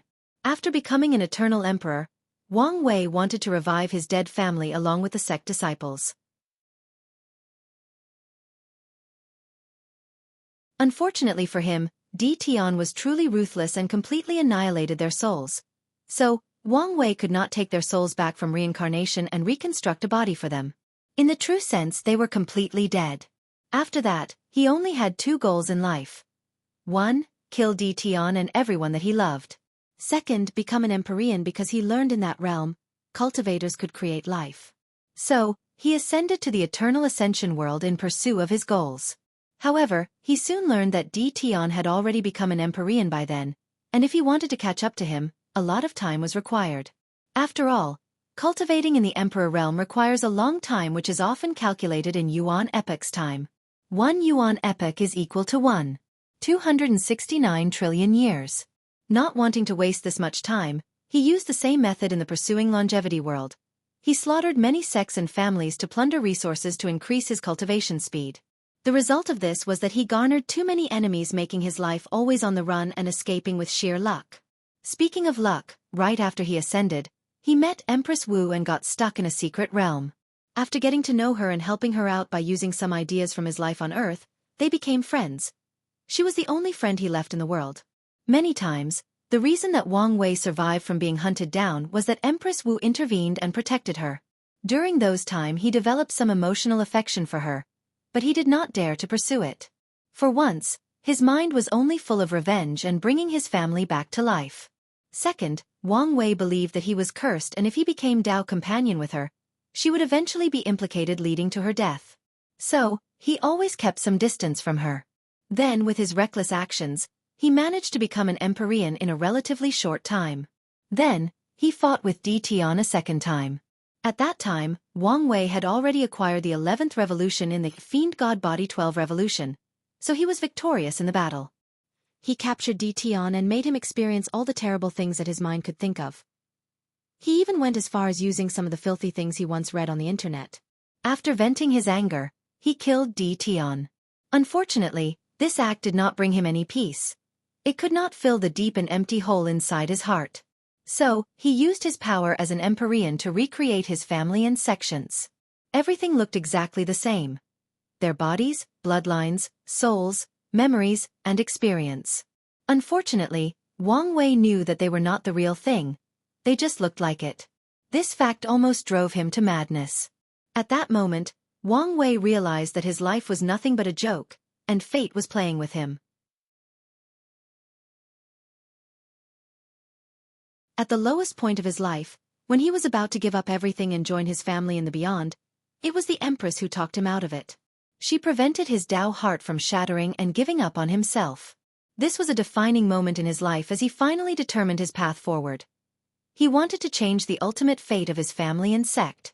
So, Wang Wei became obsessed with the Dao of Fate. He abandoned his original Dao and started cultivating the Dao of Fate. He wanted to become a paragon with that Dao. Unfortunately, with the political situation of the Eternal Ascension world at that time, becoming a paragon was not an easy thing. On top of that, he had made too many enemies. So, he entered chaos to find opportunities. After suffering countless tribulations, he got his wish and became a paragon with the Dao of Fate. After returning home, he discovered that the Empress situation was not good as many people wanted to kill her. That day, he slaughtered more than 5 paragons, countless Dao monarchs, and immortal kings to save her. Then, he finally achieved his long-last wish, reverse the fate of what happened that day. The day that he lost everything. With his family and loved ones back, the weight on his shoulder was finally lifted. He then proceeded to propose to the Empress, whose words were, "Took you long enough." One would think that this was the end of the story and that those two would live happily ever after. Unfortunately, things were not that simple. Wang Wei owed some other people some debt that created many conflicts with his relationship with the Empress. Once Wu Hong's thoughts reached there, her face suddenly changed. If Wang Wei was here, he would be quite surprised as the look on his Dao companion's face was something he had never witnessed before: jealousy. Wu Hong gritted her teeth as the face of a beautiful woman appeared in her mind. "Damn you, Su Juniao." She took a deep breath to quickly calm herself down. Anyway, this timeline is different. I doubt Wang Wei will ever meet her. And even if he did, without all the emotional debts he owed her, it will be useless. She paused for a moment, then giggled to herself. What am I worried for? This version of him is even more ruthless than the other timeline. Even if he owed her any emotional debts, he will not care. Especially if her actions will be detrimental to our relationship. After saying that, Wu Hong no longer cared about this issue. She waved her hand and a void boat appeared. She controlled it to break the space, heading in some direction in the endless void. Happy New Year and hope that this one is better than the last. May God, Buddha, the Tao, or the universe bless all of you and your future endeavors.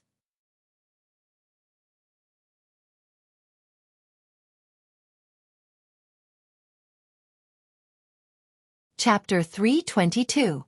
Myriad Emperor World, Southern Vermilion Bird Continent, Fire Tempering Domain, Origin Pill Dao Sect. Wang Wei opened his eyes. 3 days have passed since he decided to cultivate the controlling flame art. And he has reached the 6th level. This technique is not that difficult. Especially since he already witnessed the power of the 7th level from his 3rd senior sister. On top of that, Lu Qing already cultivated to the 4th level, so he only had to learn the 2 remaining levels.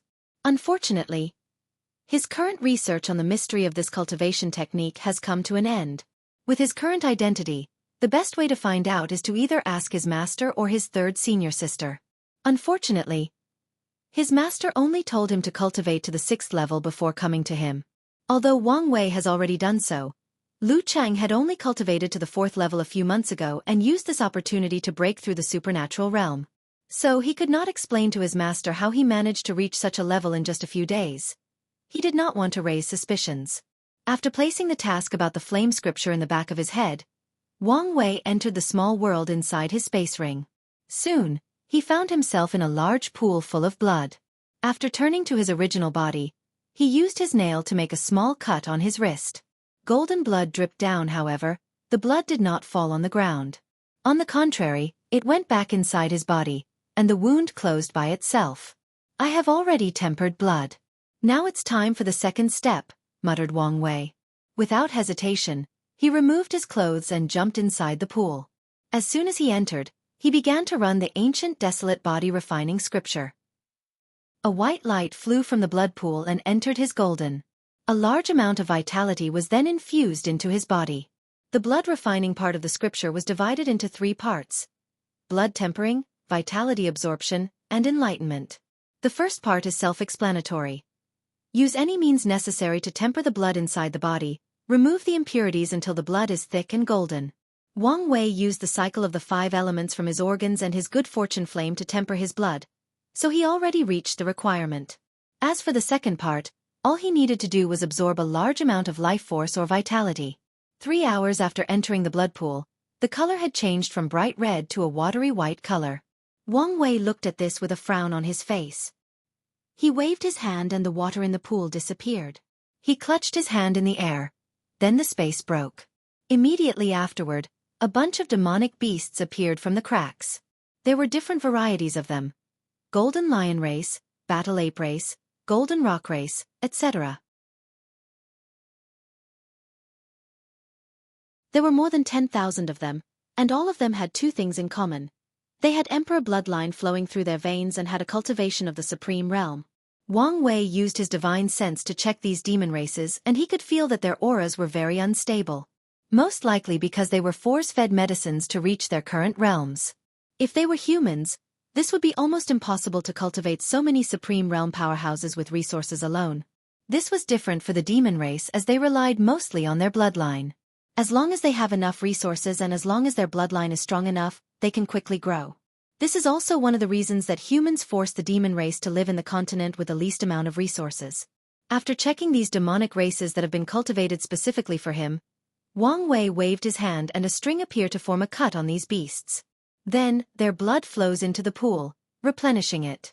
An hour later, the corpses of these demonic beasts turned into dry mummies. Under his control, Wang Wei also removed their blood spirits, which is the equivalent to humans' primordial spirit, and used a secret technique to turn it into vitality. Then, Wang Wei entered the blood pool again to absorb vitality. During the process, he started to think about his future cultivation. Currently, refining his blood has become a bottomless pit. The amount of vitality he requires to cultivate his blood to great perfection is beyond his expectation.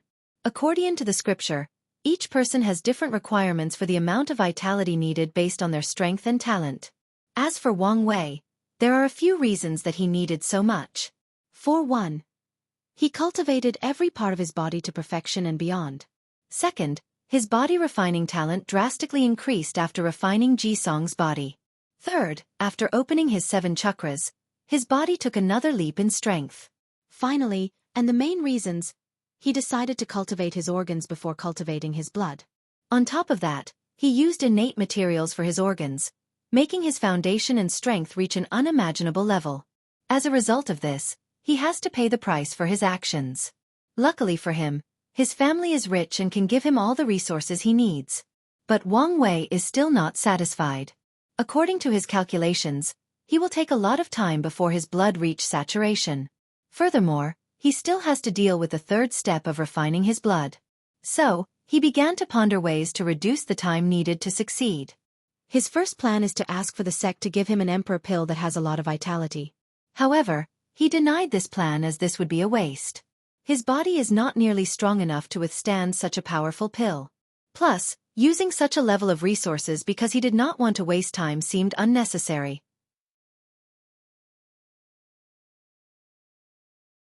His second plan was to find another innate herb and used it. Regrettably, this plan was still not practical as the sect no longer had any innate material. Maybe he could get some from other sections. After pondering for a moment, Wang Wei thought of another possible option. The wood essence he used for his organs. As an innate herb full of vitality that can even heal a great emperor, logically speaking, it should be enough for Wang Wei to temper his blood. The majority of the vitality he is using to temper his blood comes from it. However, there is a problem. Innate materials are different from Emperor Tiers 1 for a reason.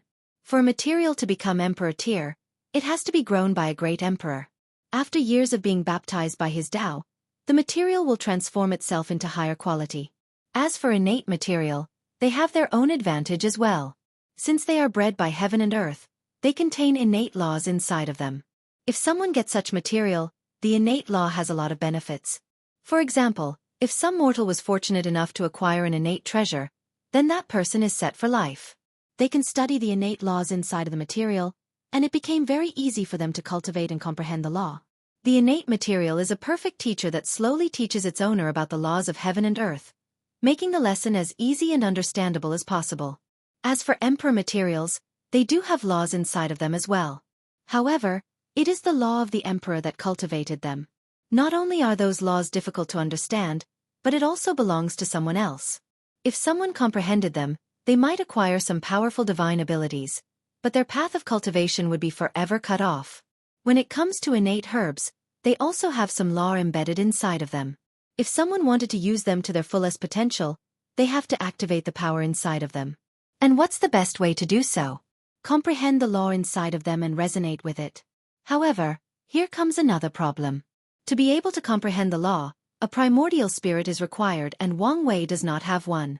He once asked Wu Hong if his paragon quality could bypass this restriction. She told him that it was possible, but a certain price must be paid. For example, he has to change to another cultivation system and recast his Tao foundation. Of course, he could still comprehend the law without a primordial spirit or changing cultivation system. The only problem is that his heaven-defying comprehension will be rendered to an ordinary genius. In other words, he will take a very long time to comprehend the law. Wang Wei frowned as his thoughts reached this conclusion.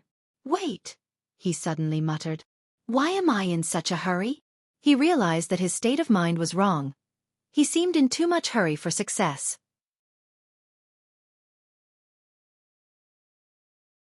Right now, he was at the peak of the divine body realm while most of his competitors were still in the human stage. Even if he took his time to either cultivate his blood or reach the primordial spirit realm, it did not matter. He was just given them time to catch up to him.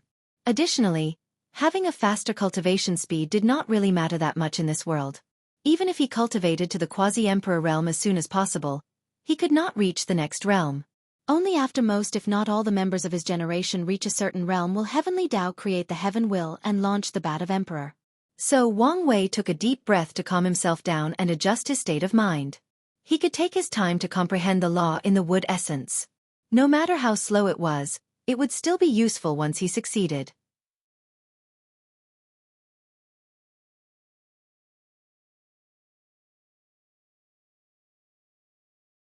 Chapter 323. After calming himself down, Wang Wei decided to take his time and not rush. He will do the best he can to speed up the process, but if he failed, then that's fine. It's not a big deal. Plus, he already had an idea in mind. In the exchange pavilion, he saw that sect points could be used to exchange the Phoenix Heart Pill, which is one of the most famous pills unique to the Origin Pill Tao sect. Alchemists are weak by nature compared to other cultivators as they spent most of their time refining pills. As such, in ancient times, they focused on better ways to save their lives in case of danger. Most alchemists have healing pills on them in case they need to heal, but it is still possible to be killed even before they have the chance to take it out. So, many alchemists of the Origin Pill Tao sect who wanted to deal with this problem came out with a solution. The Phoenix Heart Pill. Although the name has Phoenix in it, the pill recipe does not have anything to do with that legendary innate demon. The pill is one full of vitality that is lodged inside the heart of the alchemist. Once he or she is injured, it will instantly release the vitality to heal them. This was a way for alchemists to acquire a powerful healing ability similar to body refiners. Unfortunately, over the years, the material to make this pill has become very rare. So, It is not as common as it used to be in the ancient emperor era. Now, there are only two ways to exchange for this pill. One is being the heaven chosen of the origin pill Dao sect that will compete for this generation's heaven will. Wang Wei pondered whether he should show enough talent to become the sect's heaven chosen. However, after thinking about it deeply, he refused that idea. The current political landscape of the origin pill Dao sect was a mess. His master, despite being the sect master, has very little power and is constantly fighting with Fu Kaiyun. If he were to become the sect's heaven chosen, he could foresee that Fu Kaiyun would do everything possible not only to assassinate him but also reduce the number of resources he would receive. There is no way he would be treated with the same level as the Dao opening sect or other emperor lineages. Furthermore, becoming the sect's heaven chosen would draw too much attention to himself. Even though his rise will still force him to clash with Fu Kaiyun and his faction, it was not on the same scale. Additionally, although Wang Wei had faith in his fate-stealing technique, he did not want to take any unnecessary risk. So the only option left for him is to acquire enough sect points to exchange the pill. Although this process will take longer, if he plays his card right, it will be fine. After making a preliminary plan, Wang Wei spent the next 3 months inside his cave refining pills and preparing for the future. Then he left. He headed straight to the testing pavilion. His goal was to raise his alchemist rank. One of the advantages of being a disciple of the leader of the Alchemist Association was the fact that, unlike other people, he did not have to go to any of the branches or main branch to test his rank. He could do it inside the sect and the information will be sent to the proper authorities. While Wang Wei was flying to his destination, he quickly caught a group of people surrounding 2 people competing against one another. Of the 2 people competing against one another, one of them caught his attention. It was a girl dressed in blue clothes, sitting on the floor with a cauldron in front of her. The girl was in deep concentration as she refined her pill. Unlike her opponent that only had a few dozens of materials near him, she had hundreds of them. To be precise, 320. She would take the material and place it inside the cauldron, control the flame to burn the impurities, then mix them together. She did so with all 320 materials, mixing them in the right ratio. A few hours later, her opponent started to inscribe runes on the pill, but she was still removing impurities from the material and mixing them. Once everything was done, she started to condense the liquid herbal mixture into pills. Soon, both of them were done and they showed their pills. What they were refining was the top-level Earth tier pill, Primordial Spirit Condensing Pill. This pill allowed the primordial spirit to be more condensed and increase in strength. Once the 2 competitors finished their refinements, they opened their cauldron at the same time to compare. The boy managed to refine 4 pills, with 3 normal grades and 1 superior grade. The girl made 6 pills with 4 normal grades and 2 superiors. So, the winner was decided. The boy coldly snorted as he said, "So what if you win? This world is ruled by rune alchemy. There is no room for you material alchemy people. In your life, you will never become a tier 3 alchemist." After saying that, he left without looking back. All the people who watched the battle left with a few people sighing in pity. As for the girl, she was calm during the entire process, even when she left. Meanwhile, Wang Wei, who was watching this competition, began to rummage through his mind to remember the information he read about material alchemy in the sect's library and secret archive. In the ancient emperor era, after Wang Wei's ancestor Emperor Qiyuan gained the title of Dao Father and started the era, many people were competing for the title of ancestor, including many alchemists who wanted the title of Alchemy Ancestor. At that time, the only existing form of alchemy was what the boy called material alchemy, as the concept of using runes for alchemy did not exist yet. Runes were only used in talisman making, weapon refinement, and formation. Material alchemy revolved around combining many different herbs to accomplish a certain effect by the consumer. It did not rely on runes for anything.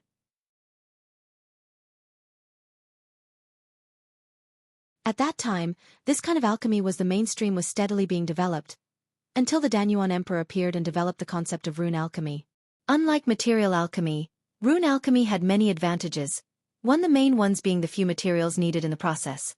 As long as the few main materials of a pill are used, runes can be used to replace the auxiliary materials. As for material alchemy, each pill required hundreds of auxiliary materials. Furthermore, the higher the pill, the more material required. The profession of alchemy is a resource-burning one, as each alchemist require many trial and errors before successfully refining a pill. When it came to material alchemy, each failure was the loss of hundreds or thousands of materials. Because of this, back then, alchemy was truly a noble profession that only a few people could partake one, that only the wealthy could become. Then, the Danyuan Emperor invented rune alchemy. This method lowered the number of resources required for alchemists. Because of this form of alchemy soon became mainstream in the world. And once he managed the alchemy ancestor, proved the Tao and acquired the title, this form of alchemy became the orthodox one practiced by all the cultivators of the myriad emperor world. From historical records, Wang Wei knew that at that time, material alchemy was still a very powerful type of alchemy practiced by many people. The alchemy ancestor did not discriminate against it and even preached about learning from it and taking some of the advantages it had. Unfortunately, his descendants were not as open-minded as him. The other great emperors of the origin pill Tao sect started a campaign to forever suppress it. They destroyed countless pills recipes, ruined the reputation of material alchemists, and erased some of their contributions to the world. Things got so bad that at some point, the only recipe for material alchemy left could only refine top-level profound pill that only divine altar realm cultivators could use. It was only after the sect did not produce a great emperor for so long that material alchemy got a chance to breathe and develop. However, without many people developing it, the highest level of pill that they could make now was top-level earth pills.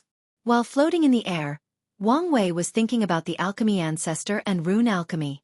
From the records he read, material alchemy is the mainstream of the majority if not all worlds in the endless void.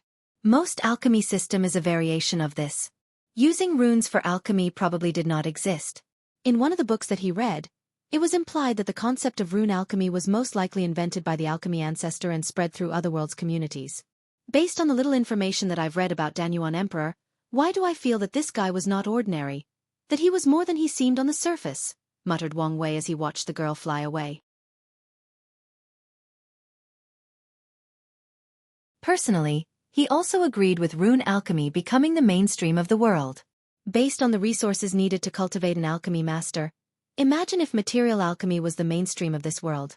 After so many eras, how much resources would have been used and wasted? The number is simply astronomical. Not to mention that there would never have been as many alchemists throughout history without rune alchemy. Although, he still thought that the great emperors of the origin pill Tao sect went too far on their suppression of this form of alchemy. Although these guys used the issue of resources as an excuse for their actions, Wang Wei could see that they were doing it for luck. With rune alchemy being invented by their ancestor, once it became mainstream, their sect would be blessed with abundant qi luck and ensure their survival for many eras to come. Without such abundant qi luck, their sect might not have cultivated so many great emperors. They might become as miserable as the sect created by the formation ancestor. After shaking his head, Wang Wei continued to fly to his destination.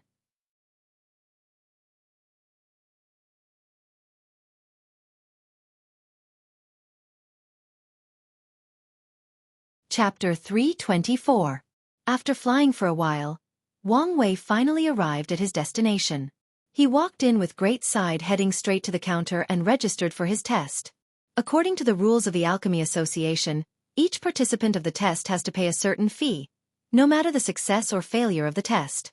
Because of Lu Cheng's master and status, he can receive a discount for the fee. Unfortunately, it was not free, secretly complained Wang Wei. Although he was rich, Lu Cheng was not. So, with a pained expression, he paid the fee for the test. Meanwhile, during the entire process of registration, he had to ignore the weird look that some people gave him.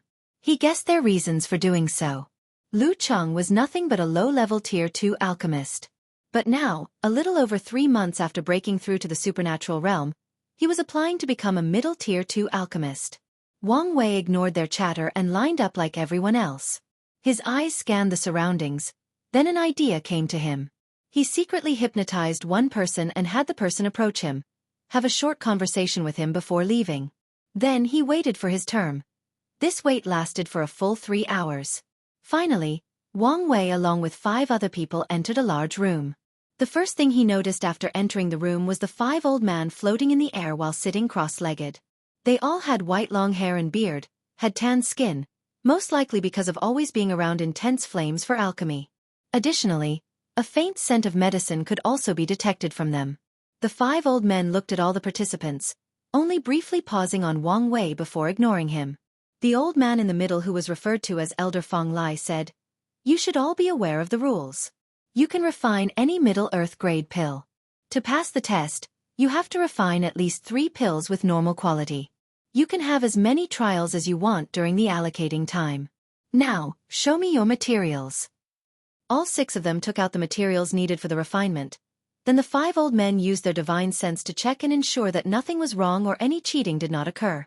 Finally, Elder Feng Lai waved his hand and 6 ordinary-looking cauldrons appeared in front of the participants.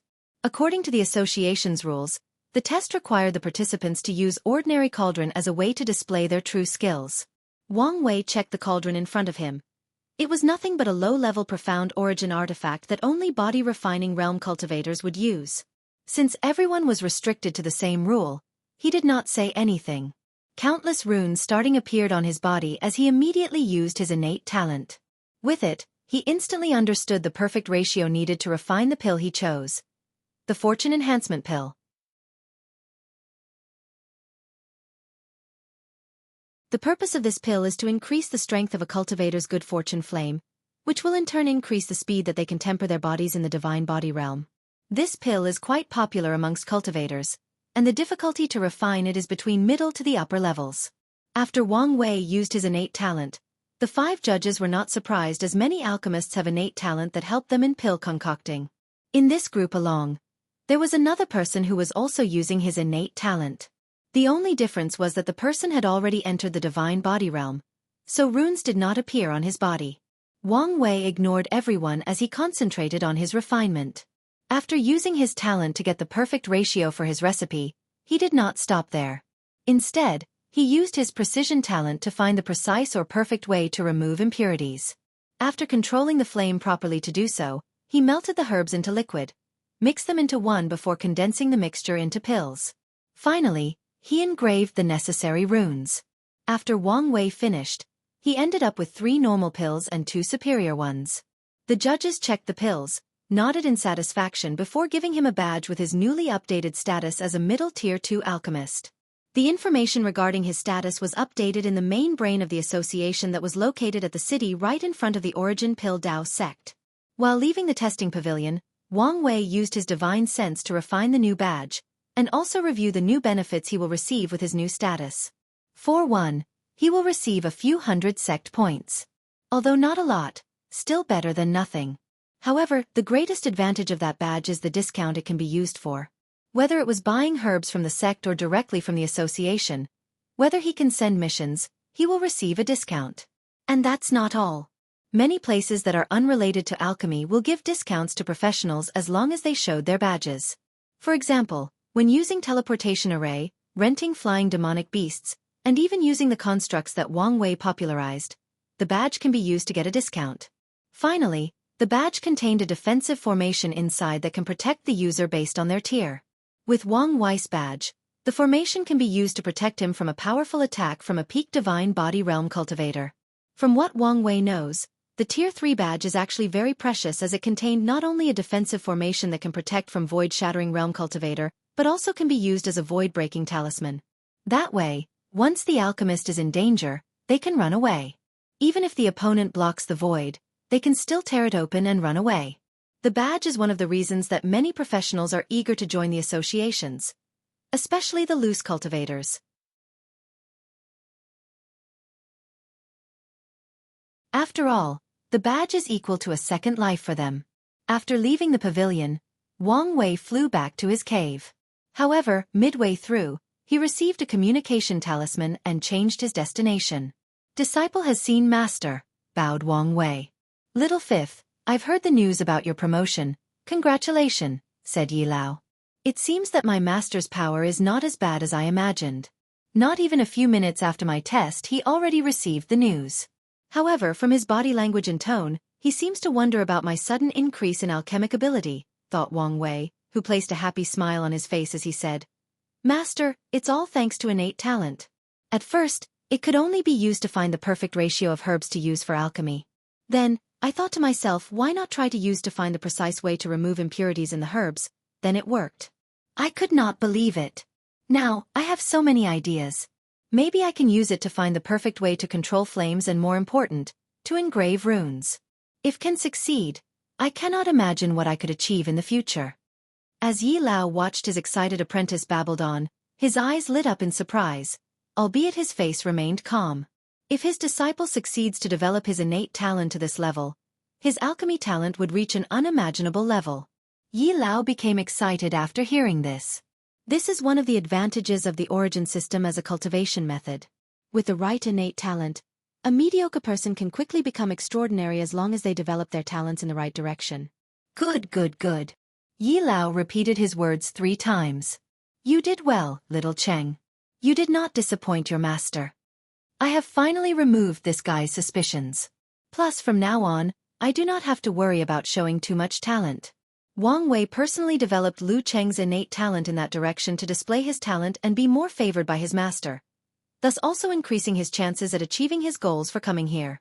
Truth be told, he has even more ideas for the development of this talent. For example, in the future, he wants to develop this precision talent to apply to other things.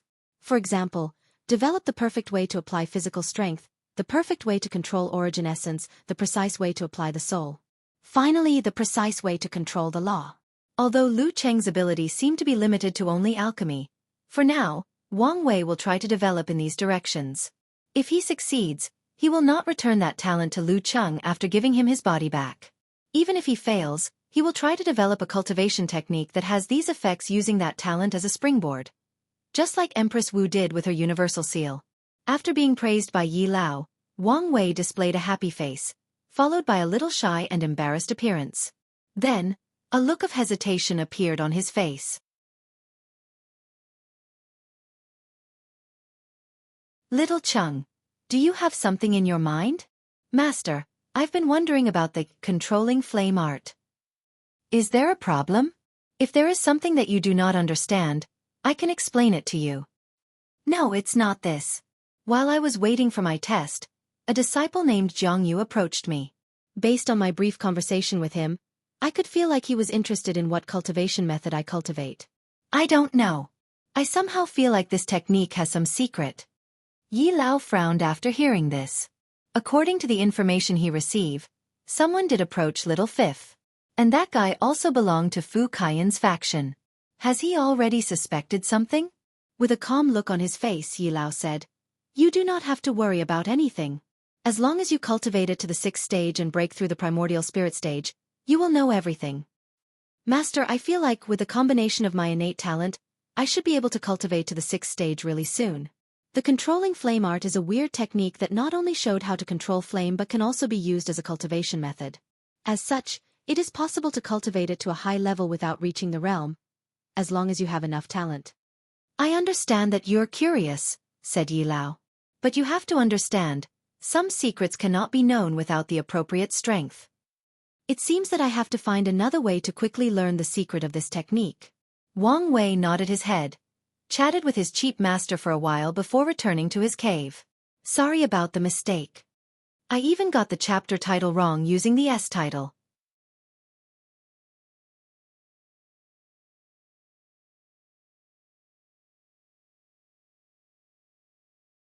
Chapter 325.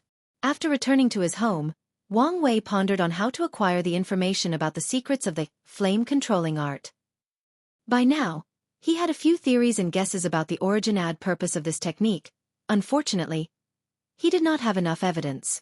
Intuition told him that this cultivation technique might be related to his purpose in infiltrating this sect. So, after making a preliminary plan, he moved on to something else. Today, during the test, one of the participants caught his attention. To be precise, the pill he refined caught his attention. The guy refined a pill called Divine Organs Replacement Pill. In the human stage of the divine body realm, tempering the organs is one of the most difficult processes. Unlike the other body parts once injured, it is very difficult to heal and could lead to permanent damage. If not tempered the appropriate amount, then once a cultivator break through the shattered void realm and their bodies are baptized by the law, then their organs will collapse leading to instant death. This is where the Divine Organs Replacement Pill came into place. Once consumed, a cultivator can instantly grow a fake, divine organ, capable of withstanding the power of law. Of course, Using this pill meant that your foundation is not solid, and the void-shattering realm will be the end of the cultivation path. Furthermore, there is also a high chance of failure when doing this. Nevertheless, for many people with poor talent, this pill is a lifesaver for them. Before coming here, Wang Wei had heard about this pill but never saw one. This is because the recipe is exclusive only to the Origin Pill Dao sect. After watching that disciple refine that pill, he finally realized an important aspect of his infiltration that he had overlooked. His situation was the best possible time for him to steal many of the secret recipes that the Dao opening sect did not have, and bring them back. In terms of alchemy or other professional heritage, the Dao opening sect has a complete heritage that goes all the way to the emperor tier. This is all because of the effort of the second great emperor of the Li family, Li Zhang, who took the name Miscellaneous Study Emperor. As his name suggested, this emperor was interested in studying many things during his life. He studied pill refinement, talisman making, weapon forging, formation, divination, yin-yang calculation, puppeteering, medicine nurturing, beast breeding, beast controlling, etc. He went as far as studying things like literature, poem, calligraphy, chess, military development, and many more. With his long lifespan and talent, he studies too many things. Although he proved the Tao with the 5 elements and created the 5 elements foundation scripture, he did not stop studying all kinds of miscellaneous things after becoming a great emperor. One of the reasons that the Dao opening sect has so many pill recipes, knowledge about runes that allowed them to cultivate professionals on their own, is because of him. The Miscleaned Study Emperor single-handedly increased the foundation of the sect. Despite this, it did not change the fact that compared to sects that specialize in different professions, the sect was still lacking in many aspects. However, Wang Wei discovered that he had the perfect opportunity to close the gap with these specialized sects and further increase the foundation of his own sect. Well, at least when it comes to alchemy. After making this realization, he decided to learn as many recipes as possible while here. If necessary, he has to use his status as the disciple of the sect master to his advantage. So, with a complete plan for the future, he got back to his alchemy. He was also taking this time to study the other profession as well. In recent years, he has been slacking. Heavenly Abode Realm. Li Jun looked at the disciple in front of him. Is it done? Yes. After more than a year and countless resources, it's finally finished. In that case, it's time to begin. Because of the difference in time flow, although only 3 months passed in the Myriad Emperor world, a year and a half passed in this world. During this time, the gods have been searching for Li Jun's group non-stop. Well, at first they were. After searching for a few months and not discovering anything, the majority of these gods started to give up. To them, they were mighty and lofty divine beings. How could they waste their time doing something as lowly as searching? Unfortunately, this world was very hierarchical. Since the supreme gods had others to search, they could not openly disobey. So, the title gods started to do the bare minimum while ordering the void gods under them to search with their full strength. At first, the void gods did so, but after not their search was proven futile, they also started to do the bare minimum while ordering the true gods under them to their best searching. In that way, things started to escalate as the upper gods ordered their subordinates to do their best while they slacked off. In the end, only the little divine shrine cultivators who were only slightly more powerful than mortals were forced to search with all their strength. As for the supreme gods, the majority also did not care. They thought that maybe the outsiders already left their world. When it came to the Destiny Goddess prophecy, they believed that she might have been wrong. If not for the fact that she brought up Mother God during the council meeting, not many people would have believed her anyway. Today was ordinary for the people of the heavenly abode world. Even the gods thought so as well. Many of them were doing their usual daily 30 minutes to hour investigation before returning to their heavenly abode. However, something out of their control occurred.